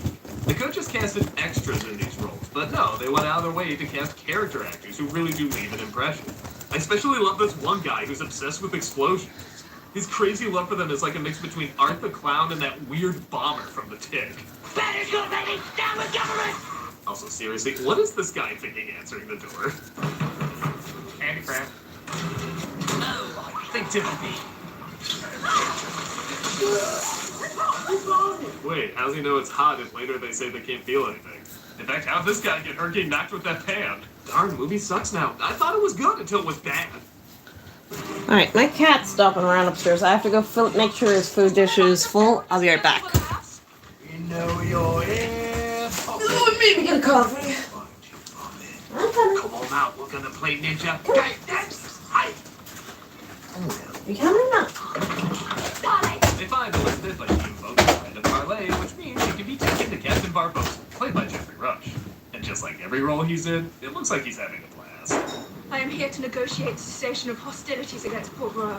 A lot of long words there, miss. We're not but humble pirates. Okay, so here's the thing about Will and Elizabeth in this.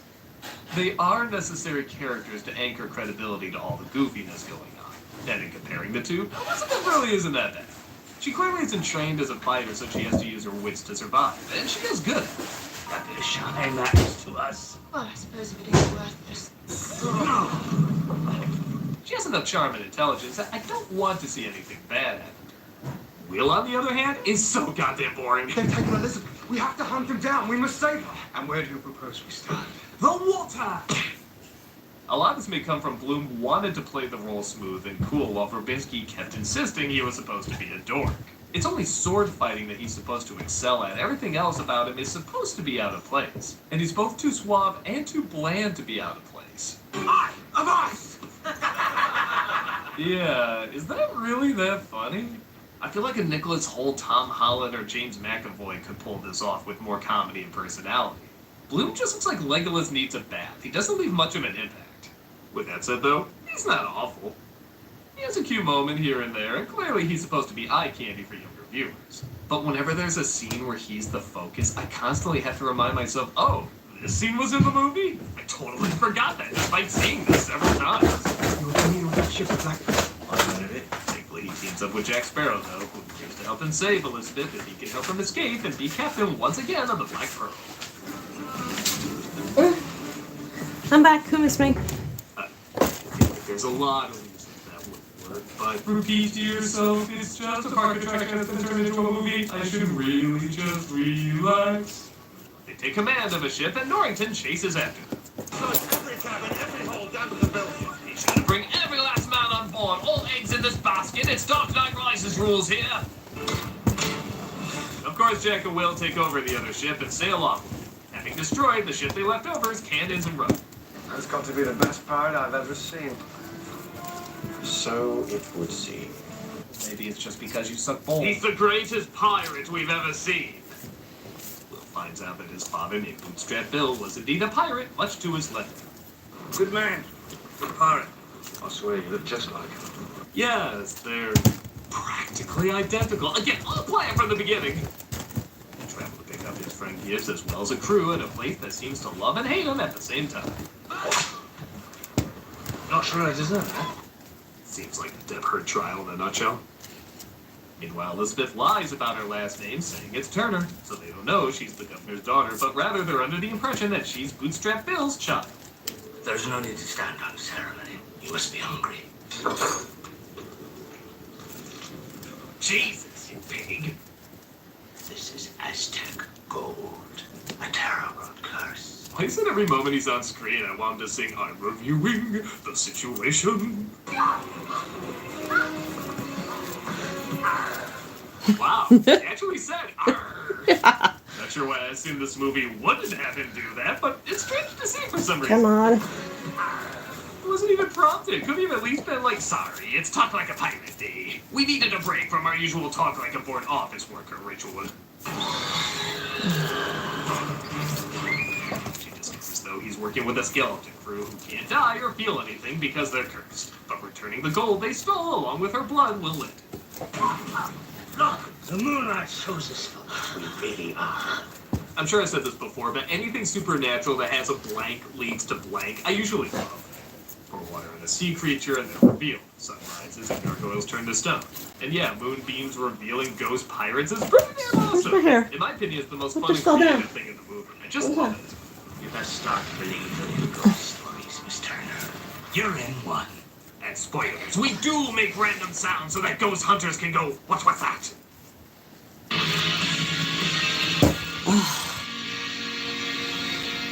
Ow. Ugh. If anybody's got an extra, money lying around and they're feeling bored and generous, I think I have a pasta machine 100% in my Amazon wish list. With Pampers Club. Just saying.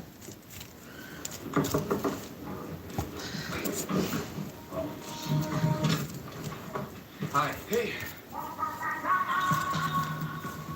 Hachi Duncan. Just gonna turn a whole family into millionaires. To have a fashion line, a foundation. You were incredible today. Thank you. I mean, it wasn't even like tennis. It was an entirely different game. Hey, come hang out with us later. Want me to come tuck you in? No, we can just keep talking. How often does this happen? Do I have the same girl? Not as often as you think. We usually have different types. They're saying I should be flattered. Aren't you everybody's type? Come here. Which one of us?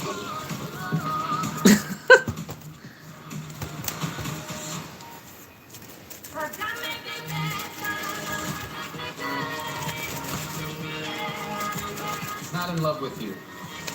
What makes you think I want someone to be in love with me? It's nice to see you lit up about something, even if it's my girlfriend.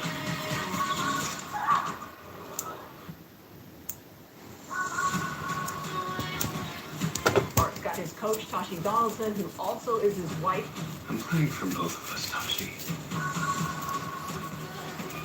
I think maybe disturbed by the fact that she could have been into someone like me. When we were teenagers. When we were teenagers. Hey, I love you. Drama. I'll pass.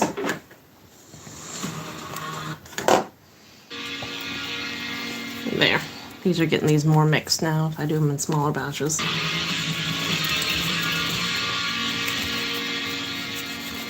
and Will acquire themselves a crew, including Zoe Zeldana. Okay. He stole my boat. You get another one? I will. I don't need this. I have like 5 green screens to be in front of tomorrow.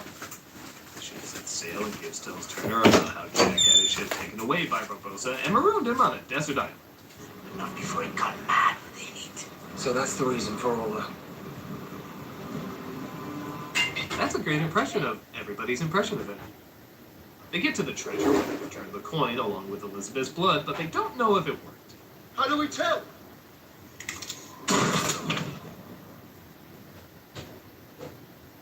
Do I need a joke for everything? Can't that just be funny? Parlay! Down to the depths, whatever man they thought of parlay. That would be the French.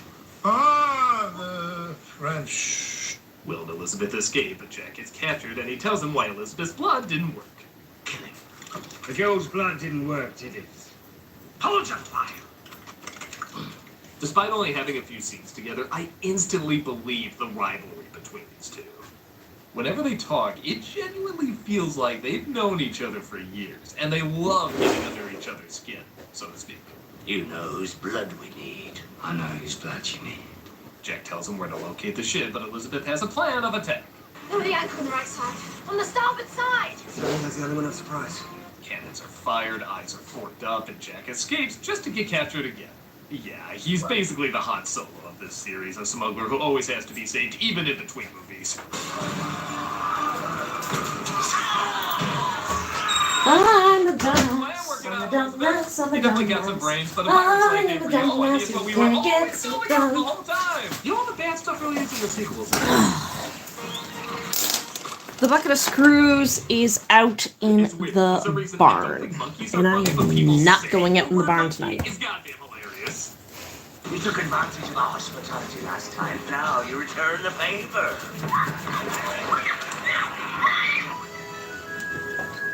She goes free. Will says his blood is what they need to lift the curse and forces them to let Elizabeth and Jack go. They do so, but abandon them on the same island Jack was marooned before. I'd be having that dress back before you go. Goes with your black heart. It's purple. That we made you governor of an last little trip. Perhaps you'll be able to conjure up another miraculous escape. Yeah, why are you putting him back in the place he got out of again? Isn't that kind of like... Oh, well, I know how to solve this. It was pure luck how he got off the island before, but Elizabeth pretends to flirt with him and get him drunk so that she can set the island ablaze. With devil's reflection, we're really bad. You got me on your 6 miles well as he did to Sweeney Todd. Elizabeth's plan works if they're noticed by Norrington's ship and picked up. Jack has yet another way to weasel his way into an opportunity, though. Think about it. The Black Pearl. You will accompany these fine men to the helm and provide us with a bearing to Illidan Muerta. Why do people keep listening to him? Good question. Words don't talk. Norrington agrees to let Jack help them capture the pearl and save Will. This clay is now too warm to really mold. Before. We were so careful to do the same thing. Jack tells him about Norrington's ship outside and once again gets in their good graces. This is, of course, a quintuple cross as Jack frees Will while the other pirates attack the ship. And as fun as the sword fighting is, I will admit, my favorite stuff is just Jonathan Pryce fighting this evil dead hand. It's such a weird thing to keep cutting back to during this big battle, and I love it. Jack steals a gold piece as well and ends up being cursed. I honestly don't have many notes. Yeah, this is way too It is cool, this weird thing where they put a bomb in a hard to guy's work stomach with is right cool. now. I need to wait for this to cool down. That line's a little lame, but overall the finale's pretty fun. But yeah, it's like really soft right now. Jack uses the bullet he's been saving for years to kill Barbossa, just as Turner returns the coin with his blood. I feel Okay, so this is admittedly a weird complaint, but for years I always thought he said, I feel old, when really he said, I feel cold. I think I feel old is a better line. I just love he would feel that as he gets feeling back and begins to die. If only the writers could be as smart as my terrible hearing. The pirates go back to normal, and Verbinski on his commentary track said, this is when you realize the movie was actually kind of about something. And it sounds weird, but I know what he's talking about. These pirates spend so long trying to get this curse lifted, to stop being invincible, and now that's gone, everything else they know is about to be taken away. No words, no hammered-in symbolism, just a good, quiet moment that lets it all sink in. Solid scene. Jack is captured at about about to be executed, but fear not, we'll help him escape with a rope. It's gonna do much. Did any guard train for anything in this? Is someone gonna be like, look, salt? But it's cool. Elizabeth says she loves Will and not Norrington, so that convinces him to let Jack go. What about Sparrow? Well, I think we can afford to give him 1 day's head start. I love the look on this guy, like he's saying, has everyone just gone freaking insane? We were literally just stopped by a rope. We cannot afford to give him a day's head start. It would never avoid between us, darling. Ah, what a silly idea we teased for 2 more movies.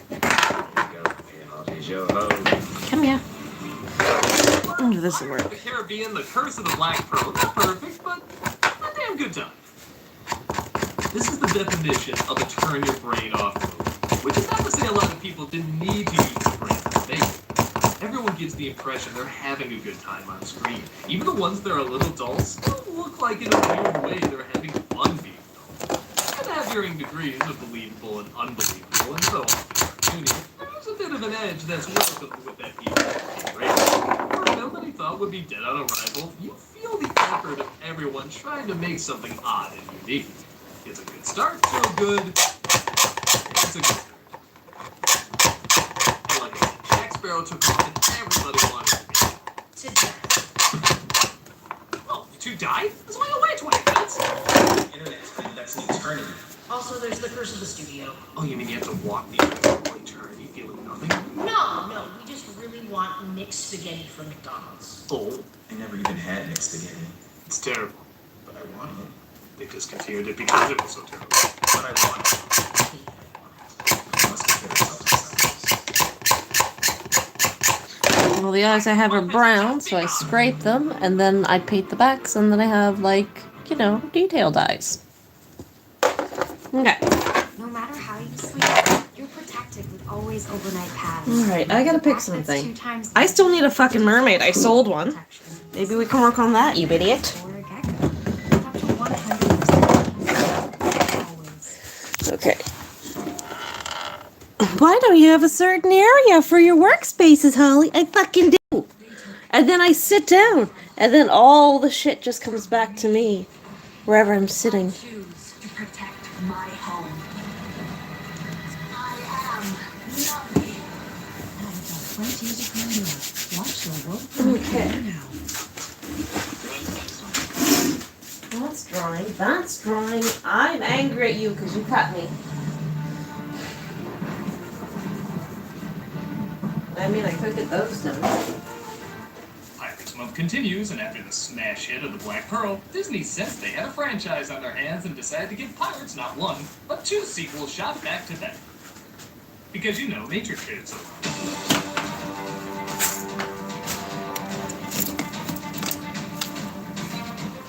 I'll turn these into some coin purses as well. Or some... Man's chest was crazy.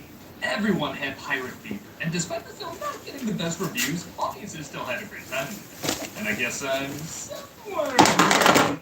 This film has a lot of flaws that are easy to point out, but the fun moments are really, really fun. There's so many chases and lines and visual jokes that still stay with me years later, and I don't know if I'm still laughing at them after all this time. It must be doing something right. But yes, even diehard fans of this movie can agree it's got to work. Look at where it continues the fun and where it drops the camera. Pirates of the Caribbean, Dead Man's Chest. What is happening? Well, kids, I can already spot 2 mistakes. Can you? Barry, Kelly, and Elizabeth are back for absolutely no reason.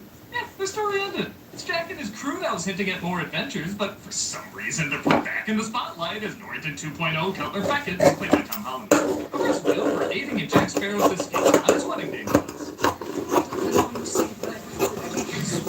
For Elizabeth, my mistake. Arrest her. It's also bad enough to arrest the bride before the wedding.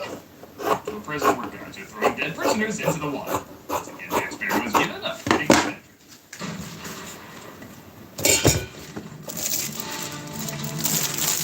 Was that too heavy duty? I feel like this is too heavy duty. There's a better entrances than him. To his crew who are pissed he's wasted so much time, but he has the first clue to finding valuable treasure. We're expecting something a bit more tiny. What is on that piece of cloth there? A penis. Okay. They set sail to find this key to unlock a mysterious treasure. Well, Pickett makes a deal with Turner. He says if he brings back Jack Sparrow's compass, he'll let him go. Why? Well, it turns out the compass isn't broken, which added to Sparrow's enjoyable oddness. No, it turns out it's a magic compass that points to whatever you really want. This compass does not point north. It points to the thing you want most. This world. You never thought of stupid retconning like that in this. Which, oh my god, it looks just like Orlando Bloom! Skarsgård plays Will's father, Bootstrap Bill. The guy they said twice looked exactly like him.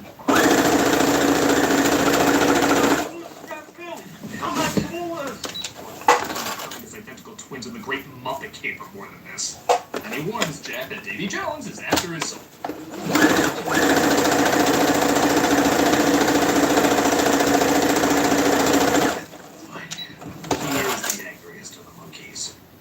Jack is marked and makes his way to an island where the crew is captured by a tribe that thinks Jack is a god who has to be cooked to be released. Will finds him on that island next to, honestly, a very impressive set piece. Jack! Jack! No! As thank you, all the other Jacks on the island were confused. Why are you in this? Some say Unikid. Okay, so here's the thing. This entire section is pretty pointless. It's 20 minutes long, adds nothing to the character. You always have Will meet Jack at sea and accomplish the same thing in literally a minute. However, this is some of the most enjoyable stuff in the movie. The slapstick is funny, the visuals are creative, the twisted sense of humor is great. Where's the rest of the crew? These pages were in. Weren't built till after we got here. So here's what I think.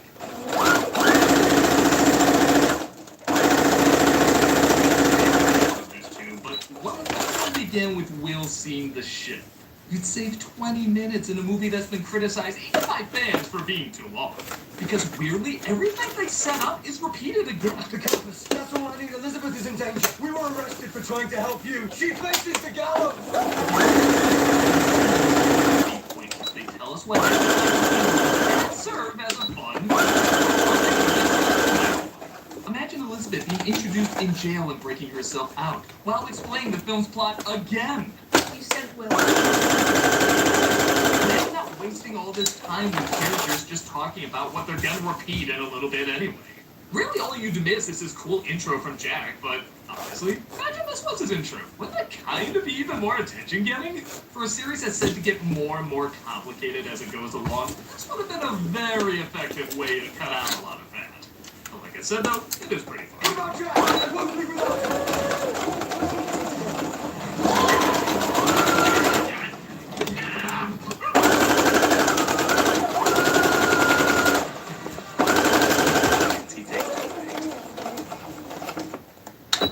Jack tells Will that he'll give him the compass, but only under one condition. If you will help me to find this.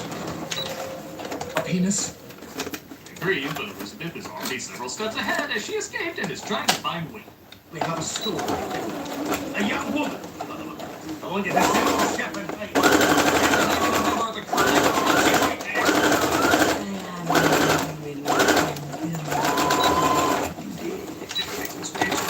Named Tia Dalma, played by Naomi Harris in any other role where I said, holy shit, that was her? I hope she can help them on their quest. We're looking for this. A penis. Don't worry, only 1/3 of the review is that joke. She says the key opens the dead man's chest, which holds the heart of Davy Jones, who gave it to a woman, not the sea.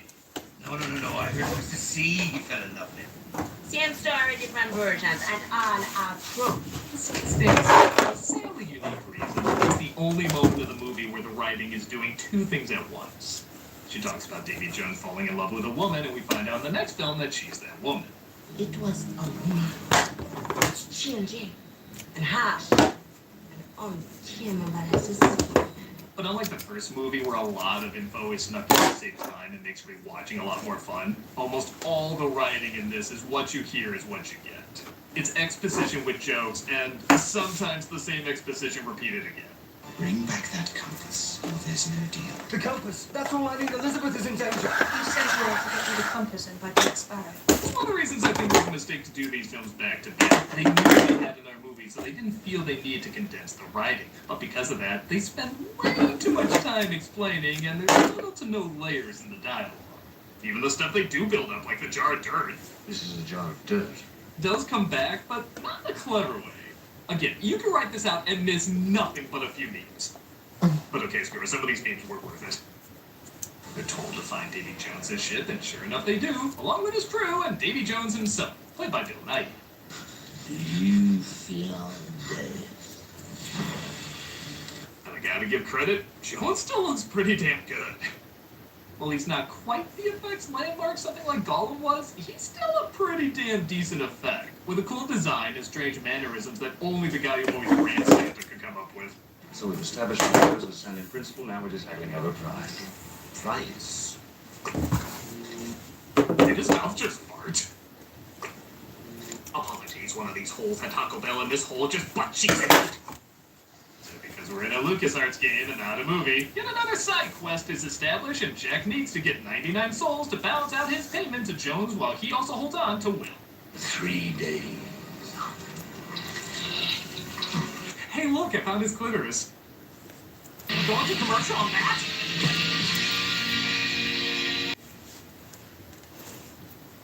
How deep in the mouth does it go?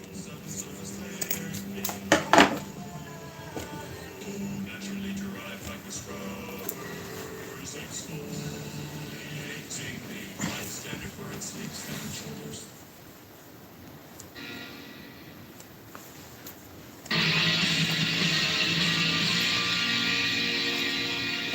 So the crew goes to Tortuga to find 99 souls. Yeah, let's just put all the right references here, that works. And oh boy, if you were excited to see Will and Elizabeth return, guess which other crowd favorite they brought back?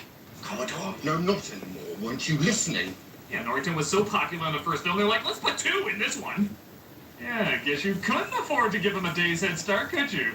But that said, I'm a simple man, and I love bar fights that start for absolutely no reason.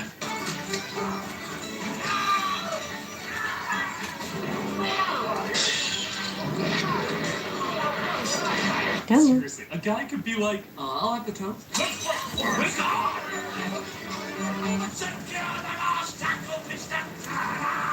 Jones is freaking awesome shit. Seriously, did I mention yet everything around this character is designed great? Okay, Seaweed Shrek's a little weird, but whatever. Will is reunited with his father. Again, imagine, we start 20 minutes later, and this would be your introduction to Bootstrap Bill. Wouldn't that be more interesting? That's myself. I guess I do have to make up for many fatherly spankings. This is for the desolation of Smog. This is for that weird Three Musketeers remake. And this is for whatever how that third Hobbit movie was called. He catches up with Dead Dude and lets him know what he's doing. Until I find this. A penis. Okay, maybe 2/3.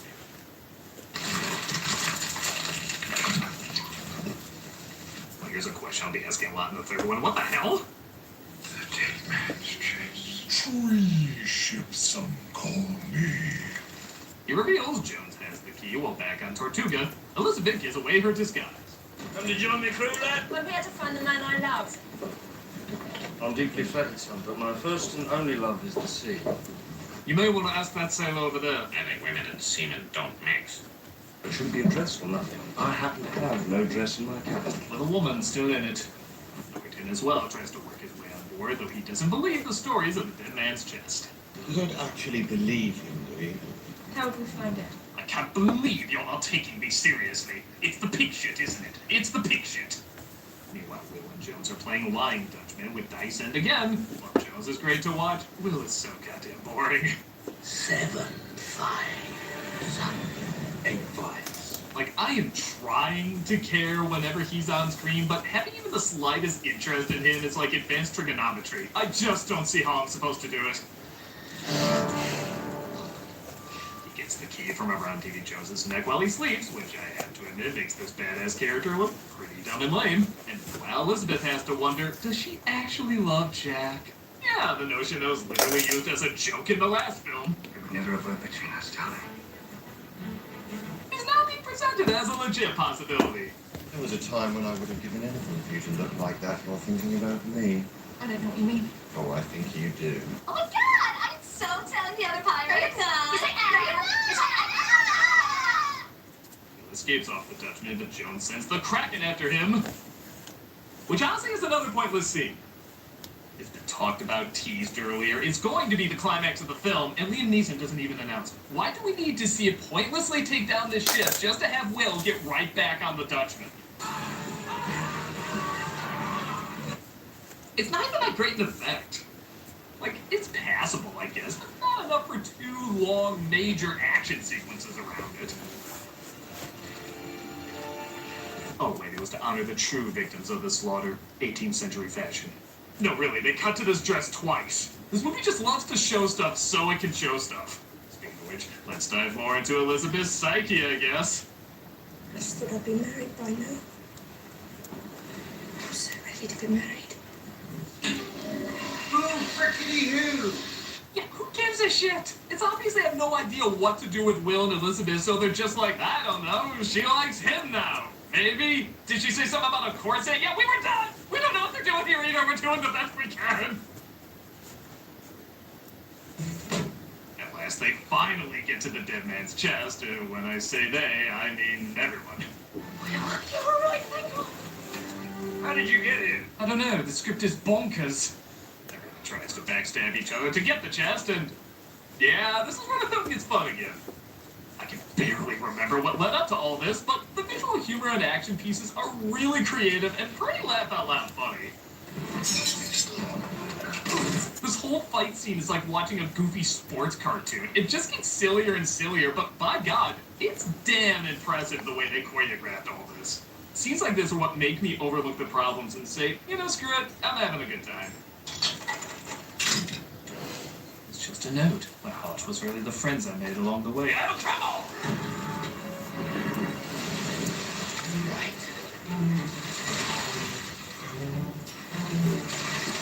Bloom's one funny scene per movie. Sparrow puts the heart in the jar of dirt, but Norrington takes it for himself, once again making the jar pointless. But you know what? This stupid scene does make me giggle. I got a jar of dirt. I got a jar of dirt. And guess what's inside it? I'm gonna put some dirt in your eye. I just answer one meme with another. Jones again releases I didn't know that was in the movie. Jack to run away. There we go. Great, we got Will and Elizabeth to focus on for a while. Focusing on them is like being stuck at a party with a person you know but can't think of anything to talk about to save your life. It's not the worst, but god damn it. Jack does return though and saves the day, but the movie remembers, oh yeah, it wants to be Empire Strikes Back, so it decides to leave Jack behind. Later tonight, darling. Hey! How do you know shit? Spent the whole fight on a rowboat, and the Kraken still went after the ship. But oh, I can feel Disney Plus is getting ready to recommend something better. Solid. Where's Jack? We'd like you to stay behind to give us a chance. Bloody hell, Hell! I know you can hear me, you American Horror Story rejects! You can't have the franchise without me! Disney double down on that! Jack is gobbled up, Jones finds he's heartless, and Norrington gives Beckett a powerful weapon. Do you intend to claim these in use or sabotage? A penis. Okay, I'm done. Tia's, though, she says there might be a way to bring Jack back to life if they truly want him to return. You sail to the ends of the earth and beyond. Funny, seeing how you literally left him to die earlier. Excuse me while I kill the man who ruined my life. Be my guest. But you know, no, I don't actually. This leads us on a cliffhanger with the return of a character that legit got a surprise out of me when I first saw it. What's become of my ship? Still trying to make apples of it. And that was Dead Man's Chest. I know I should know better, but I still kind of like it. And it's hard, I think it just wants to be fun, and I think it does have enough of those moments. You have to wait a long time through a lot of pointless filler to get to it, but it does eventually deliver. I do wish they kept more focus and didn't bring back characters or story threads that aren't needed, but the visuals, imagination, and of course humor balance it out enough for me. It's not the greatest of sequels by any means, but it did leave me having just enough of a good time. Far more than what many consider the worst of the pirate films, and, well, I guess we'll be getting to that one next.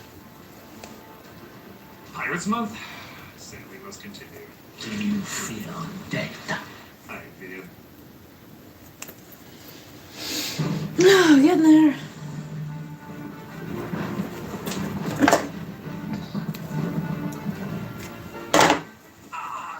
Sparrow here, ready for visuals. Hush, Walter! You see, we're mourning the dead. What? What are you talking about? Davy Jones has been taken down. Oh. Did he finally beat the ink out old Squid Face? No. Means the dead float aimlessly through dark waters. Poor souls. I feel so sorry for them. So we're gonna fight them like those skeleton pirates? Grow up! Walter! What do you think this is, a Disney ride? Yes! No! No! This is Pirates of the Caribbean! Serious shit! Here's the father of one of the main characters. He was hanged because he heard too much information. And there's a little boy. He was hanged because he helped some random pirates out. Jesus, we're hanging kids now too? We opened the movie with it, Walter! I thought we would open the movie with fighting the Kraken or something. No. He's dead too. Not the This all Kraken. seems very different from before. What are you Wait, talking about, Walter? This was all planned from the beginning. From the development of the ride To the green lighting of the first movie, everything was building up to Pirates of the Caribbean being the most dramatic thing ever made. So toughen up, Walter. It's a pirate's life for us. Oh, okay, I see what you're saying. It's about the cruelty of mankind. Aye. The slaughter of innocents. Aye. The death of children. Aye. The auctioning of women. Whoa, whoa, whoa, Mr. Psychopath over here. But Walter, I thought I knew you. I thought we were out here, man. I can't even look at you. Sheesh, just talk about hanging kids and you have to go and make it weird. What does he think we are, pirates or something? Oh, hey, there's Tamara's role this week before she got sick. Oh.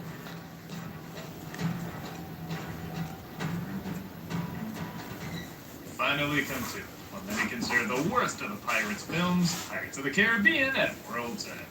Originally meant to end the Pirates trilogy, the film became the most expensive movie ever made at that point, and clocked in at 2 hours and 50 minutes. Not that the pirate movies have been particularly short, but the film suddenly decided it wanted to be heavy and serious, almost like it wanted to take that pirates changing back at the end of the first film and milk it for all it's worth. But that moment thought it was appropriately built up. This film started without a finished script, and brother, does it show! So many things set up in the first film and even the second film are either dropped or drastically altered. This wouldn't be too bad if the movie still had some laughs, but because somebody decided we want to be shitless for some reason, the film takes itself way too seriously. It was panned by critics, not particularly liked by audiences, and often serves as a punchline for unbearable sequels to sit through. So, is it as bad as all that? Yeah. But let's take a look at why. Because the Pirates films have always been about government control to abuse those in need. Okay, I think I got it. Leave. Wrong! This is Pirates of the Caribbean and World's End. There's that Disney logo that shows we're in for an enchanted hanging. Yeah, it doesn't even ease you into it. It dives right into its own self-important ass. With anyone who ever has been or ever helped pirates in the past being hanged, including civilians, women, and like mentioned before, even children. Don't worry, we'll get you a booster scene for your neck breaking. What the hell am I watching? Look, if they want to make this heavier or darker, fair enough. A lot of things we thought would stay light has gotten heavier over the years. This is like going from Ghostbusters 1 and 2 to opening the third one like Sophie's Choice. Does the ending of the last one really match the opening of this one? I got a jar of that. I got a jar of that. And guess what's inside it? Like two perfectly fitted puzzle pieces from two entirely different puzzles. They start singing the pirate song, which is apparently what our new head villain Beckett was hoping for. Look at them all through the darkness I'm bringing. They're not sad at all. They're actually singing. Cut to Singapore, where we see Elizabeth Oh, look, Rush. are trying to meet with one of the pirate lords. Your masters expected us, but an unexpected death cast a slight pall on our meeting. Is she getting turned on? Yeah, many of the characters in this are quite different from the last film, too. Like, Elizabeth was always good at using her brains, and in between films she learned sword fighting from Will. Okay, cool. But in this one, she acts like she was always a bloodthirsty pirate, and it makes no sense. Yeah, it kind of does. That's disgusting! So they talk to Captain Sao Feng, played by Chow Yun-fat, is trying to give this character some personality with, I don't know, waving his hands weird. Can you blame him? They gave this guy no character traits. You have requests to make. I find myself in need of a ship, the crew. And a plot that'd be helpful. Oh wait, I'm being told we actually have too much plot. Oh, would you mind taking some of ours? A thief tried to make a release. He says a thief tried to break in earlier to steal his navigation of charts, and no surprise, he thinks he's connected to them. Hi, well, that didn't help, did it? Actually, that is kind of what happens, as she reacts when they threaten to kill him. Yes, no further need for it. Aha! Gotcha! Nobody would guess that losing Orlando Bloom at the most they were mustering. We wasted 10 minutes here until something finally happens. Yeah, get used to me saying that would have been good. As it looks like Very they're good. followed by soldiers. Right. Squishmallow coin purse. Well done. Is she an animatronic from the ride? Don't forget to check out our gift shop. They escaped from the map, which is That one's something done. the world's end, but they can get Jack back. I'll give them credit. With PG meaning pretty much nothing nowadays, this is the most RPG-13 I've seen from this company. We see that David Jones is now being controlled by Bane, who will destroy his heart if he doesn't do as he commands. This is similar to Bane being second banana to someone else. If the villain they're working for isn't as interesting, it simply isn't fun. It's nothing personal, Jack. It's just good business. They really try to make Beckett the big bad guy in this, as he wants to destroy all pirates, and he's just not written or acted in that enjoyable way. Maybe if he was a charming stuffed shirt like Belloc or Calvin, or even comically annoying like Joffrey or Prince John, I could get behind that. But I ironically end up hating this guy because he's not fun to me. He's just boring. Davy Jones was cool, he had an awesome backstory and design and a neat way of talking. This guy just acts like that kid who brags about how he got to play the newest video game first. This ship due as directed. And yet here you are. Captain is to sail it as commanded. You're mad. Immaterial has become immaterial. I got the Crap Theft Auto before you did. Look at that.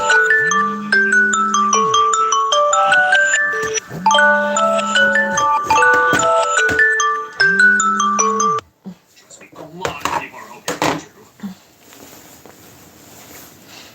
They find themselves tossed over a waterfall that leads to random audio from the ride. This is the laziest way yet to tie this all back to the source material. In the first one, there's like 4 callbacks, and the second one, maybe 2. I bet you anything at the last minute they were like, oh, we have nothing from the ride. Quick, Harry, record the ride on your phone. We'll just put it in the movie somewhere. And a mere hour in, we're finally getting our intro of Jack. Once again, remember. Step lively, I will. My eyes on election. Okay, so I do legit like that Jack's punishment in Davy Jones's lockers being surrounded by other versions of him. I'm not sure if this is his unique punishment or if he just went mad and seen things or whatever, but it's better. Even if sometimes it does go a little too abstract.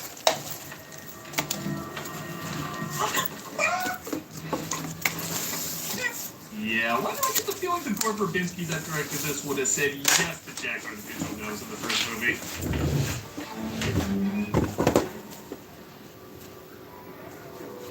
Don't ask your parents what that means, kids. If you haven't already left the theater crying. Or fell asleep. Yeah, again, this scene's like 8 minutes long.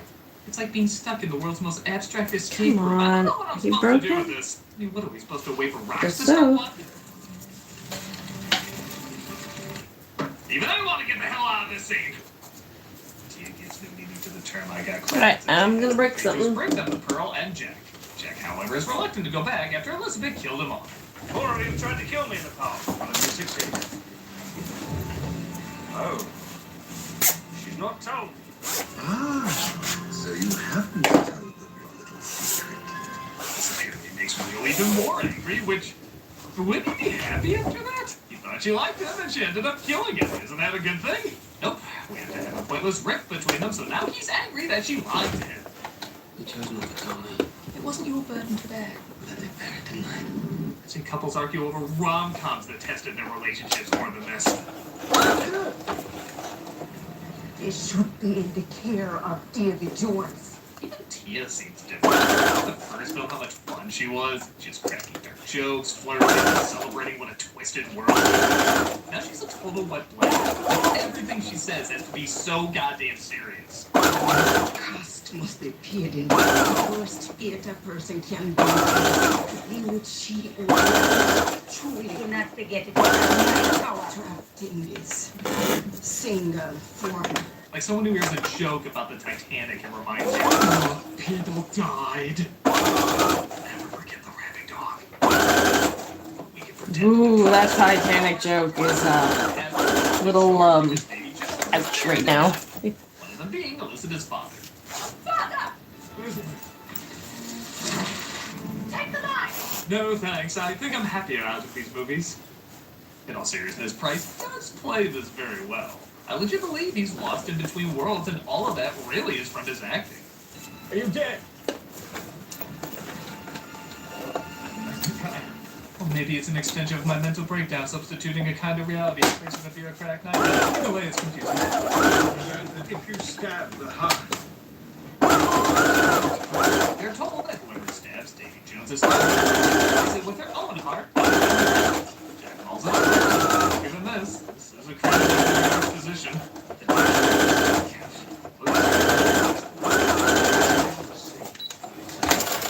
The sequel to Inside Out is a little bit more loaded than I thought it would be.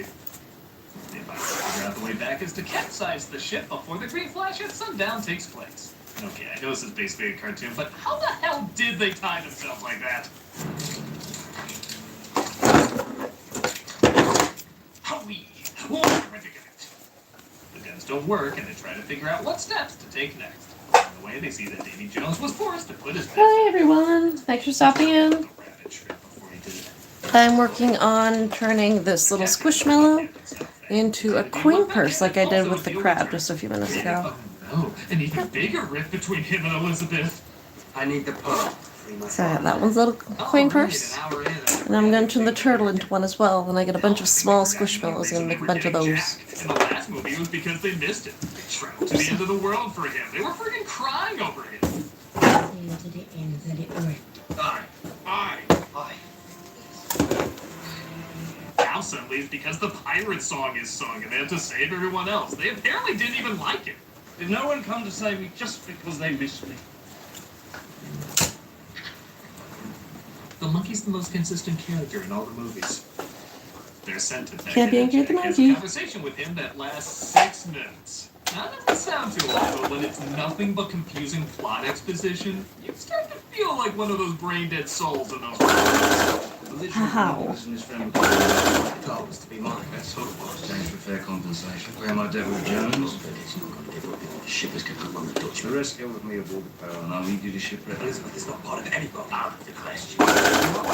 With me killed, you'd arrive at the cove. Then, find the Stronghold 9.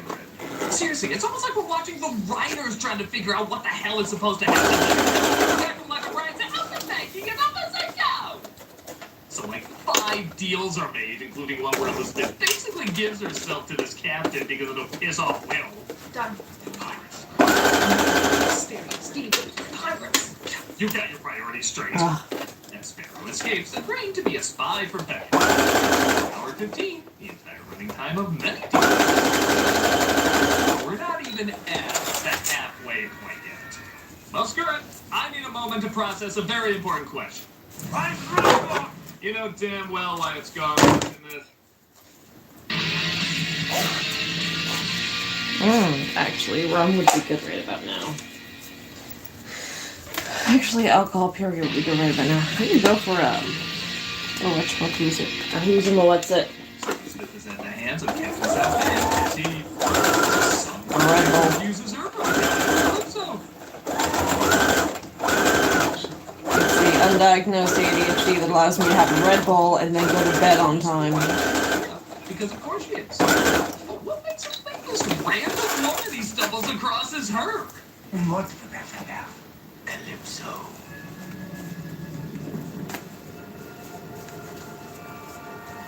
Maybe I missed something, but in a film that's 3 hours of explaining pointless sci-fi, would you blame me? You will take your fury to How's that plan on showing Willow? This is like Peach showing up Mario by going to a dragon convention and then being shocked when something bad happens. They're attacked, though, by the Dutchman, as his final request is that Elizabeth take over as captain. You are captain now. Go away, please. Wow, you're making Kurt's rise to captain in 2009 Star Trek. She's reunited as well as Bootstrap. I swear, you look just like him. So much freaking stuff happens and doesn't happen in the next 15 minutes. It's enough to make you envious of the people in the opening.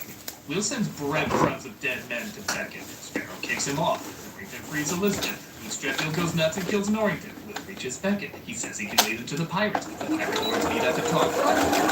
15 minutes of mindless talk we just had.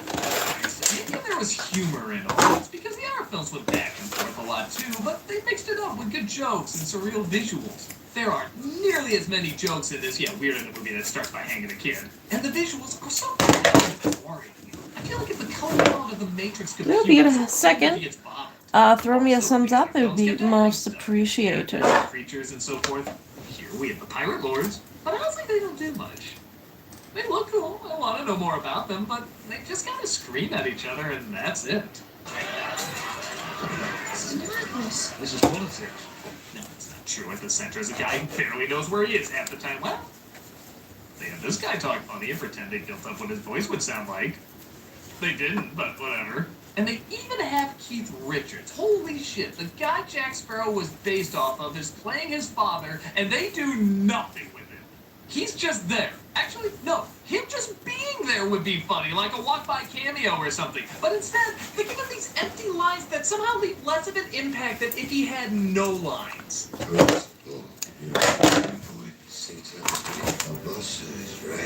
Unlikely. Granted, I do dig this line. It's not just about living forever. The trick is living with yourself forever. Alright, that's not bad. Now get over here! The only scene that kind of works is between Davy Jones and Tia, who's been revealed as Calypso. Maybe it's because these two actors are so odd and talk in such over-the-top ways, but for the short time they have, I do legit believe their bizarre romance together. Honestly, I kind of wish they had. Would you love me if I was anything but what I am?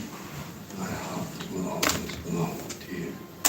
There is something funny about Bill Nye finally being able to show his real face, and it's still covered in so much other shit you can't recognize him. I think Lorenzo Music showed his face more as Garfield than as Davy Jones. You incurred and let these wolves swallow your.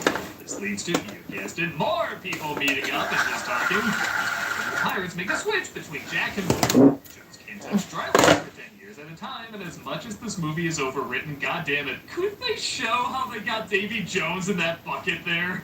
Did they carry him in the bucket? Did they put the bucket on land and then they jumped into the bucket? Did they nudge the bucket with the weight of his feet to move it? This film needs more humor, and I would have laughed my ass off at this.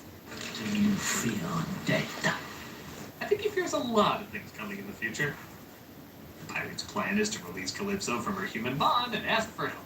Someone must speak the words, Calypso, I release you from your human bond. It must be spoken as if you were another. And seeing how I look like a half-burned Captain Crunch, obviously it'll be coming from me. You didn't say it right. A wooden-eyed pirate says it the right way because he apparently had the hots for her? I don't know. This film focuses on stuff it doesn't need to and ignores all the stuff it shouldn't, causing her to grow in size. Honestly, a pretty decent effect. Calypso, we kneel before your giant cooch.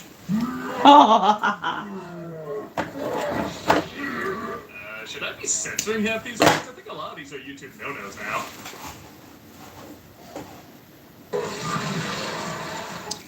Case the crabs again, and they think she abandoned them. But Elizabeth, now totally a pirate captain, guys, gives an encouraging speech to rally the troops that I don't believe they'd get behind for 1 minute. Listen to me. Listen! They will hear the ring of our swords, and they will know what we can do! Okay, so she's not half-assing it. You can tell she's putting in the effort. But she's just not convincing. They will see free men! And freedom! I've seen this pirate lord for a few minutes, and I completely believe that's a pirate captain over Elizabeth. Gentlemen, Where's the colors?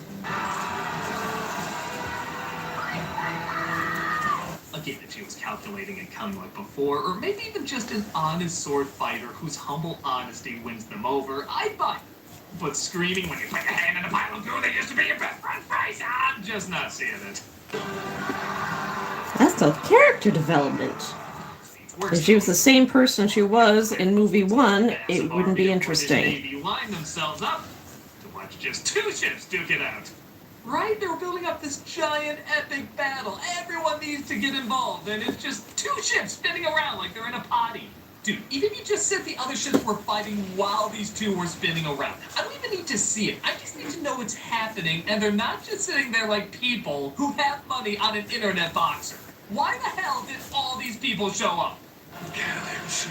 The only one who does anything is Calypso, who I guess is causing the storm and whirlpool, but I don't know, why couldn't she just lightning strike all the ships herself then? Normally I wouldn't care that much, but because you spent literally hours over-explaining everything, I want every goddamn T crossed and every I dotted.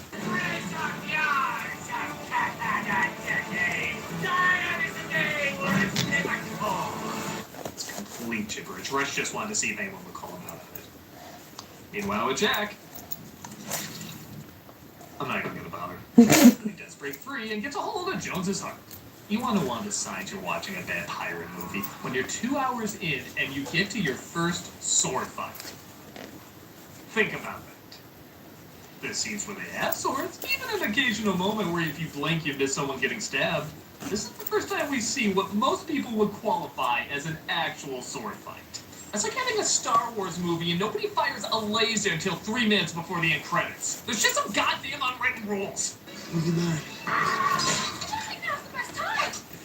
Will and Elizabeth have Barbossa marry them because, yeah, they've really shown through the majority of this film that they're gonna work.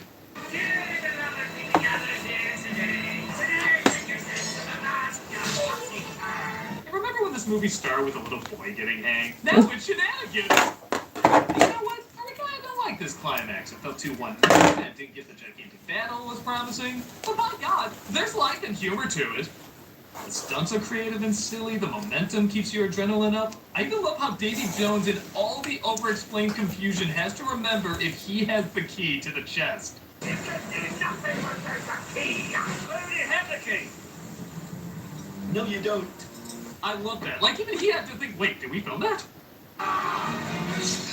Jack does grab the key, but Will gets stabbed. And in order to save him, he forces Will's hand to stab Jones's heart.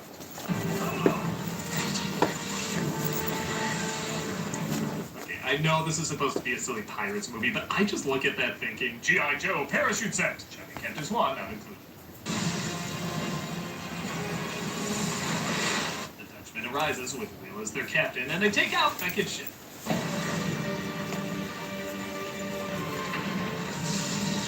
While this death scene is a lot of fun and hilariously over the top, I'm sorry, it's way too cool a death for this character. This guy has done so much nothing, and I don't feel any satisfaction when he gets his comeuppance. Imagine Billy Zane from Titanic, or DiCaprio from Django Unchained. There's like a million other snobs I would love to see this death for, and it's wasted on this schmuck. Makes as much sense as cheering for not doing a goddamn thing. Well, we got the rest of our lives together. Want to hear some dad jokes? Barbossa steals the Black Pearl again, but Jack steals his map to the Fountain of Youth. And I do like he returns basically back to the same scenario as he started with in these movies. With that said, it looks like Turner is now the captain of the Dutchman, and he can't set foot on land for 10 years. Oh, I guess he's gonna recruit Elizabeth to be on the crew. Nah, she's good. Just a bang zoom, thank you, Bloom, and she's off to live her life. Will she often join him at sea, seeing how she's a pirate lord and all? Well, actually, the end credit scene shows she got pregnant. I don't think she stayed captain after all that, but that could be wrong. However, a fan theory suggests that when Will comes back 10 years later, the curse will be lifted. Part of some dialogue that was mentioned earlier. But in another film, they show he's still cursed at sea. So yeah, this ending's pretty lame. So much better than how they ended the first time. Oh, I mean how part 1 of this clearly planned out trilogy began. Yeah, they had no idea what they were doing. I know a lot of films are like that, having to make up shit as they go, but it really shows with this flick. And I wouldn't mind the sudden tone change, the decreasing of jokes, the flip-flopping characters, if it just wasn't so damn long. The overwriting is out of control. And yes, there is an occasional joke to help break it up, but okay, what was the first film about? Pirates trying to break a curse. What's the second film about? It gets a little more complicated, but basically Jack trying to escape Davy Jones. I, for the life of me, cannot tell you what this is about. Aside from an hour and a half too long. For the most expensive film at the time, there's too much cartoony CG. For the end of a trilogy, it never feels like it was planned out. And for what was supposed to be a lighthearted series with an edge, transformed into a complicated war fest. It's not the worst sequel ever made or anything, but it's definitely some really bad eggs. And that's about it for pirates. Stay scurvy, mates. And until next time, drink up me hearties, yo-ho!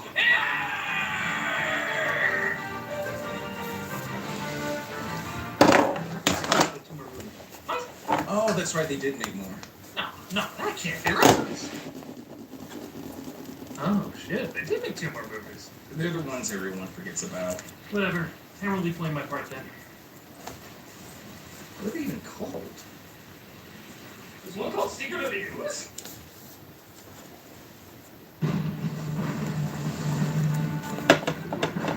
Ugh, I'd love a thunderstorm. World's End did well. It still made less money than its predecessor, Dead Man's Chest. It did still make money, though. So, 4 years later, despite the films being called a trilogy, meaning stopping at 3, Disney does what it does best, takes something that made money and squeeze even more money out of it. And brother, does it exist.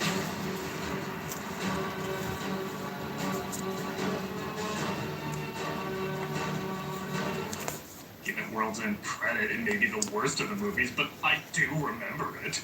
I was actually kind of astonished how little impact on Stranger Tides left on me. The funny thing is, this is the first film to give us the characters that many consider dead weight, like Elizabeth. Yet somehow attached even heavier dead weight with the people in this. Yeah, I really thought just focusing on Jack Sparrow finding treasure would make this more fun, but not only do they still add incredibly complicated story threads, but almost nothing about the film stands out. It's shorter than the last one, clocking in at 2 hours and 15 minutes. Yikes, that's like a Pixar short compared to At World's End. I can even watch the movie. We're gonna take a closer look and see where it all capsized. This is... Alrighty. I'm Treasure Time now. Boy, they laid on the budget cuts after the last one. Look, the Black Pearl. Screw that. Look at the mermaids. This man says he found the ship originally searching for the Fountain of Youth and brought back Dead's real diary. He fountain of youth. That guy's a liar. Now, if you want the real Fountain of Youth, I know a guy who's been there. Cut to London, where apparently Jack Sparrow is captured and about to be executed. Well, the hanging there is trial. Hanging comes this afternoon. Oh, trial by Twitter. No, that's a big trial. Jack once again has a great intro as we think he's the one that's on trial, when in fact, it's Gibbs. Sparrow is not my name. My name is Joshua Gibbs. Is that so? This is Jack Sparrow here. Oh, when Santa Christ got drunk and dressed like Will Ferrell from Zoolander. That was a fun Thanksgiving. It's Gibbs off the hook and says he needs him to find the Fountain of Youth with the map he has. I thought you were employed elsewhere or otherwise engaged. But I always listened like a thief the news of the Black Pearl. Also, Jack, nobody's buying your natural blonde. You look like Wolverine. Yeah, hello. Still working on this bastard. Though, yeah, he's April O'Neil. I'm convinced he's captured more This than one's done and bring it into a little coin purse. that guy the 90s always called. And now I'm sewing this turtle up. I have to sew it by hand so it fucking hurts. But we're getting there. Selector of the Holy Roman Empire, King of Great Britain and Ireland. That. Who's interested in buying the fountain as well? And it looks like so is another familiar face. Afternoon, side. Hey, who left their Jeffrey Rush in the milk too long? By the way, am I the only one who thinks these British voices are so silly it's gonna break out into a Monty Python sketch soon? The order of the high station so desire. To serve us, I say. Honestly. Now, offer him some spam!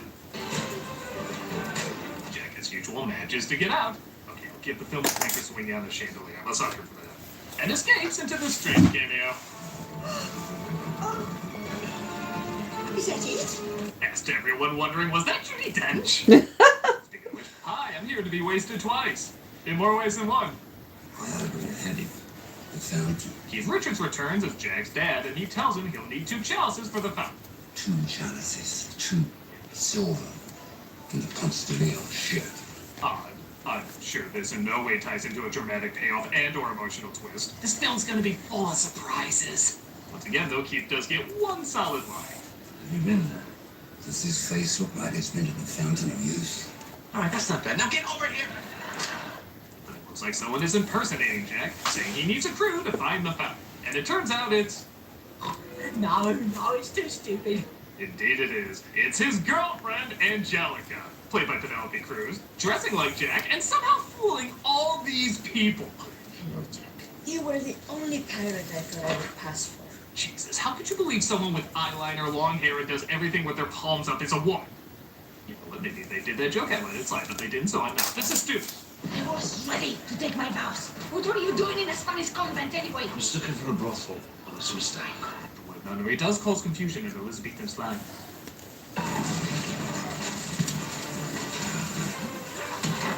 Dang it! Why do we always corner people for trap doors in movies like this? About the fountain, what do you know? She reveals she's looking for the fountain as well, but he's knocked out before she can say more. Meanwhile, Gibbs is about to be hanged by Barbossa if he doesn't hand over the map. Fly in your head the way you made it. What's happened to you? You used to be so nice. He burns the map and says he committed it to memory, so he has to let him live. All safe. In here. Well, that is very clever. I refuse to believe anyone could remember the complicated insanity of a pirate sequel's plot points.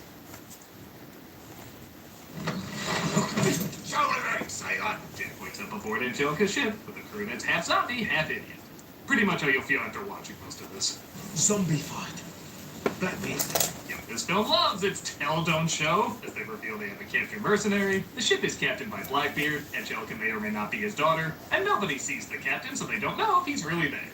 I'll be right on to welcome you aboard our well-renowned vessel of infamy. It's been zombified. Makes them more compliant. Maybe to his own daughter, who loves her dear papa with all her soul. He got captured in the road. The rest of the ship got killed. It's a prophecy. Blackbeard will meet his death within a fortnight. First one, speaking of her neck, it's our prisoner. I just love an audiobook of the movie you're watching, don't you? Again, I could maybe get behind this if the humor was good. Well, it's not that awful. It's not.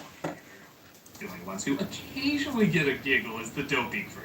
I think they picked really good actors to make these lines a lot funnier than they are. Monstrously deceived. Not decepted. Yes. But bizarrely enough, one of the oddest mistakes seems to be in the casting. As Jack convinces the crew to mutiny, figuring Blackbeard isn't there, but then he reveals himself, played by Ian McShane. Now, Ian McShane seems born to play Blackbeard. The appearance, the voice, I mean, just look at it. This should be right. But strangely, he seems miscast. Chance to show the worth of your prayer. Pray he be delivered from evil? I think it's his inflections. Every line sounds like a rehearsal take.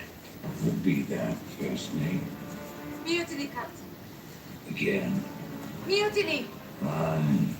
Like, yeah, I'm half McShane right now, but when the camera rolls, it's gonna be full Deadwood, you know what I mean? But for whatever reason, he never gets there. With the cold breath of fate I feel down my nape. But I'll have one last fight. He's off in a way that's not fun. It's just off. I can't even say he's really bad because bad would be something. He's just there. A fitting last sight for a doomed soul. We need him. I don't kill a man every now and then. They forget who I am. Coward! I don't know. Compared to the Passion of Barbossa or Davy Jones' weirder, over-the-top performances, Hello, welcome to the stream. Shit, I mean, working on a bunch of side projects tonight. Shrink ships down into bottles and even makes voodoo dolls to control people. Yet his voice is like instant ADD. I am struggling to pay attention whenever he talks. The quartermaster sees things before they happen. He has foreseen my death. And so the fates have spoken. I don't want to be too mean to him because I think he is a cool actor, and sure, these guys are a lot more over the top, but I think there's a difference between a subtle performance and a, oh, I apologize, I forgot you were them. Your crew sees you for the miscreant you are. But I guess he is leaving more of an impact than Bart and Bin Will Turner. Yeah, the missionary is basically the Will Turner role, just toned down. Which, if you remember how bland that role was, means he's basically non-existent. But he's trying. Everyone's trying. There's just no life to this. No sense of passion. That is, unless the camera's on Barbosa. Taylor Rupture of your staunch heartbeats. I'd rather leave it to the wider fears of fantasy. He really is the peanut butter cup in the trick-or-treat bag full of good. Mermaids. Aye, mermaid waters, that's the Alpine. But don't worry, none of them are black, so you can leave your selective outrage. Ooh, wow. That's a smart guy. To hell with hot women killing me, I'm gonna drown myself instead! Has Rowan ever seen Futurama?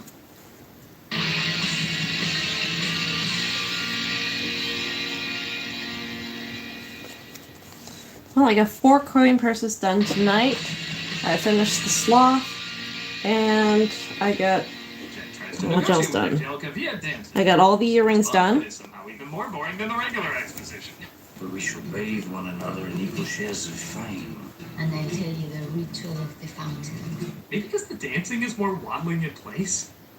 Also, nobody seems to act on their emotions towards each other. Like, I don't believe for a second these two are in love. They just say they are. You're close, St. Dominic. I tried to kill you in Saint Dominique. I don't know. Angelica says she legit wants a connection with her father, but you don't feel that between these two. You barely even see them together. I want a father, Jack. I haven't had one. Everything is described, not felt. It's like the difference between watching a porno and hearing an instructional guide on sex. Speaking of which. I heard they said a kiss from a mermaid protects a sailor from drowning. Don't be a fool. Mermaids are all females. They're kind of like reverse Smurfs in that way. Lord save me. So the mermaids are one of the few things I legit remember from this. I feel like killer versions of this creature have been done before, but they weren't really popular then, and you definitely didn't see them from Disney, so they are pretty cool. Also, it kind of Alright, this one's done. Ah, my hands. Brothers. One with big puppy dog eyes and stabs her. For God. And they bring her with because they need a mermaid here for the fountain to work. Okay, those 2 are done. They're going up in the bag. Sure if it's starting. It really hurts. That's when I know the exact whereabouts of my ship. I'll be a cautious man. It doesn't look like you took him that far. Alright. It's fun at hitting a pinata. Time is it? She cannot breathe. He has water. She needs air.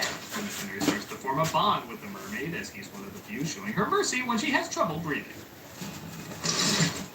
Ah, Dorothy. I hear Fox News uses their Bibles for that too. Still can't find my god damn fucking thing. Someone needs to jump off a cliff while everyone else goes another way. Angelica offers the black Come hand on. stops. Where are you? A shot like there's supposed to be any emotion behind it. Where is the hot glue gun? I'm not playing this anymore. I want that done before midnight. Do that. I need the hot glue gun. Shh. I need silence for a few minutes. The few brain cells I have left tonight are not working. Is anybody watching? Can anybody help me? Seriously, where the fuck is the hot glue gun? It's not plugged in. Okay? It's not plugged in. I'm gonna wrap it up. So I should be able to see a cord somewhere.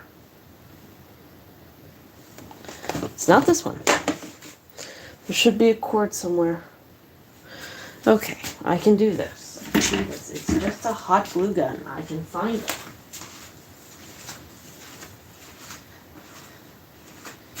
Alright. That's not it. Is it on the ground? Hi, Ghetto. Are you done? Alright, I'm going to shut your window.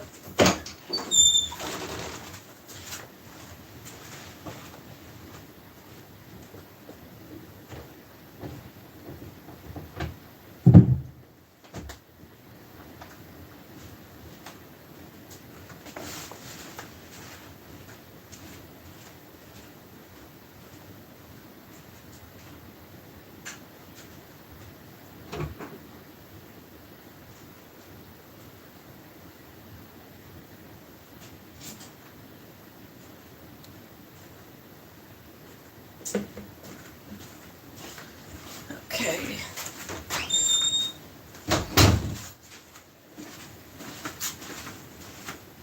Okay. Hot glue gun has a cord to it. That means if I lay it somewhere, I should be able to see it. Why am I pulling a fucking brain blank?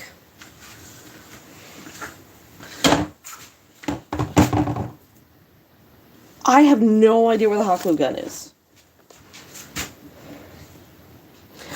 Hey, could you help me? Please tell me you're actually watching and not a bot. I don't know where I put my hot glue gun. And I have not left this area.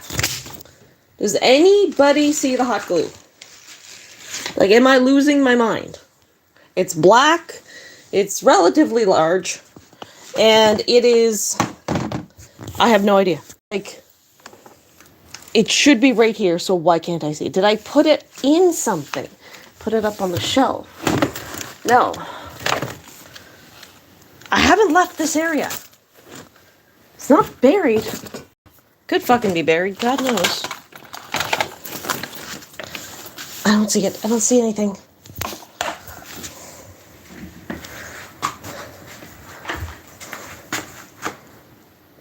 Does anybody see the hot glue gun?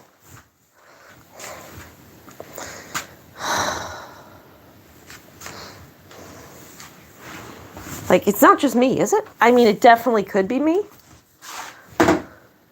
Welcome to the impromptu tour of my fucking craft room, because where the fuck is my shit? I'm sorry.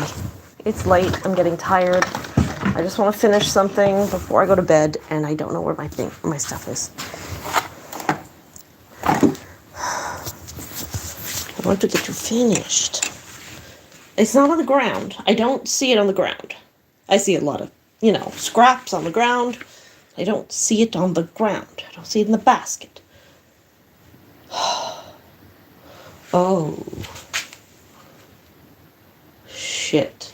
Did it end up in the garbage can? Oh, I'm gonna have to go by the side of the road and check the garbage can now. Fuck. I don't see it. I don't see it. I don't remember taking it upstairs. Like, I don't see it. Does anybody see this? Does anybody see it?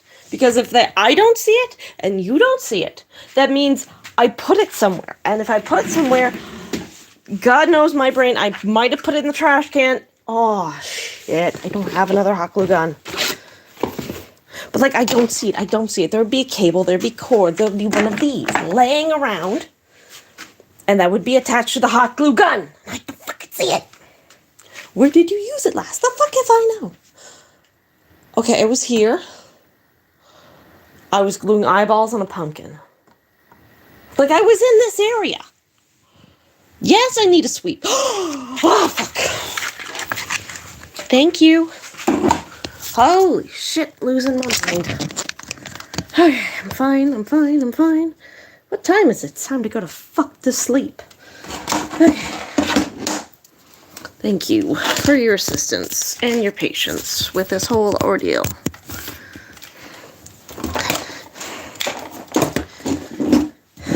That's another thing getting done tonight. I don't fucking care. I'm getting done.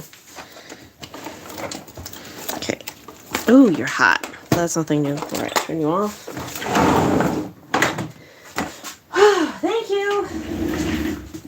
Jesus. I got an ADHD brain. Alright, well, that heats up. I'm getting you done.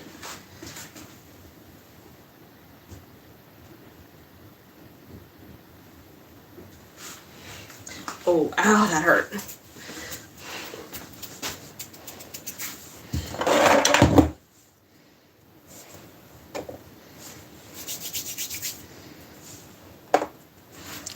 Cut. There's the exact places. I haven't fucked that up yet. Yep, getting tired.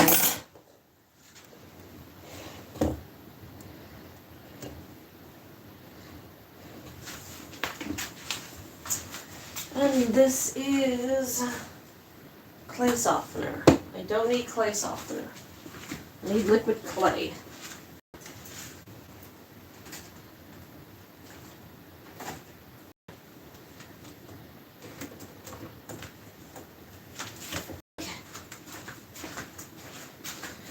You can go back in the box because I don't need you anymore. Not for right now, anyway.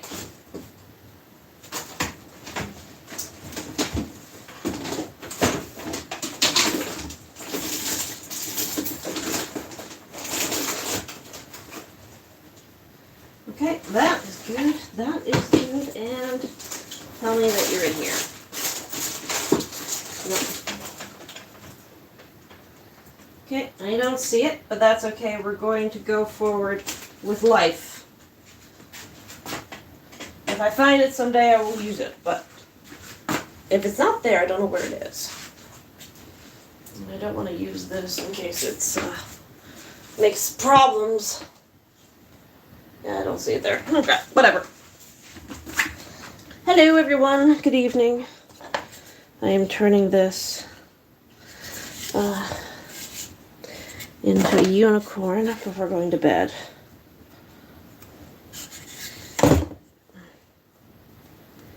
I should have done this before I painted it black, but hindsight's 20/20, and I'm an idiot to begin with, so.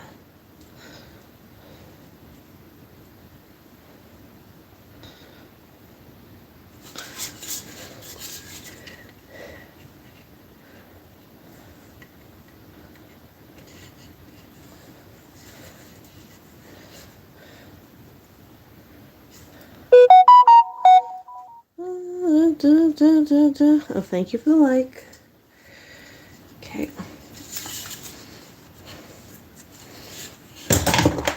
Why am I turning this into a unicorn? Well, I'm going to turn it into a unicorn. Because I want to. And it's going to be black, and I'm going to paint a skeleton on it. For some reason, I like the double-horned unicorns, so it's getting like rhino horns. Yeah.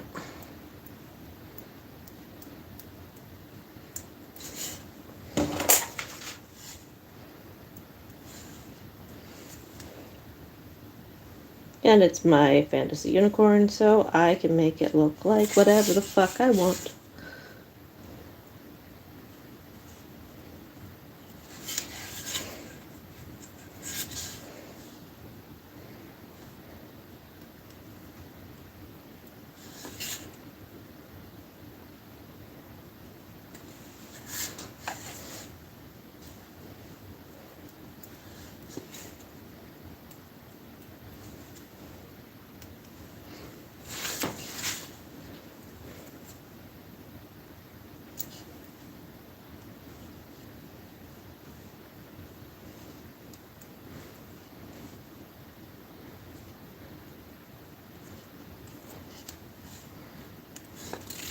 I'm going to sand the fuck out of this, but that's okay.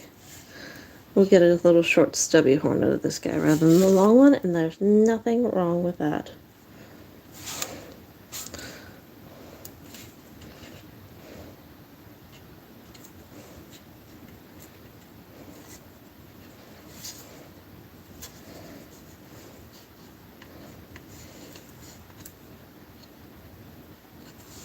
There we go.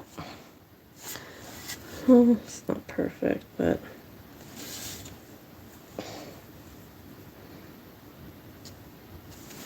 screw it. Give me some of that light. Okay. Get it baked tomorrow. Like that. Do I have any more unicorns? Do I have any more horses that I can make into unicorns? The answer is I don't know. Let's see.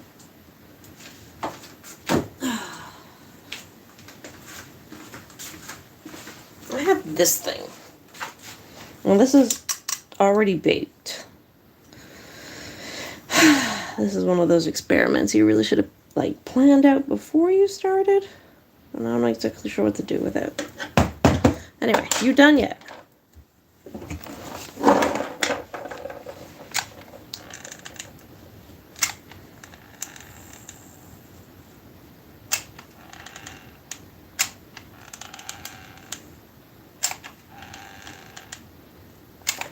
Fun fact, you can use hot glue in a silicone mold to make a Cabochon of that shape. I don't know why I did that, but I did. Okay, let's go with the side for now. Why did I need you? I remember. Manatee! And ribs. There we go. Somebody's gonna get their guts ripped out, their guts ripped out, their guts ripped out. Someone's gonna get their guts ripped out, and this time it's you. awful smooth under there. So let's give it some texture.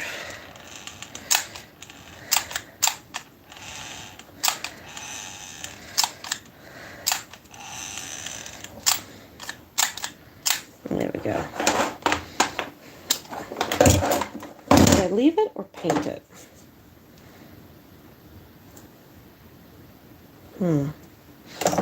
Let's give it some paint. Are you gonna wait for it to dry, Holly, before you paint it? Fuck no. Let's see how this works. Gonna risk one of your few good brushes because you're that impatient? Yes, I am.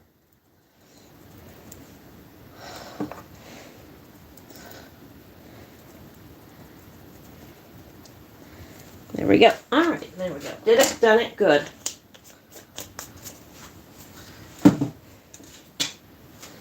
Okay, next.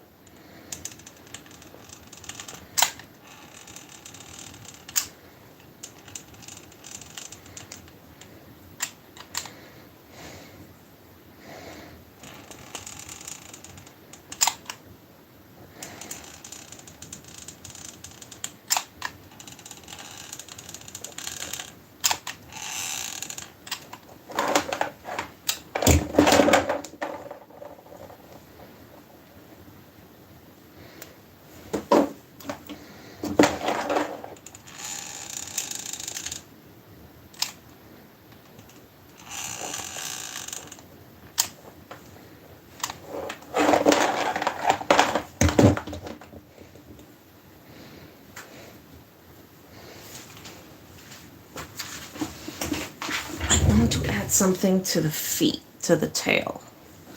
Maybe I'll just add some bones on it. Alright, I need to wait for you to dry.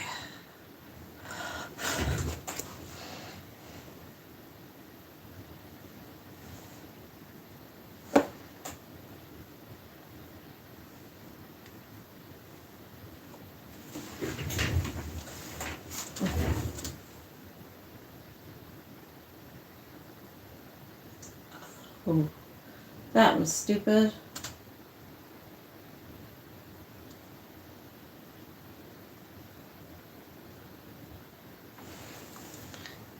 Are you staying? Good. Okay, you need some eyes. I ordered eyes. Hopefully they'll be in relatively soon. Ooh, you all look lovely with rainbow. Let's see if we can find another one for you. I don't think I used one on the pumpkins. Whether I have one your size is another matter.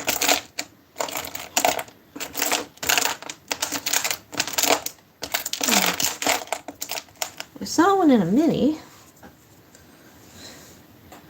A mini would work, but, you know, bigger's more stand out.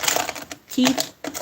If anybody sees these pumpkin teeth at a dollar store, they come in a package of 12. If anybody finds these anywhere, can say they send me a couple 100 dozen. You know, please. They had them at my Dollarama like once, and I have not seen them since, and I've been searching so long for them. Oh, that's a lovely eye. I love that color. It's very zombie. See if we can find another one of you.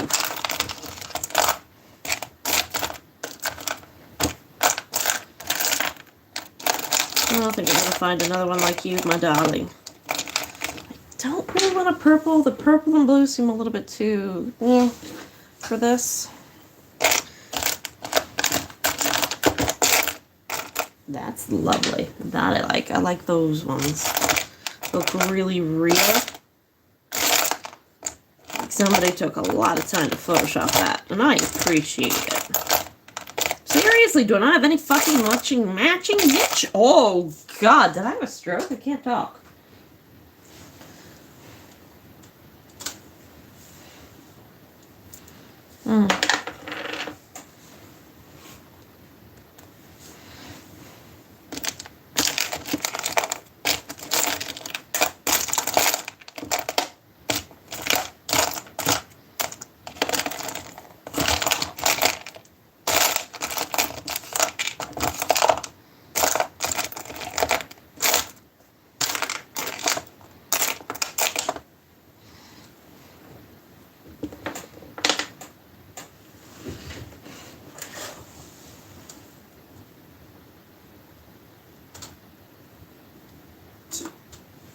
question which is on fans' minds at the moment is why was season 1 episode 8 delayed? Although the episode finally came out and it was fantastic, this hasn't stopped fans from speculating on why the episode was postponed for 2 years. With the full release of the episode and some new information, we can finally piece together the story of why episode 8 was delayed. So to start things off, back in December 2021, episode 8 was teased and developed in 2022 trailer. Regular sneak peeks continued to release, however things became suddenly quiet. Eventually in June 2022, we received an update post telling us that season 2 would continue as normal, however episode 8 would be indefinitely postponed due to legal issues. At that time, I did a video discussing my own theories on why the episode was delayed. In my video, I theorized that since Vision Pop's Die Young music video was suddenly privated around the time of that announcement, it's highly likely that episode 8 would have Kesha involved. My theory ended up being right, however it exceeded what I had originally theorized. Instead of having Kesha perform Die Young, she voiced her own character called B and had tons of dialogue along with her own song.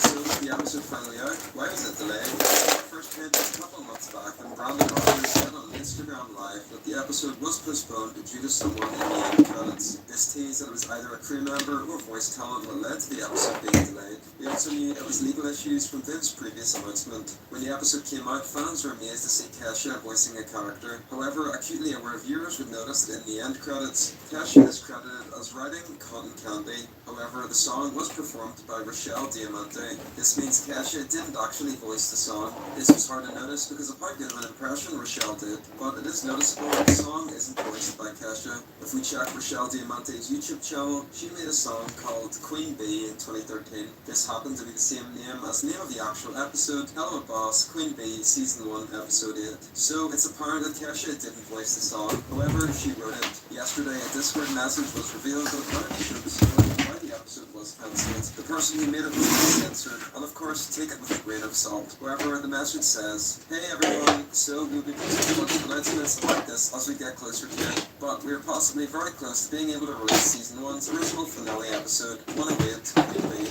However, unfortunately, as you might know or guess, this episode has been wrapped up in a tape regarding desires of a cast member. So unfortunately, when the episode releases, there's some very strict things we have to make sure you know. The biggest is legal is not required for anyone to talk about it. Stop the song and the episode on any social media. I think for everyone's safety, it's best not to mention our involvement with it. You know, this is a big ask, but it was legally requested, and I think it's just better for everyone to know better. Unfortunately, since the original version of Cotton Candy, the animated 2 is not desired to be released, we cannot allow Ruffs to be posted for this episode. This is a really frustrating thing to put in place, and I promise it's purely just to protect everyone involved. I can explore a way for Ruffs to someday be seen safely, but for now, please just feel free to cut your shots from the final episode to share what you did for the episode when it was out. I can reiterate this message when we get a release window / date properly confirmed, but yes, I want to make sure everyone knows about this as soon as possible, so we can spread the word as much as we can. Thank you all for understanding. This has been an exceedingly rough situation for all of us, but I'm looking forward to just having it behind us and moving forward from Viv. So basically this message shows a long bit of text from Bibsy Pop. Of course there's a chance this image is fake, however this image was circulated on Tumblr and 4chan shortly before the episode aired. From the message we can see that it was the original version of Cotton Candy. This was definitely by Kesha. However, the team were first legally to replace it with a new version with Rochelle Diamante as the replacement. Furthermore, rough scenes of the episode can't be shared online just yet. However, in the future that might be possible. The nail in the coffin for this was in a new Queen Bee print on Streamily. Basically on Streamily, fans can buy prints of superstars and get it signed by whoever voiced the character. If you get a signed Queen Bee print, it'll be signed by Rochelle Diamante, not Kesha. That's basically confirmed twice previously with the fact that Kesha can't be associated with the project. So Rochelle is so now we know that the episode originally had a song sung by Kesha, which was cut. Why was it cut? Well, a recent news article explains this. For the past 10 years, Kesha has been in a battle with her former producer and record label. I'm not going to go into detail on this for the sake of time. However, on June 22nd, literally 3 days ago, the defamation suit was settled. This basically explains why the episode was able to be posted. In recent months, it looked to be nearing its conclusion. On the 22nd, it was settled, but as a result, the new episode was able to be posted. The reason Kesha's song wasn't allowed to be published was to do with her record label. They likely wanted royalties from Hello Boss, which conflicted with the indie project. Spindlehorse and Kesha were probably banking on the court case being settled sooner, back in 2021. However, it continued into this this year until it was settled. The episode had to be delayed for literal years, and eventually it reached a point where Spindlehorse and Viv decided to cut their losses and recreate the song using a new voice actor. They weren't 100% in the clear, however, since Kesha had made the song, it was at risk of copyright issues. Along with royalties, Kesha probably didn't want the studio's involvement in the project and wanted to keep them separate, which seems to conflict quite heavily with whatever contract she'd had with the label, as she herself wasn't allowed to make music while it was still in effect. Busy Pop's Die Young video probably got involved with this, since they were using that video as a base to work on the episode structure and themes. Perhaps the record label wanted Vivsy to delete the video, or Vivsy was fed up with the company with how they treated Kesha on the record label. So as a result, the Die Young video was unlisted. So yeah, that's my theory on what happened with Season 1, Episode 8. I saw a lot of confused people asking about this, and with the recent news, it felt like the puzzle pieces slotted together finally. Plus, I felt like I had to make a follow-up to my original video, since the theory that Kesha was involved was basically circulated because my video a year ago blew up. If you agree with my theory or have any of your own, let me know in the comments down below. As always, thanks for watching.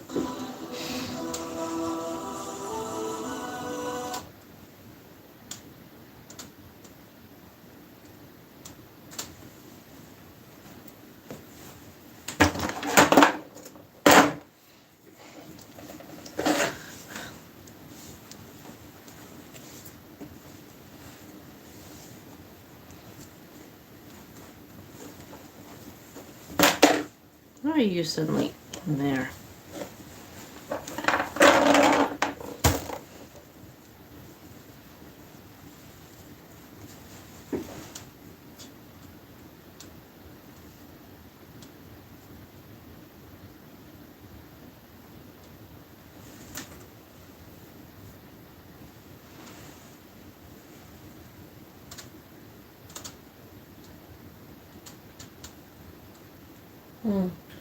Did I fuck that up?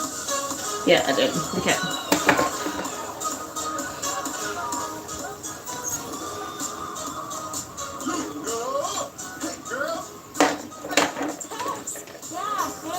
Thanks for inviting me. Oh, of course. Hey, everyone.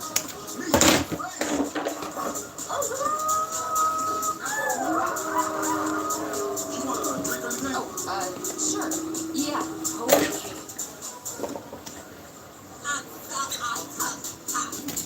I'm not gonna go get it unless you fucking throw it this time. That is so not fetch. Not fetch. Yeah, like that happens all the time. Oh, I'm dead. Lunatic Luna.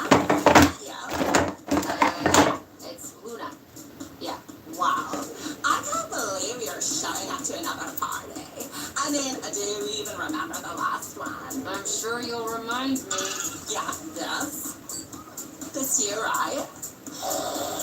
Why do you still have that? It brings me joy. You know, you're supposed to keep things that bring you joy. Wow, you're being really negative. You're already really aggressive right now. Oh yeah? Well, maybe it's because I'm in the presence of a massive bitch. My God. What? Is that not an okay thing to say? Come on, it's true. No, nothing. No. How my dirty bitches doing tonight? Y'all ready to party? The queen bee of gluttony. Come on. Hell yeah, because the honey is flowing tonight, and this bitch got to get fucking wild. Let's get it started!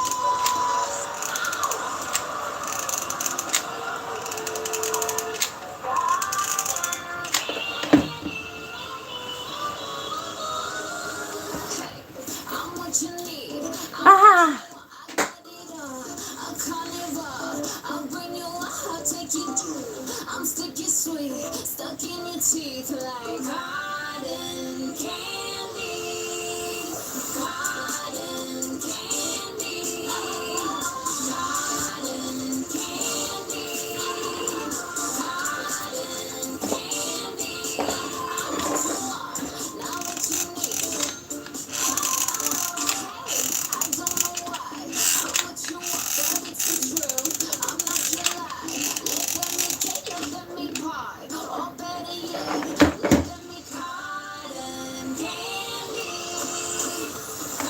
Alright, I think this guy's just about done for the night.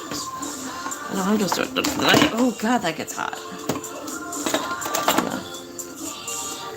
Alright, for you.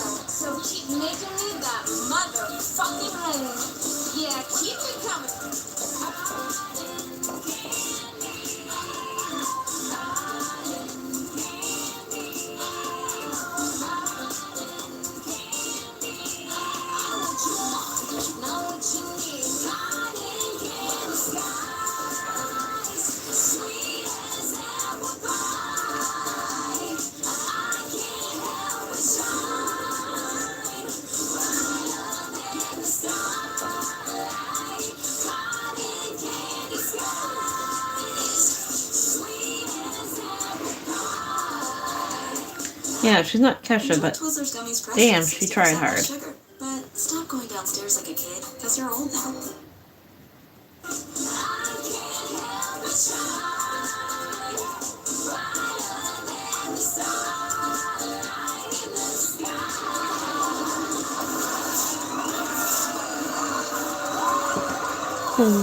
Blood on your way to fly.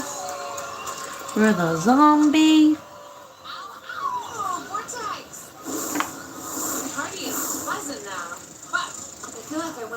Hard with the confetti this time, though. I have like a rainbow in my vagina right now. Oh, hey! Is this the sweet pup you told me about? Excuse me? She's a fucking cutie. Where you been hiding, girl? Is there something funny? Nah, I'm just really high on all this tasty energy right now. Tech says you don't get invited out much. I hope this itty-bitty get-together can serve as a fun first time. I would have thrown a bigger one, but I couldn't convince Belphegor to let me break into her stash of party drugs. So fucking lame. I mean, I usually just steal them, but Belle changed the locks. She says I'm a total jackass for trying, but hey, I'm proud to be a total jackass. Anyway, Jasmine, this is Luna. Luna, this is my girlfriend, B. Nice to meet ya, bitch. Oh, this is... She's hot. Holy shit. Okay, Tex, you didn't tell me she was hilarious. That's so funny. Right. I love that that's the first thing you say to me. You don't give a shit how freaky you come off, and that's fucking beautiful. You are my new favorite person. Am I, though? Yeah, bitch. No, really. Reminds me of the first time I saw Satan without a shirt on. I was like, ooh, boy, you are hot as hell. But then I wanted to die because it was so awkward. He's more like a brother to me, you know, but not actually my brother. So I guess it was fine. I could hit that. Anyway, girl, you have a good time tonight. Get some sweets, get some eats, drink it, tear it, fuck it up. Woo! Cheers, honey. Thank you for coming. Do you need anything? Are you having fun? Are you good? Are you drunk? Okay. Yeah, I'm gonna go. What? Why? You just got here. At least one drink, right? Nope, you really wouldn't like me after one drink.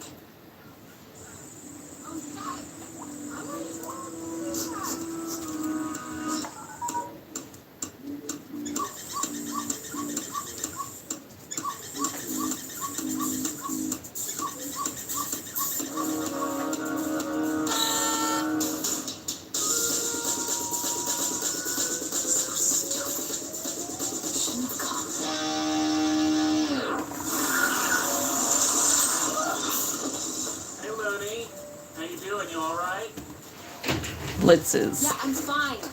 Good. Just want to go. Hey, that sounds like Blitzo! The always silent asshole! Hey, I knew it was you! Fuck, man, where you been? You here for the party? No. I think I'm done for the night. I've made enough of a mess of everything around me and finished nothing once again. So yeah. You stop by, thanks. If not, well, that's okay. See you next time. And y'all have a good night. And Survivable Monday.